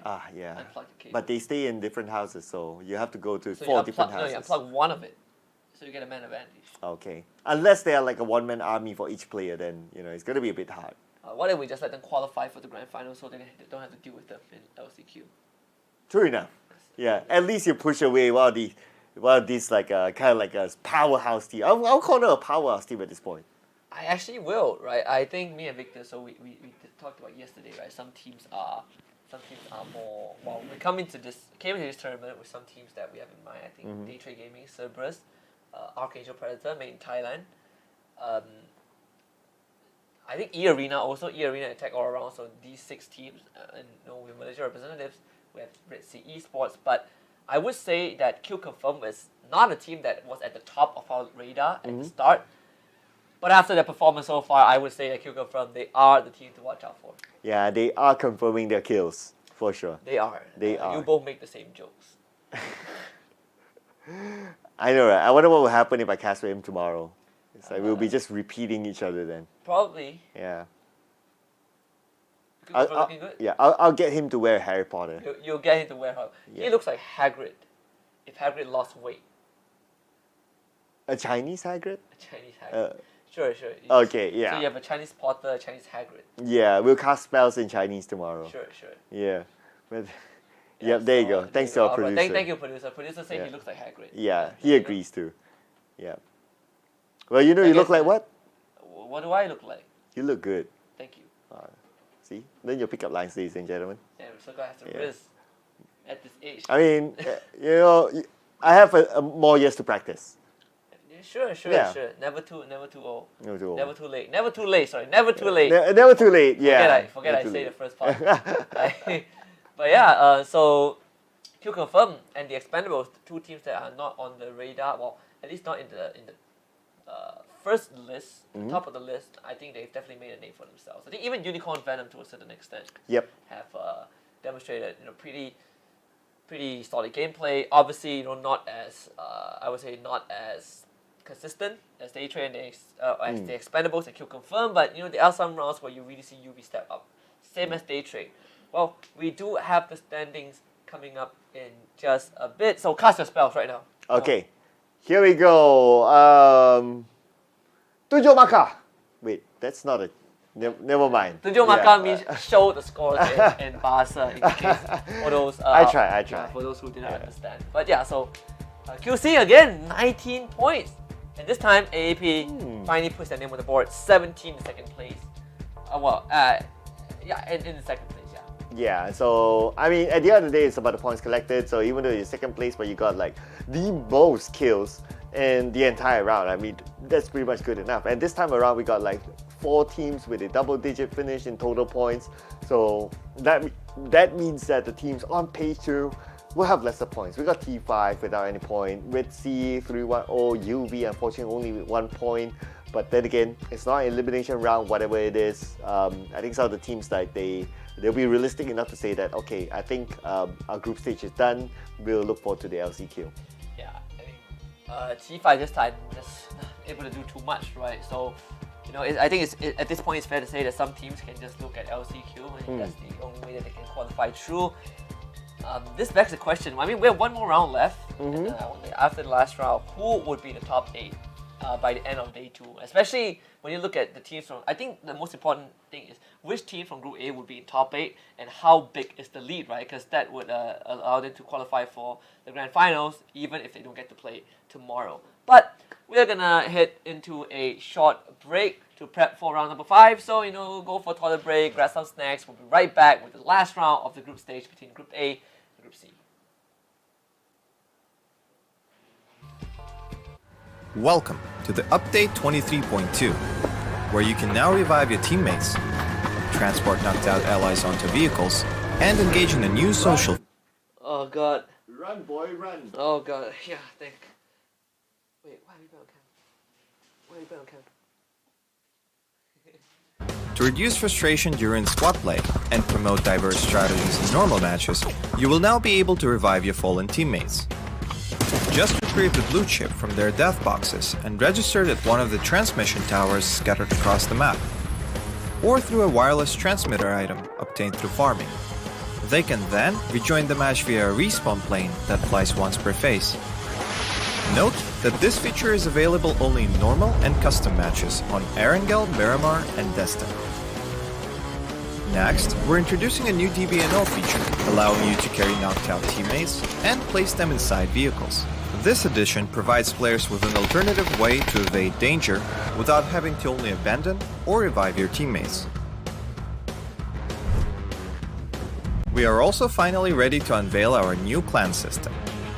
Create or join a clan, play matches, and earn XP to level up your clan. As your clan levels up, you will be able to upgrade your clan tags. Not only that, but you can also earn a BP boost by playing with your clanmates. Definitely worth. And as always, make sure to check out the patch notes for all the details. Update 23.2 has plenty more in store this month, including a DBNO rebalance, general lobby UX UI improvements, a slight buff to the Ace 32, and more. Starting with this update, prepare to become your team's hero, transport teammates to safety, and establish your own PUBG Battlegrounds clan for double the excitement. And we'll see you on the Battlegrounds.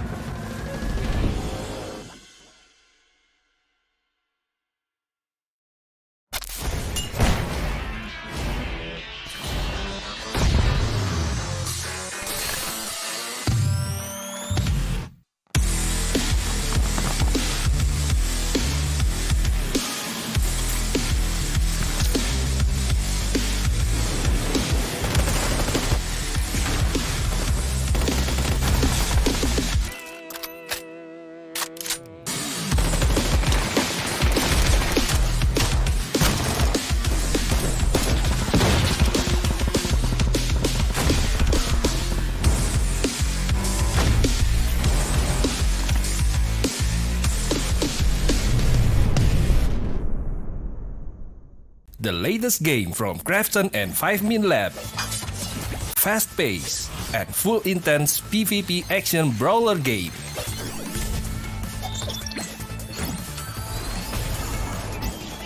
Use your best combo to send your opponent to the lobby.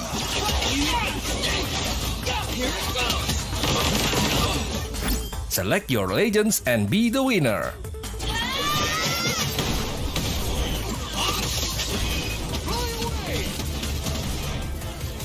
Pick the mode that suits your fighting style, from 1v1, 2v2 to Battle Royale. Available to download and play free on Play Store, App Store, and Steam.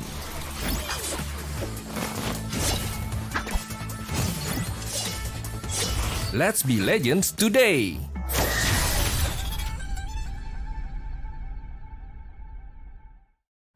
Welcome to the Update 23.2, where you can now revive your teammates, transport knocked out allies onto vehicles, and engage in a new social feature, the clan system. Let's dive right in. First on the menu is the brand new revival system. To reduce frustration during squad play and promote diverse strategies in normal matches, you will now be able to revive your fallen teammates. Just retrieve the blue chip from their death boxes and register it at one of the transmission towers scattered across the map, or through a wireless transmitter item obtained through farming. They can then rejoin the match via a respawn plane that flies once per phase. Note that this feature is available only in normal and custom matches on Erangel, Miramar, and Destin. Next, we're introducing a new DBNO feature, allowing you to carry knocked out teammates and place them inside vehicles. This addition provides players with an alternative way to evade danger without having to only abandon or revive your teammates. We are also finally ready to unveil our new clan system. Create or join a clan, play matches, and earn XP to level up your clan. As your clan levels up, you will be able to upgrade your clan tags. Not only that, but you can also earn a BP boost by playing with your clanmates. Definitely worth. And as always, make sure to check out the patch notes for all the details. Update 23.2 has plenty more in store this month, including a DBNO rebalance, general lobby UX UI improvements, a slight buff to the ACE32, and more. Starting with this update, prepare to become your team's hero, transport teammates to safety, and establish your own PUBG Battlegrounds clan for double the excitement. And we'll see you on the Battlegrounds.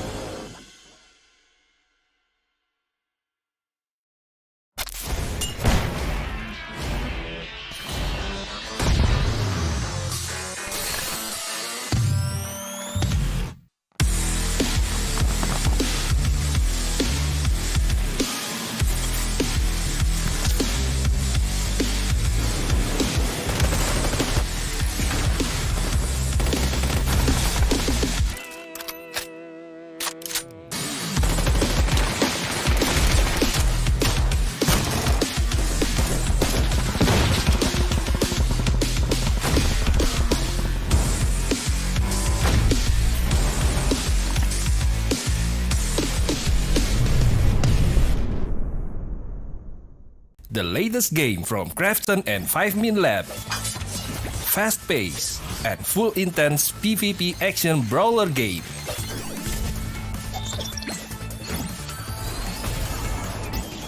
Use your best combo to send your opponent to the lobby.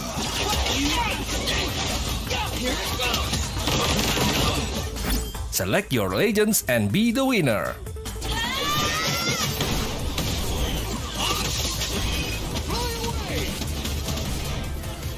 Pick the mode that suits your fighting style, from 1v1, 2v2 to Battle Royale. Available to download and play free on Play Store, App Store and Steam.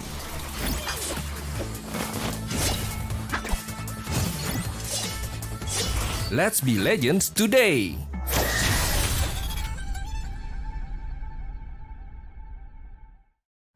Welcome to the Update 23.2, where you can now revive your teammates, transport knocked out allies onto vehicles, and engage in a new social feature, the clan system. Let's dive right in. First on the menu is the brand new revival system. To reduce frustration during squad play and promote diverse strategies in normal matches, you will now be able to revive your fallen teammates. Just retrieve the blue chip from their death boxes and register it at one of the transmission towers scattered across the map, or through a wireless transmitter item obtained through farming. They can then rejoin the match via a respawn plane that flies once per phase. Note that this feature is available only in normal and custom matches on Erangel, Miramar, and Destin. Next, we're introducing a new DBNO feature, allowing you to carry knocked out teammates and place them inside vehicles. This addition provides players with an alternative way to evade danger without having to only abandon or revive your teammates. We are also finally ready to unveil our new clan system.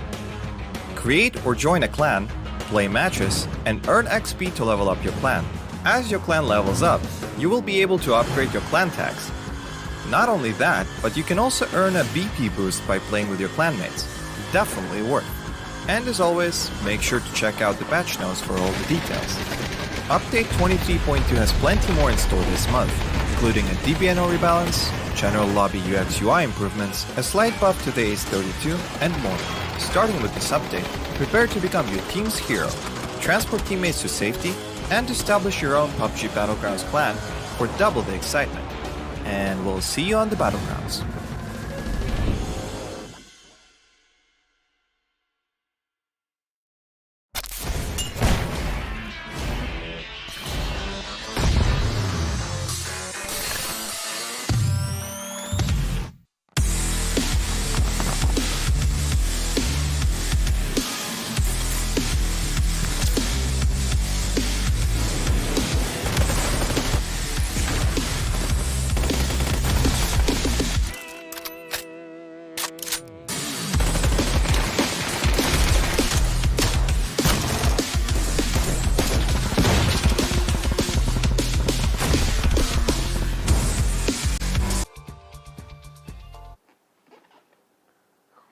We back with the last round For Group A, this is the Pubg Asia Super Cup 2023 Summer, together with me, Sir Cloud, as well as the handsome-looking Husky. Looking pretty, yeah, looking pretty nice. I'm getting used to this hair. Don't worry. Yeah. Last time, I think people who saw me on Challenger Rumble, I still had long hair. Yeah. Well, tell us the story. Why? Why? Yeah, why? I don't know, just there's no reason to it. You just feel like it. Yes. Okay. There's this that Confucius once say, hair can always grow back, but some things can't be missed. Forget that. Okay, I was waiting for the second line. Yeah, so hair can always grow back after you cut it. Like hair is very flexible. If you don't like it, you can cut it. If you like it, you can keep it. It applies to most people. Yeah. Condolences. Thank you. Thank you for that. But anyway, ladies.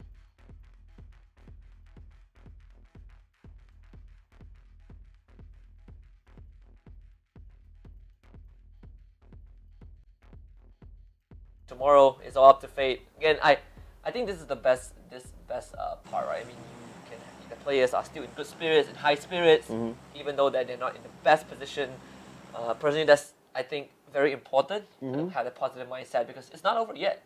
So it's no you can't really beat yourself up too hard about it. There's time for them to talk about it tomorrow before we hit the LCQ for at least for E36. Yes, so there's still hope for all these teams. So yeah. Just look forward for that. But anyway, now look at the flight path. It's going to start from military base this time around. Still the same, but for this flight path, it's going to cut across the map. It's going to go up to shooting range, and we still have 2 teams around the area of military base itself. However, because this is a nicely cut flight path in the middle of the map, meaning that some of the hotspots can be quickly reached by some of the teams. I'm looking over at school though. We have like 3 teams going towards school. I guess it's going to be a split between the school apartment and also the school compound. But anyway, school's a school. It's going to be interesting to see one of my favorite hotspots. But we're going to see another fight in Milta. It's the same fight. It's PMA against NHE again. Round 2. Let's go, Teddy. First blood. And what the heck, Long King? What are you doing? Why would you shoot your own teammate? Come on, guys. What? Oh, no. Look away. Look away. Look away. Yes. Good job. Yes. Look out to the lobby. That's absolute. That's what we need. Absolute disaster for energy. Is that the fastest elimination in the group stage? Yes. Yeah. It is. Good lord.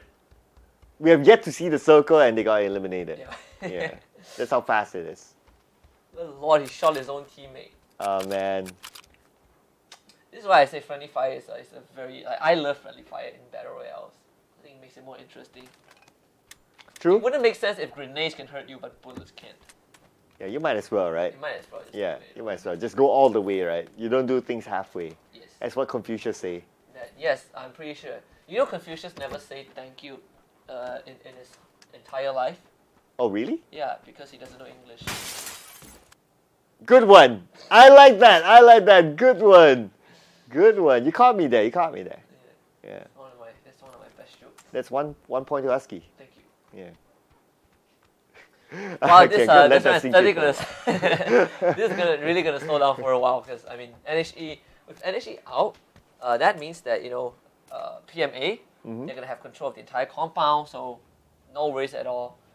I think when we get to look at the circle, I assume it's going to be on mainland, so most of the teams won't feel too pressured to move at all. I mean, if I'm getting Predator 1, it's really a smoking vehicle out there. I would like the circle to go towards one of the edges, right? Yeah, that'll be super duper fun. At least the game, and as a viewer, the gameplay will be a little bit faster if that's the case. There it goes 100% land, somewhere in the middle, gut car, for example.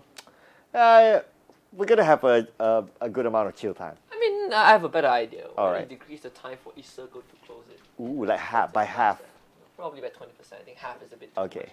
much. I mean, yeah. I mean, they've already standardized it, right? So just cut it down just a bit more, maybe 20%. 20%. Okay, I'm evil to say half.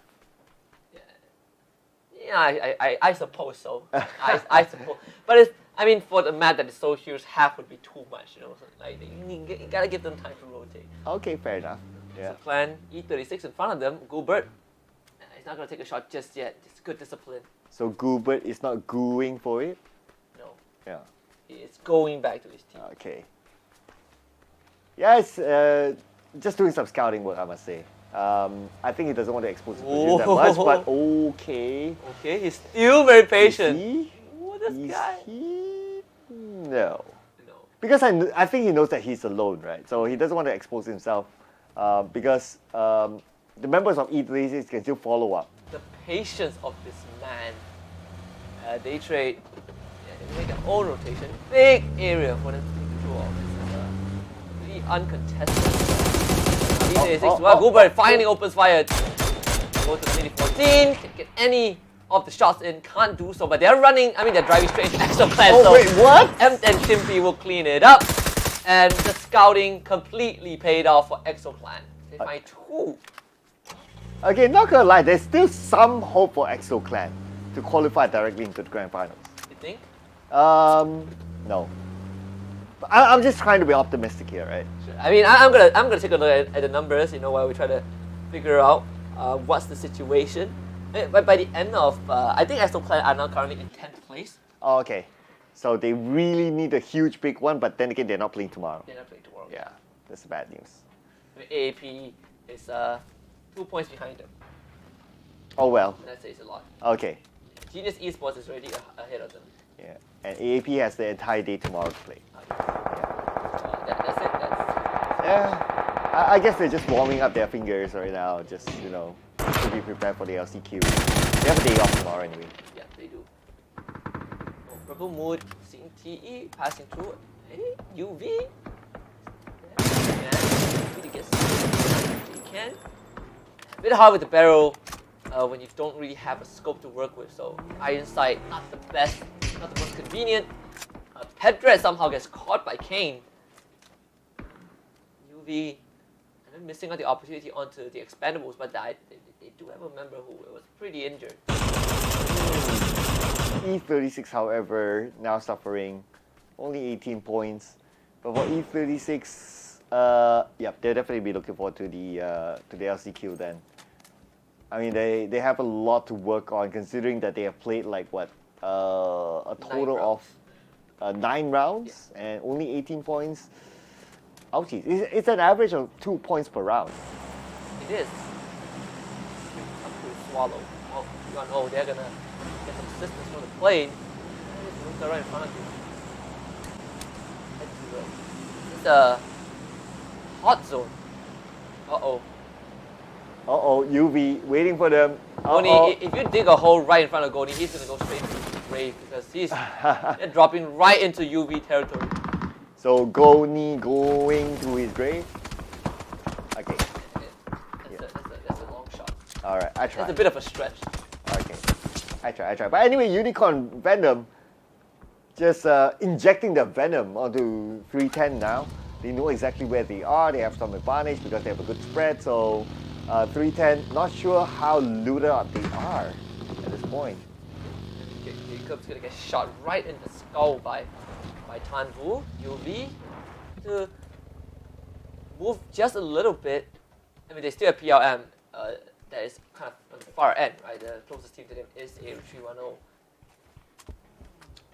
But anyway, UV, they're not interested to take that fight, which totally understandable because they're in the circle, they don't need to force it, so that's absolutely fine. It's not like that's an area that is prime enough for them to really force it. Arcade Predator, on the other hand, a great round they had previously, so right now they have moved up the charts significantly, looking to overtake Red Sea, this game is the last game for them as well. Yeah, I mean, let's see how they're doing. We'll check in on them a little bit later. Sylphia though on E36, third member of E36, knocked out. T5, long rotation. He opened for a long drive straight into the circle. I mean, T5 they had a pretty decent start, a mediocre start, but look at the past result. They only have 14 points so far.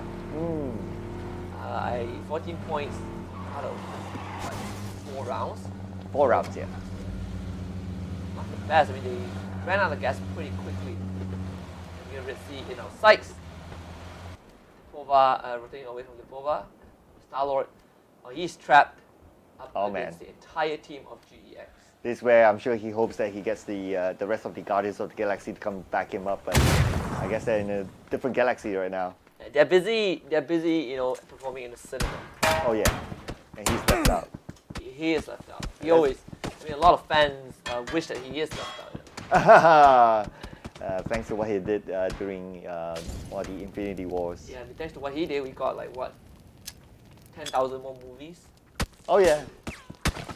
I always say that like it reminds me of horror movies, the genre of horror movies. Okay. So horror movies is actually just people making poor decisions in life. Oh, but he's not making a poor decision. With a knockdown to up Chen. Looking good, buying time for himself with the stun grenade. Yeah, he's gonna try and help back up. They're gonna rush him, so it's a race against time. Star-Lord able to at least make himself healthier. Trap on the roof though. This is easy. Bounce the Molotov off. Leo not able to find it. Star-Lord actually gets fried. Oh, where's he gonna go? Okay. Oh my goodness, the Molly almost finishing him off. Oh, that was a close one. That Molly's gonna buy enough time for GX to revive the teammate. That's why you see Star-Lord throw out the smoke. He is so trapped on this area right now. I'm gonna give an extra bad news. Exo Clan is all around them. Oh yes. Yeah, so they're just waiting for the commotion to end before Exo Clan will move in. Alright, Star-Lord, show me what you got. Okay, here we go. Do you see him? Smoke grenade covering his angles. Okay, they're not rushing up just yet. Because I think they know that Exo Clan is looking at them. But hey, look at this! I did ask for a side circle and we got it. With the power it is. Flashbang. Okay, here we go. Star-Lord, double Yes, spread, down, it worked out! Oh my goodness, Star-Lord! My man's still kicking. Yeah, that's why he's the Lord of the Stars now. And now this could be the moment for Exo Clan to move in, but then again Exo Clan still staying put at where they are though. I think it's going to be worthwhile if Exo Clan wants to take over this compound. PMA is already around this area. Xavier, he's in a rough spot right now.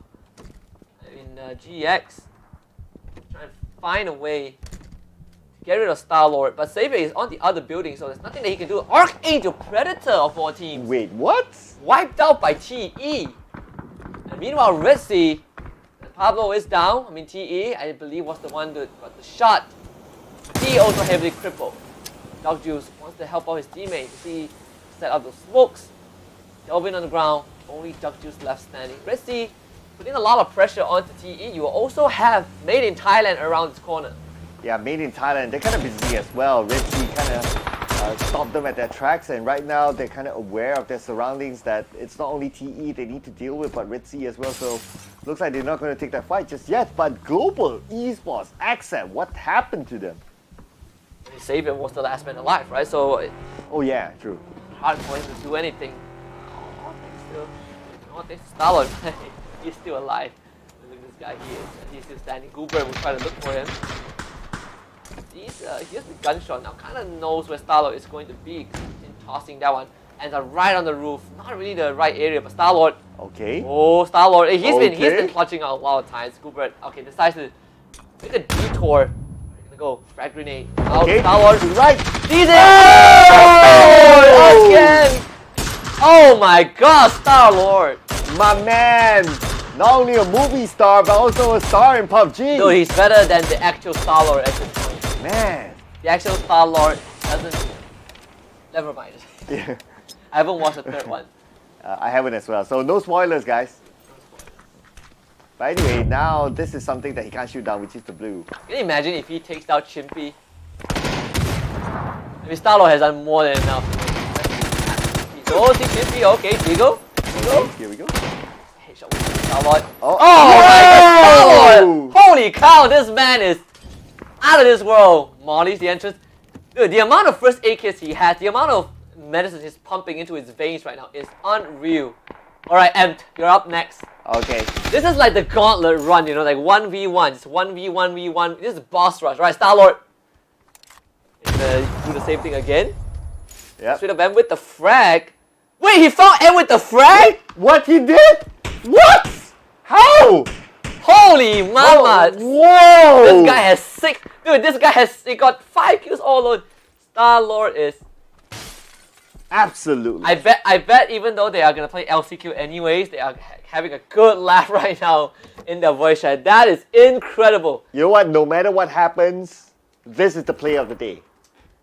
Well, with how he's playing, he could take out the Roman Empire if he wants to. Absolutely. This is even better than the Evil Patrick gameplay. Oh yeah, Evil Patrick, we'll step aside. I mean, Yeah. you know who else is still in this round? Star-Lord. Star-Lord. There you Whereas go. Evil Patrick, he's already out. He's in 15th place. Man, that overrides everything today. That is my play of the day. Absolutely insane. Now, They should earn a grand final spot just off of that play. yeah, just give it to him, like, direct qualifiers. Direct qualifiers. Man. That's going to my all-star team for sure. Must be a heartbreaker if you are on the side of, if you are GX and EXO. I mean, you got completely outplayed. Especially if you're EXO. Especially actually, just Yeah. massive outplay by Star-Lord. Where was Man. this guy? Imagine if he played like that yesterday. Oh, They would have been easily qualified. but that was definitely a morale boost, right? Get them prepared for LCQ. Yep. 12 teams left. We're halfway through the match already. Phase 3 is going to close it in around a minute and 15 seconds. But day trade, PLM. Dana Watts will drive towards the rest of his team. Meanwhile, 3-1-0 and GE and Young B, he's receiving a lot of fire. You gotta think about it, it's 3 phases, and we can say that 99% is Star-Lord. Oh yes, Yeah. most of the action is with Star-Lord. Man. Superb. But anyway, hope he can get out of the blue because he was tanking out the blue earlier on. That makes it even more impressive. The guy was fighting the blue and 2 different teams. Mm-hmm. That's why he's a Star-Lord. He's hot right now. But anyway, Q confirmed. Still a hot team. Q confirmed is definitely one of the hot teams right now. And they're trying to stop GE from coming to the circle. And not only that, they're managing another team who's currently in circle, but that's going to be okay. So it's going to be focusing on the GE. I mean, they have a pretty huge amount of opponents, but the blue zone is going to be forcing GE to work closer 30. But just by Vuelo, SKS in hand, can't catch T. Not enough damage to knock him down. Smoke grenade trail just is enough. I mean, this circle is absolutely brutal. If it goes to the east side, Never mind. Lousy circle. But I mean, phase 4, you always seek for dry land. So we're going back to the center. That's where PLM, TE, and Made in Thailand are. Well, my eye's still on the Star-Lord. He's still alive. Where's Star-Lord? Yeah, he's bottom left. Oh, there he is. Yeah, there you go. Do you think he's like, I think I've done enough. I can rest in peace. Nah, he can still move, you know, he has still some space. You know. Come on, Star-Lord. He's not moving. Okay, if Star-Lord can pull off a chicken dinner, Oh, God. If he pulls off a chicken dinner, I would personally. go ball. Well, you wouldn't put that on the line? I was about to say something nice. I would treat them to a meal.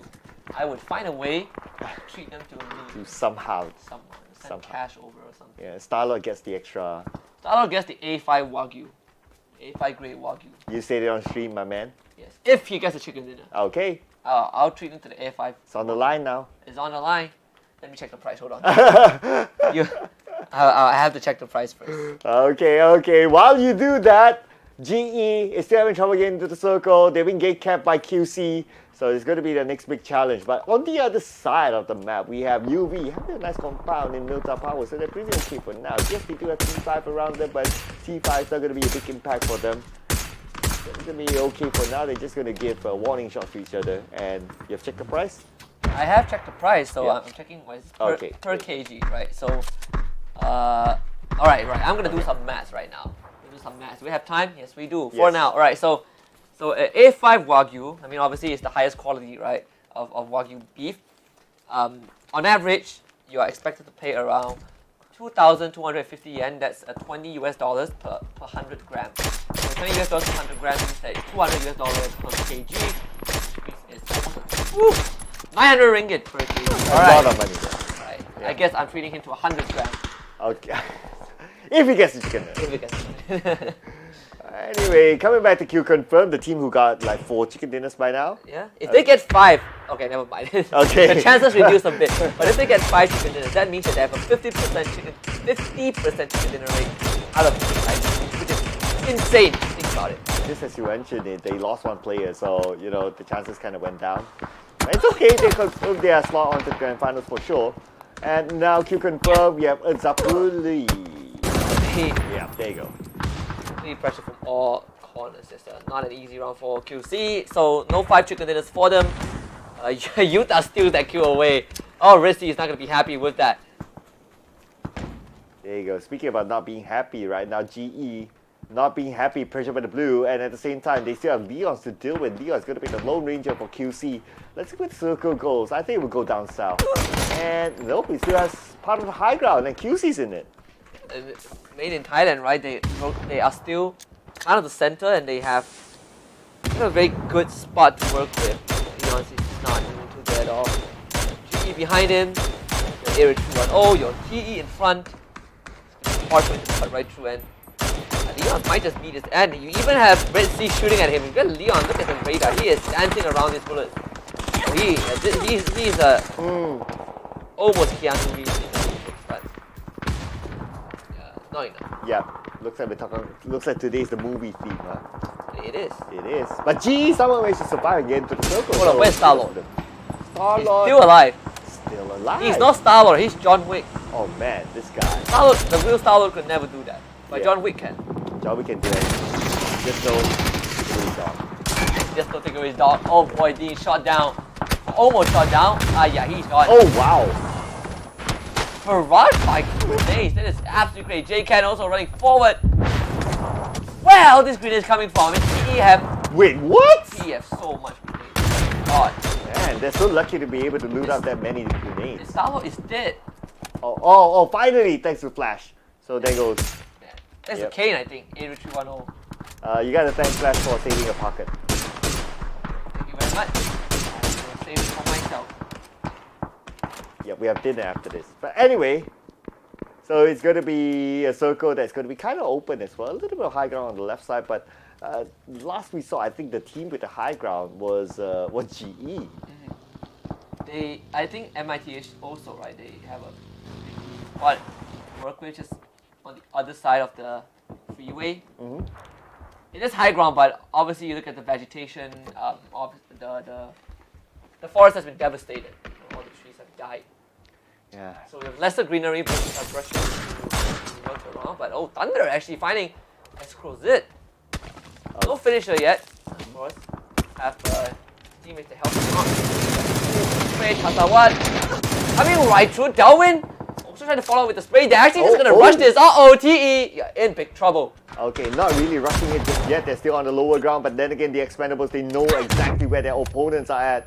It's a big trouble there for them. But GE is overlooking everything, so they can take advantage of it. They can even steal those kills away. Yeah, Hasawat throwing in those nades. Delwyn, he's just gonna boat. His teammates with him. T5. They've gotten the control of that area, and that's what's important. Also, just in case someone is rushed for safety reasons, but fortunately for T5, their location is now been spotted by MITH, and like you said, GE, what a great spot to be in. Still with the high ground, the best position possible for them at this point. And the fact that they came from the outside of the circle, coming in, they had to fight multiple teams to be in this circle. I mean, it's not an easy position for them to be in. They managed to pick up 4 kills on their way in as well. So looking good for GE. And now this shot from Young Boy, will he pull the trigger? Will he do it? Mini 14 in hand. He's trying to find the right angle. Okay, just a moment. Yeah. Yeah, see the side of his leg.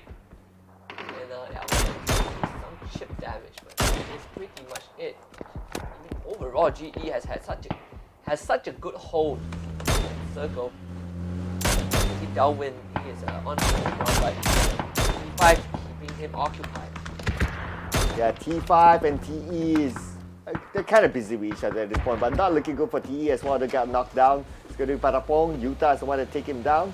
Utah from the high ground, of course. GE having control of the circle at this point. And look at the amount of teams on the right side of this map. Oh my goodness. Big bloody. Last 2 minutes, that circle to close in, and everyone. Oh my god, losers entirely to Thunders. Oh, that is a bit of a disaster for MITH, flashbang thrown to as well. Tanawat going in for the push. Escrows it, first to go. Tanawat just looking to clean out the rest of Made in Thailand as Purple Moon Esports make a statement. The Molly is there, the frag thrown in as well. Thunder's gonna intercept this. Ronan is outside, he's gonna take the car, about to drive off, but he's getting shot also. Might not even make it out of this. As Tanawat finds Ronas outside with the lob of the nade. Oh, Tanawat! Pressure, and Daytrade is right there. Made in Thailand goes out, but Puchus was able to down Tanawat. Thunders again, saving his teammate. PLM, they are still alive. Still alive somehow. Made in Thailand has been eliminated, but now it's going to be Daytrade Gaming against PLM. And now Flash down to 50% health. How is he going to survive this? He needs to reset quickly. He needs backup for his teammates. But then again, Belmov is somewhere else. Flash tries to buy time for himself, gets into the compound, reset. Very tough. I mean, Daytrade, they gotta bring the teammates back up, and that's they will do. Belmov going in for the revive. They were able to slow down PLM for a little bit, so Daytrade, they can bring the entire team back up, put them in a better position. It's 4 versus 3 after all. T5 wants to join in a bit, but the angle is not there, and now Daytrade, very happy. Frag grenade also cooked up from past PLM. Barely standing, and they were able to recover the rest of the team. Oh, Belmov now needs to buy time for his teammates though. They're just holding on to the compound because they still have the circle, but then again now the circle will shift, and who will it favor? It might go up, and looks like it went down. GE needs to move, but GE coming up for the high ground should be a-okay for them. Oh, while that was happening, Area 310 has not really made too much noise. Look at them. They are just chilling. Being chilling, but now is that moment for action. So if they rotate to the left, it's going to be GE. If they rotate to the right, they're going to crash into the compound where PLM and Daytrade Gaming is at. Let's see what they're going to do. Now they still have time to decide, but with the information that GE is on the left, I think they might want to get focused on it. Let me just look at Daytrade and PLM. There's so much utilities being expended, but PLM are also occupied by GE and 310. A lot of things that we need to look out for. What was making sure that he's not getting watched. Daytrade also Daytrade now alerted, right? Primarily to GE, who have been making majority of the noise. Yeah, GE, a lot of noise, and that's why they're only left with 2 players. But anyway, 310 will lose Donnie to Thunders, and that will kind of stop them at their tracks. But they do not have a choice. They need to move into the circle. Now it's going to be Wesker moving in. Flash out of bullets at the wrong timing, and that kill been taken away by Yura. Again, 310 driving down the car. Tanawat sees them. Gets the initial play and Flash it absolutely barrages Vuelo. Kane wants the help, but Thunder steals that kill away. And Kane, he's gonna get bombarded at this point. He's trapped in the worst possible spot, blown to smithereens by Young B. 5 more teams left. Oh, that is a Young B with the nade, finishes them off. And now GE somehow is still alive, and not only that, Husky, they have an airdrop closest to them. 2 more members left, not easy to play. Owen was able to down Hasawat as T5 are down in the last stage. Look at Young B, he's running downhill already. TE getting pressured, Tanado. Good exchange, turn the corner, Darwin saves his team. Absolute clutch moment. And these 2 guys have been holding this house for the longest of time. Yeah, for they are still standing. Absolutely, for like 3 circles at least. And now, with them winning that fight, that compound is theirs. GE, depending on how the next circle is, we still have 1 more circle before the circle closes entirely. We'll see the fight between Daytrade Gaming and PLM for sure. But look at the circle, keep your eye on it. It's going to prove crucial to any of the teams. And the circle shifts right into the middle. The circle is very fair. The circle says that it you want a chicken dinner, everyone run out. Fight right now. Yep. Everyone with the compound doesn't have the circle, but GE has the high ground. But they also have to move, right? They can't stay there for any longer. Because we're approaching the last phase very soon, and this is, this reminds me of a paintball arena. Tanawat, what? How did he get that kill out of Belmov? Man, right in the face there as Belmov gets eliminated. So now it's time to Flash together with his teammate. Thunders trying to find a good angle, but can't seem to do so. Thunders now has information on exactly where they are. Stun grenade being thrown at their opponent. Moving in with P90 and go blind. Helps Thunder to secure that kill. He is so blind. I mean, this is the most stacked P90 I've seen! Thunders! What are you doing with that P90? Holy cow! I have not seen anyone take this gun over all the other guns that we have. And he's almost out of bullets. He's like 34 and 5. This is the Reserve. most...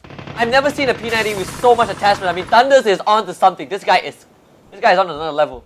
Man, if he can consistently do that, who knows? That could be the new meta weapon of choice. A P90, I never thought I'd see the day that it would be a thing, but oh my goodness. Thunder is tearing up a storm right now.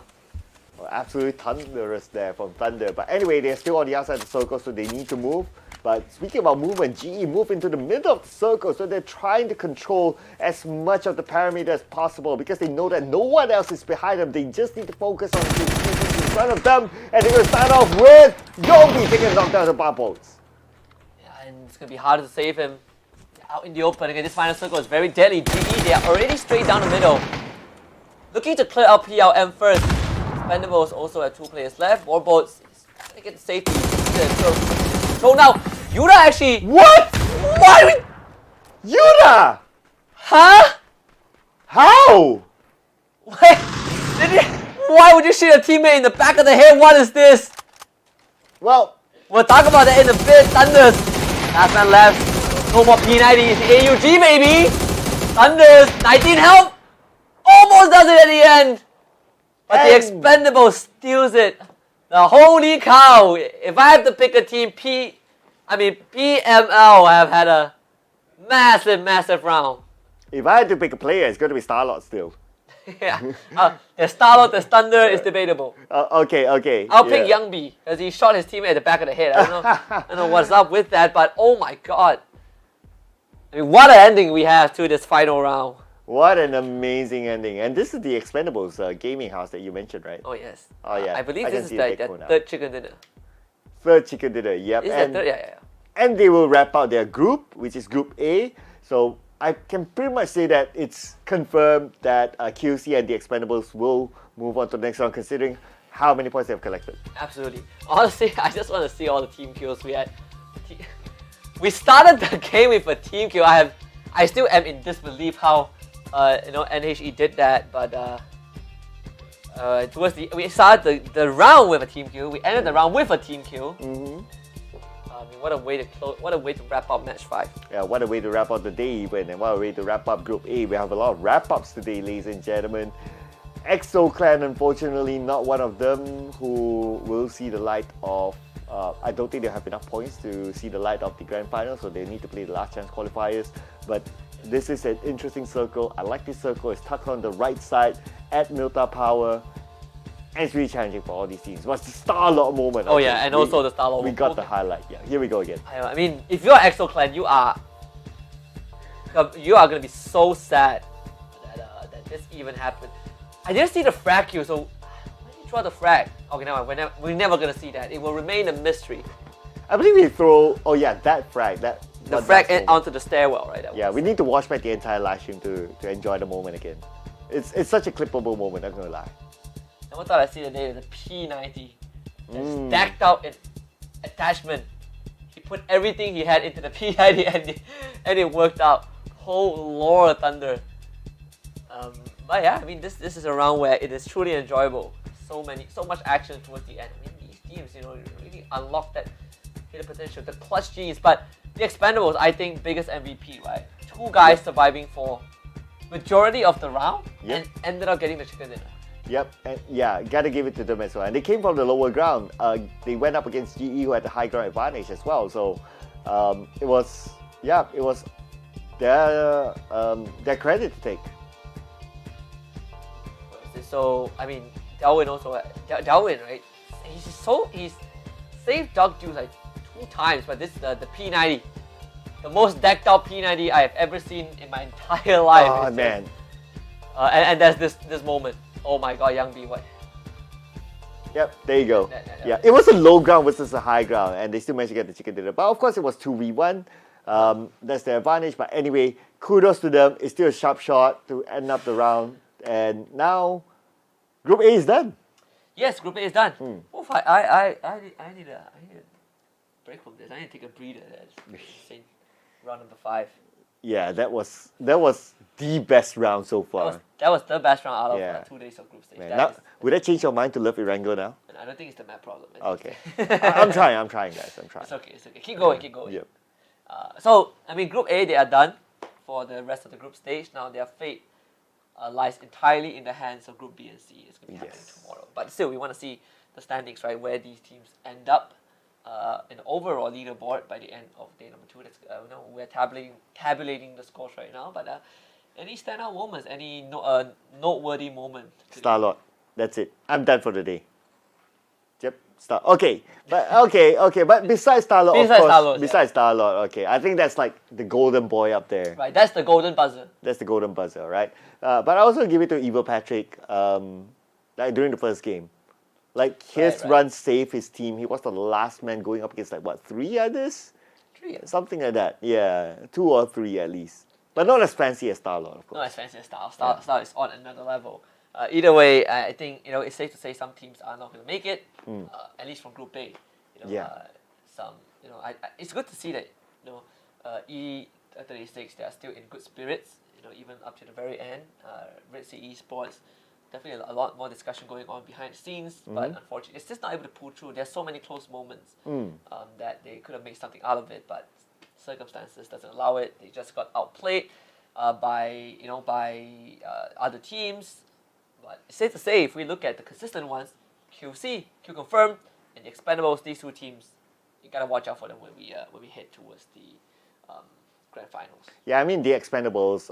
They are not a new name in the scene as well. I mean they played the global series before as well, so they have a lot of experience up on their backs. And for them to perform as how they perform, not too much of a surprise for me because names like Duck Hughes, I've seen him perform before in the global series. If he can do that in the global series, I mean, this is, I wouldn't say a piece of cake for him, but he can definitely still definitely more transfer ready, that. right? Yeah. You're more prepared for this. Well, here it is. TE and PRM both getting 18 points. I mean, PLM, what can I say? 12 Well, 12 kills. I mean, GE even getting 14, right? But this was a slower round for GX and NHE.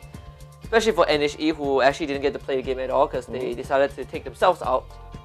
Like a hard drop. yeah.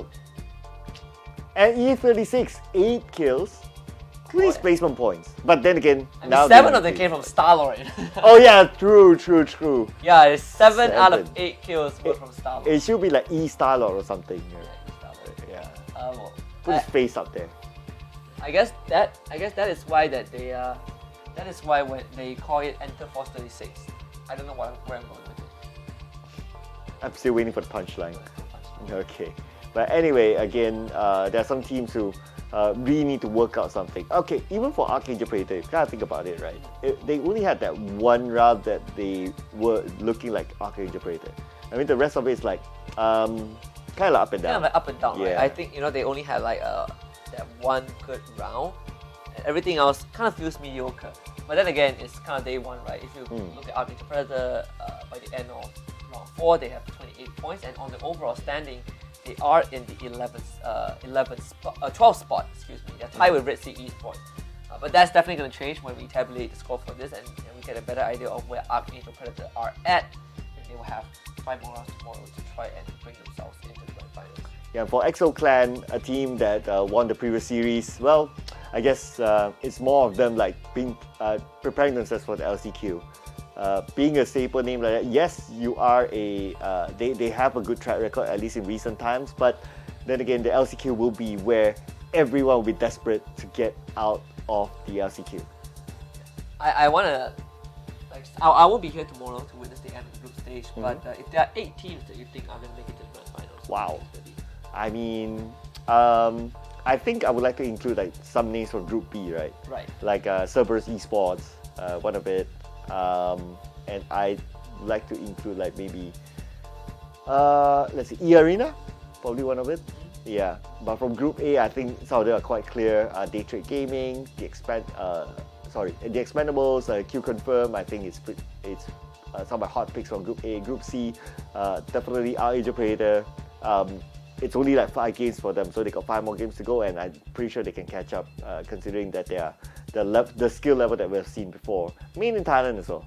I think, to add on to that, for at least for me, PLM, this is their best round today, 18 kills. Prior to this round, they were at 14th place, 24 points. This is going to really bump them up the standings, right? Put them in a better spot to contest for the top 8. And if Purple Moon makes it in, I think you have a lot to thank Thunder for, because this guy popped off. This guy popped off huge. Yeah, given the P90, nothing else.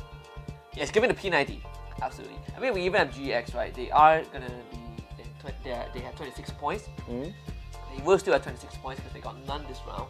So, a bit of a danger zone for GX. Yeah, tomorrow, 5 more rounds to find out.